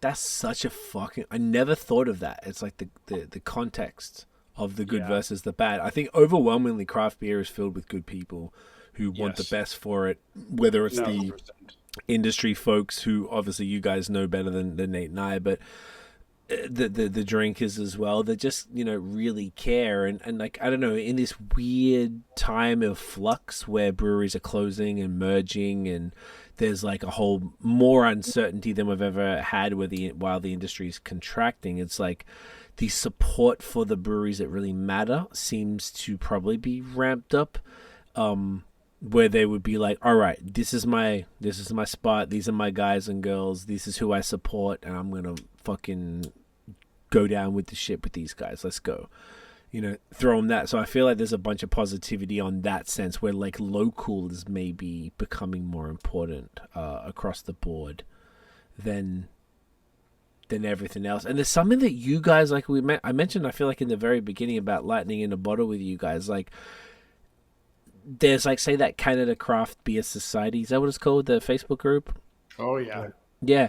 And I feel like you guys were named like, as far as like the mathematics of that, you guys were definitely named more, and it's almost like you guys were sort of like have become the poster people of the hype craft beer world for these maybe newer breweries and stuff, which is very interesting how you sort of But do you know what I'm talking about? Maybe you can express it different. Obviously, we're on a 13.5% IPA, so I'm not expressing myself as well as I thought. But you know what I'm saying? Like, people are always like talking about Third Moon there, and that you guys were like the first hype brewery for people who hadn't experienced hype breweries. Maybe that's what I'm trying to say. Is that a fair thing to say? That's a fair point. I don't know. Yeah, we've always done well in that group, and I think it's like so many people are like, "Oh, I heard about you. I don't know if you know this Facebook group." Like, Yeah. well, also like Chris said, we have 15 employees. I'm pretty sure all of them are active members of that group. Right. We're familiar. Yeah, we're not like industry plants or anything, but it's like we're all beer nerds. Like we are. This is like our thing. Like this is what we're into. So I think that's always resonated with people, that we're not trying to be something we're not. This is like what we are into. So I don't know. I don't know how to. I don't know where that came from. It was definitely like an organic thing, but it's wild that now almost 4 years in, it's still like that I don't Happening know. now. Yeah, it's wild. It feels like, with anything in life, it's got to be a little bit hard to get. Yeah. Like if it's too easy to get, I don't want it anymore. Because like, if I'm gonna give a gift to my partner, it needs to send the message that I worked hard to get it. And it's like anyone you care about in your life, the things that you have to work a little harder to get they matter more. So there's like this weird, situation where the size we're at right now is such that we can't be everywhere, and the beers we're making are such that it's a financial loss for us to get them into most bars. There just isn't the appetite for a bar to pay $50 more for a keg for 30 liters of beer. Just can't, like, they don't want to put an extra 50 cents on a pint of beer to cover that cost. It's like everyone's racing for rock bottom, and they think like the cents matter. They don't matter in craft beer, because we don't, like, nobody goes out like we used to. So you know what? Who cares? Like, if you've got to charge an extra 50 cents or 75 cents for a pint, just stack your list with good beer, because people don't go out much anymore. When they're out, they look at the list and say, I want to drink that. I don't care what the price is, because I'm going to have 2 drinks tonight, and I haven't been out since 2019. So it's like, bro, it's just like, what are we talking about? Yeah. Why are we like negotiating with a bar about $50 on a 30-liter tank of beer that they're going to make 8 to 10 times the profit that we can make? It's almost break even. It's not awesome to sell beer to bars. Yeah. But industry standard was to lean on the cost model of the beer to get the margin you can't get on the food. So the artist gets swept in once again to this whole model of like, last to get paid the least. And everyone else in the chain gets like more of the money. And it sucks, because it's like, we want to put our beer everywhere.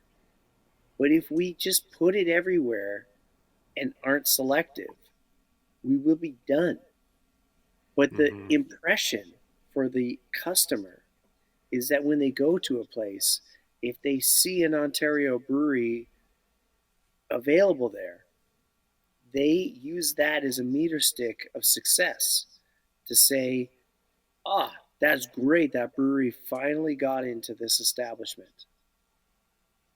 People don't think about it the other way, of like, that brewery can't afford to have their beer in here because they just started this business. And the factors of what's happened in bars for multiple decades now of a market price for draft beer has created the situation where we don't have a marketing budget. We're not like it takes a long time to get to that point where you could say, I will spend $1 without receiving $1. And starting in the pandemic as we did and surviving to this point and going forward, everything's got to check out. Every opportunity's got to pay for itself. So it's really, we want to have our beer in so many more places than we can have it, because we've got to be so careful and so responsible not to sink the whole ship, that we really have to say, okay, this town, there's a lot of fans. There's one bar that really lives it with their brand and puts quality beer in there. The Brain, Hamilton, you know it. Ken, Lupulus in Ontario. Ken, my man, stacks that list, comes to our brewery to pick up the beer. There's no courier delivery fee because he's driving his personal vehicle to come pick up the beer from us to put in his bar in Hamilton, where people are going to go and love it. It's like every time the Brain posts their beer list, I'm like, every beer on that list I would be stoked to drink, because they put an emphasis on good beer instead of just like, oh, we're getting a kickback from these guys, or they're selling their beer for, if we buy 2 kegs, they'll give us 3. Like, Superstar. Living it, breathing it, creating a list that is compelling, that is exciting, that is art. He's doing it, they're doing it, we're doing it. It's a shared vision. Hamilton is such a cool spot too. I love that, Craig, that you and Tiff are there, because it's the best. It's the art is so rich with contribution of art. And they seem to really care here about a lot of things. They seem to really care here about a lot of things. Food is great, beer, coffee, wine, public transit. So you can just go enjoy, get fucked up, and get home safe. Yeah, it seems pretty cool. I have a car or Uber, but yeah, I feel what you're saying. Like, it seems like people seem pretty. It seems like a good place. Like, it's a great place to live. Like, as far as like if you want to do those things, absolutely everything we need. When we moved here, we thought we would be in Toronto all the time, and we never. I hate it. Like, I love you, Toronto, but I fucking avoid it with like the plague. If I can avoid going to Toronto, it's the best.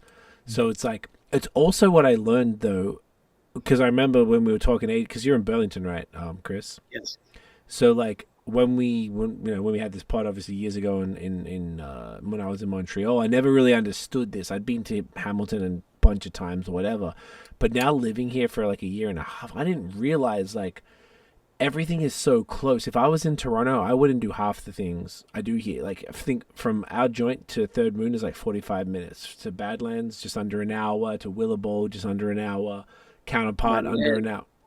Like, you drive efficiently like I do, it sounds like. Very efficient. I don't fuck around. I obey the law, but I don't fuck around. If anyone's asking. Sonnet Hill. Like, all of this stuff, if I was in Toronto, I'm not going there, bro. Like, it's annoying. Me and Nate even did a day trip up to, like, Kitchener and stuff. It was easy. Like, it's like, it's like a really cool place in the world to be based. And then on top of that, to have, funnily enough, I haven't been to the Brain, but, you know, Durand is my favorite place. They have the bar there, too. I don't know if they've had your kegs, but they get, you know, Chris goes to Third Moon and Badlands every single week personally, which must be 3, 4, 5 hours round trip on a Thursday to get the beer. So I know if I go there by like 2 p.m. Thursday, everything's in the fridge, cold, fresh, off the presses. So I'm going to go tomorrow because I haven't had time this week. I'm going to go tomorrow, and get all the new Third Moon, the new Badlands. Hopefully, he has the over the tap stuff from Brothers. Like, and to me, to pay the bit of a premium to get it for a couple bucks less than for the most part, like, bro, because he's doing the cruising. So if you add up the shipping or gas that I would have to do go around to all the places, it's the very least. Yeah. Thank you for saying that. And he supports you, so I need to support him because it's this wonderful ecosystem that's happening. Yes. And then I can get a fucking great coffee, and I know all the fucking baristas there. True. You know what I'm saying? This is like a very important thing that we talk about with our customers. I just want to say we broke the record. It's 4:43. We broke the official longest podcast of all time. Continue. Wait. Noah can eat. Sorry, Chris, I cut you off. I just noticed the time right now. I just want to mention it. Continue. I love it. We haven't done a basement tour yet. Oh, that quintuple's hitting. I'm gonna die. Yep. Yeah. It's hitting me too. I'm feeling woozy. But also, what's the next beer? Let's start it over. Let's start from the top again. We'll see. I got a whole line in my cellar of this old Third Moon cellared beer. So I've got everything from the second anniversary. I think I got double barrel finish. I think I got that batch. Open that now, you will regret it. Oh, I'm not going to do that. But maybe we could open all of them. Sorry, Chris, continue. You'll die. I'm not. But keep stewing on that because I would like to open another beer, and I'm sorry. No, please continue. Keep chatting. But it's so important to us, the whole ecosystem of like the bottle shops that do the Lord's work and drive around Hell's Half Acre to create and curate a list that their customers trust is solid gold, which it is. And so these people are the ones that are adding the magic element to the bottle shop model. They support us every week and buy our beers every week. So when we do our special releases, yes, we sell some of these beers to them to put in their bottle shop. Because you know what? Some of these towns, people live in without a car. Mm-hmm. They cannot come to our brewery. And they might not want to pay shipping. But they're loyal fans. Mm-hmm. And our whole thing is try to get it out there into as many mouths that want to enjoy it. Like, we don't want to hold back this beer. We want to share it with everyone that we can. And so these angels who are running bottle shops and doing the hard work of coming to get the beer themselves is crucial to our success. And that means they're getting the beer from our fridge, putting it in their fridge as soon as they get back to their shop, and taking care of it. And that's all we want. It's so amazing that these small businesses exist, and it's the power of small business is that you can provide something so custom and so unique and so special, and you can't do it without the blood, sweat, and tears of the owners of small business. I really, from doing this, the hardest thing I've ever done in my life, I have more respect than ever for small business owners. And we have people all the time that walk in and want to talk to us and tell us about, you know, how they have a bunch of money and they want to start this business because they think it would be fun. And that doesn't hit the mark. Yeah. It's like, no, like, this isn't an industry that you enter because you think it'll be a fun passion project. It's like, it's hard work, and it's art. You need to treat it as such and take care of the product. And if you do that, you will be a shining star in this industry. That's what it takes to make this work. And so retail customers and wholesale customers for us are important in different ways. But when people get mad at us and say, this beer sold out too quick, and now I have to see it on the shelf of like this bottle shop over here, it's like, okay, we don't want you to miss out on a beer. That's on us. We're not making any less than we can make. But sometimes we have to pay for barrels and do stuff that we just don't have the money to do. So like we're not trying to, create a captive audience and like hype the demand. We're making literally as much beer as we can make and afford to make in the time. And sometimes we're making more than we can afford to make. But we'll borrow the money to do it because I want to have a rum barrel-aged pumpkin ale for Halloween. You're goddamn right we sorry, do. Right? I'm sorry. So we sometimes do things that don't make financial sense, but like it's live or die in small business. And these past 4 years, almost 4 have taught us that that's not something to be ignored. Yeah, like holy shit, like nothing that you do is ever done to like get $1 up on one individual customer. Like holy shit. I don't think anybody thinks that at all. It's so ridiculous. People complain about price.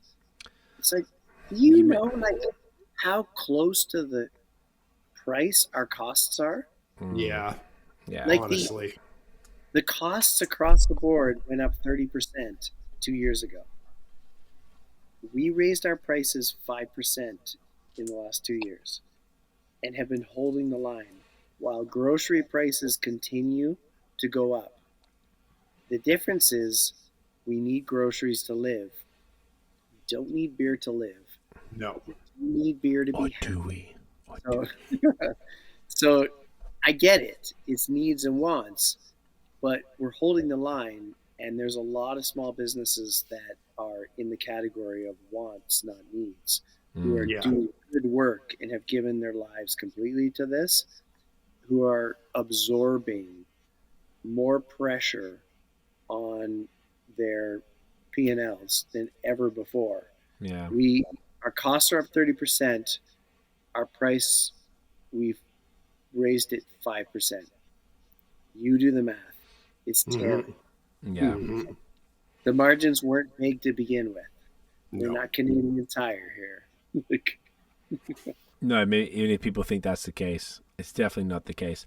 I just want to say I need to piss so fucking bad. Can we piss? And then I want to we're at 4 hours and 50. I want to make sure this goes over 5 hours to really like bring it home. And then we can, because I guess we're at 1:30 and before we break here, I need to tell you that a session isn't complete until we've had stout. So, oh my god, think about it.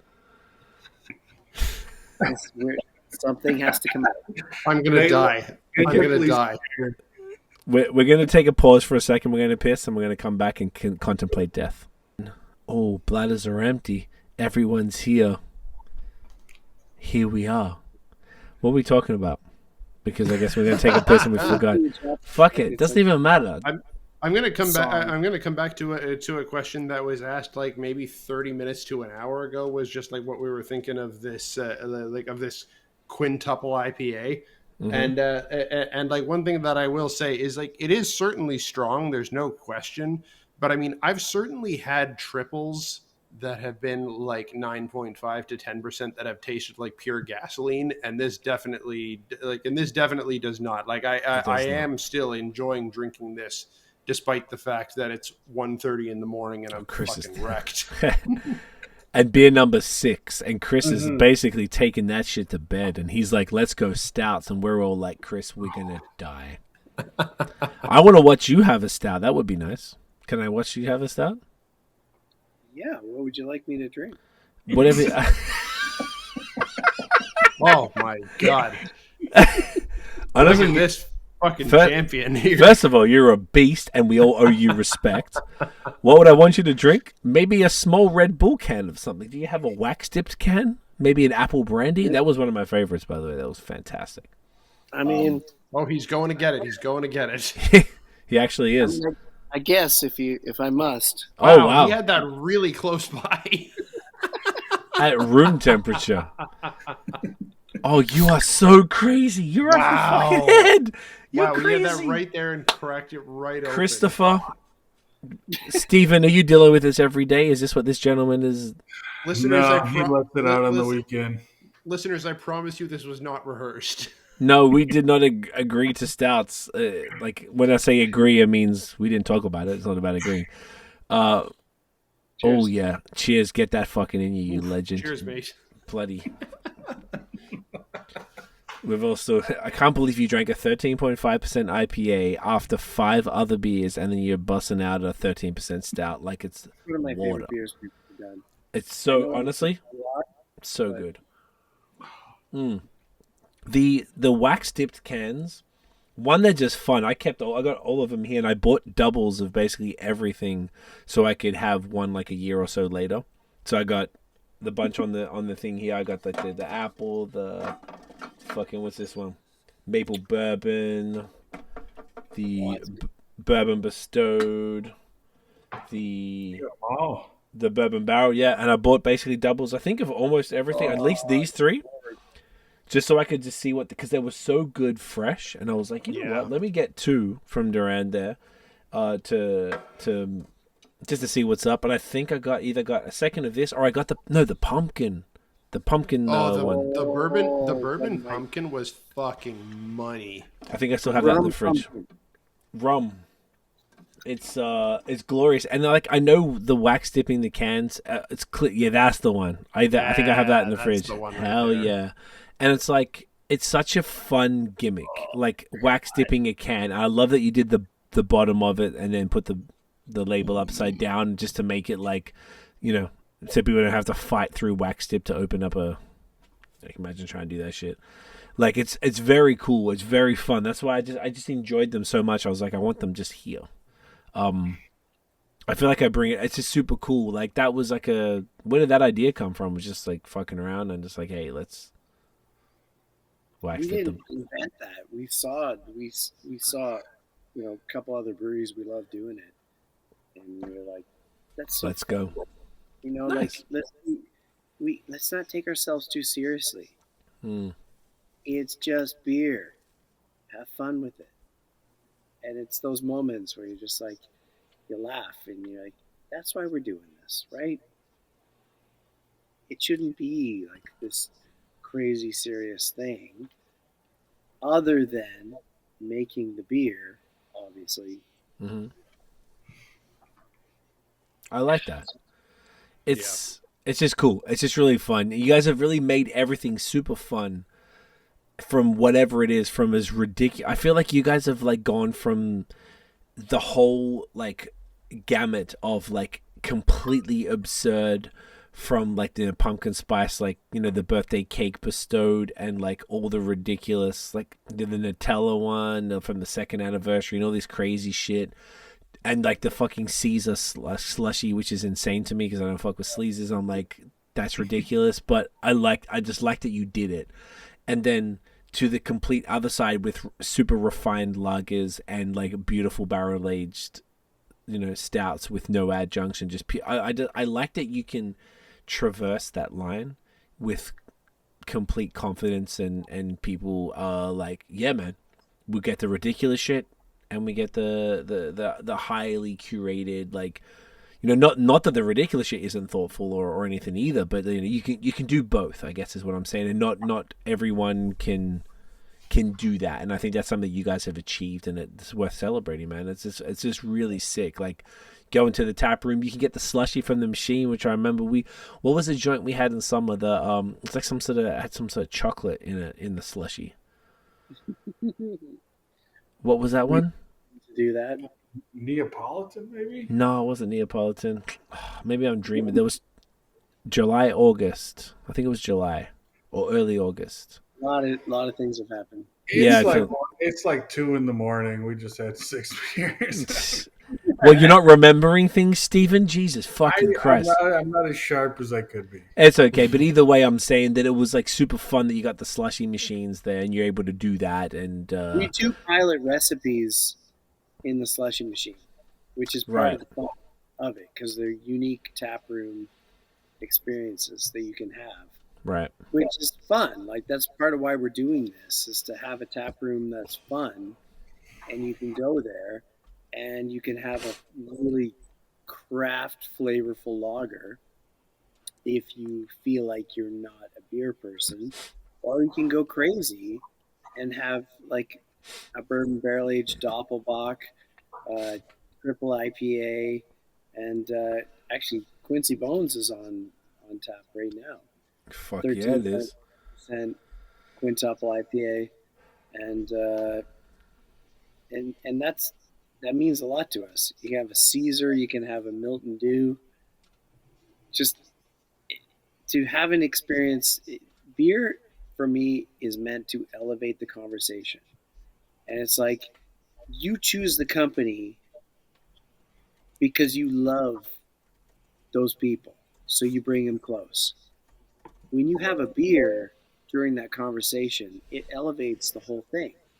What? It also allows people to just relax a bit and be more open and share things that they maybe would be a little nervous to share before you have a couple beers. And that's kind of the magic of it is that you can get a little silly together and have a unique experience that is memorable and special and one of those things that you'll remember down the road and say, this is when I actually had my values aligned, where I was, enjoying life.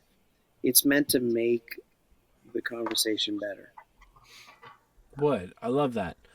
So then, as I couldn't agree more, by the way, and as we sort of bring it on home, uh, your fourth anniversary is coming up in May.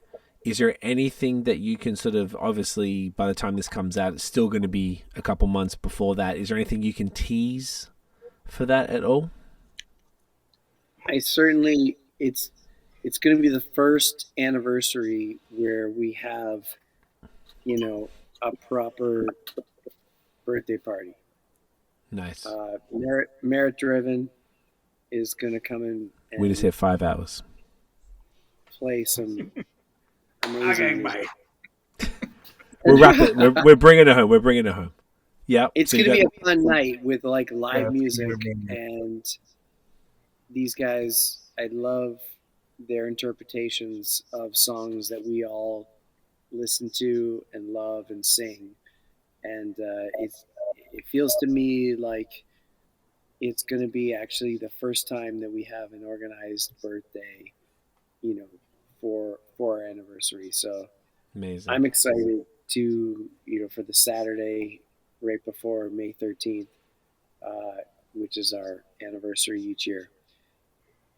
I'm excited to just enjoy a day. We are we're at a point in the business where we have more people helping than ever before. And it's still not as many people as we need, but it's more than we've ever had. And so I want to celebrate that. And on that day, it will have been an insane week up to that point, but I want to see everybody out that day on Saturday and enjoy a nice day because that's when Bebo and I stop and actually Get lit. just like come on, hang out with our customers because these are good people that we've come to know along the way. And we used to be on the front lines, running the bottle shop. Every experience a customer had, we were the ones taking it. And now we're at a point where the growth of the business is such that there's so many tasks that we can't be everywhere. So we're building this team, and there's certain things that only Bebo and I can do, and so we do those things. But there's a lot of stuff that needs to be done, and so we often get bogged down with like stuff that's not the reason why we started this business. So our anniversary is a time where we say enough for the craziness, stop, hang out, and enjoy, and it's gonna be a really nice vibe in the tap room for our anniversary that weekend. I love it, Christopher. That sounds amazing. I'm excited for that shit, boys. This is obviously this is a record. It had to be happening with you guys. I know we all came into this with a 5-hour thing in our head. I'm impressed with all of us that we made it through. I'm extra impressed at Chris. Is not only just like he's completely. You look like you could fucking drive to Saskatchewan right now. It was effortless for Chris. It's incredible. Jesus Christ! You're just not even like slurry. You're like, Christopher, honestly, I'm fine. You're and you look fine. Like I'm dying right now. Yeah, I feel like Bebo and Nate are like at the edge. At the precipice. Chris looks like he could go for another 2 hours. I'm gonna fall asleep. Yes, so I want to wrap it up before everybody disappears. So first thing, can we just take a quick screenshot more for the blog post for that? Just hold up a can or some bullshit, or a few cans, or 13 cans, whatever you want. Hold up some bullshit. Well, did I say some bullshit? It's absolutely not some bullshit at all. It's actually spectacular craft beer from our wonderful province of Ontario. Okay, so let's not disrespect that. All right, here we go. There we go. Bebo, hold it up a bit more there, mate. There we go. No, to the other side, to your right, Don't to your cover right. Your face, mate. Like you move right and it goes left. I know, it's ridiculous. There you go. Beautiful. Ready? Look at the camera. Champions. Gentlemen, we'll wrap up quickly afterwards, but boys, thank you so fucking much for your time. Oh my God. Yes. This is honestly legendary. Again, spectacular. We didn't even do a basement tour. We're gonna have to do this again. Let's do it again every year. I don't know why we waited so long. It's stupid. Let's do it in person. Yeah, we can do it in person one. That would be fun. I would love to do that. Just look, congrats on everything. You guys have truly changed the face of the craft beer scene in Ontario. I really believe you really have. Truly. And you're just the salt of the earth, both of you guys. You're the fucking best. And I appreciate you both very, very much. I think you're just wonderful humans. You deserve all the success in the world. And fuck yeah, you're champions. Where can everyone find you online and in real life? thirdmoonbrewing.com, at Third Moon Beer on all the socials. We're in Milton. Our bottle shop's open 7 days a week. Tap room's open Thursday to Sunday. Gang. Any beer bar or beer establishment in Ontario we're looking at is probably beer. And we're exporting to Europe, and we're trying to get as many places as we can. I love it. And people can come find you. They can come there to get the beer. Hopefully, if they're international, like I saw it in Australia. I think we talked about that back in the day. It's in Europe and stuff. It's everywhere. It's beautiful. May, big things coming. Releases every week.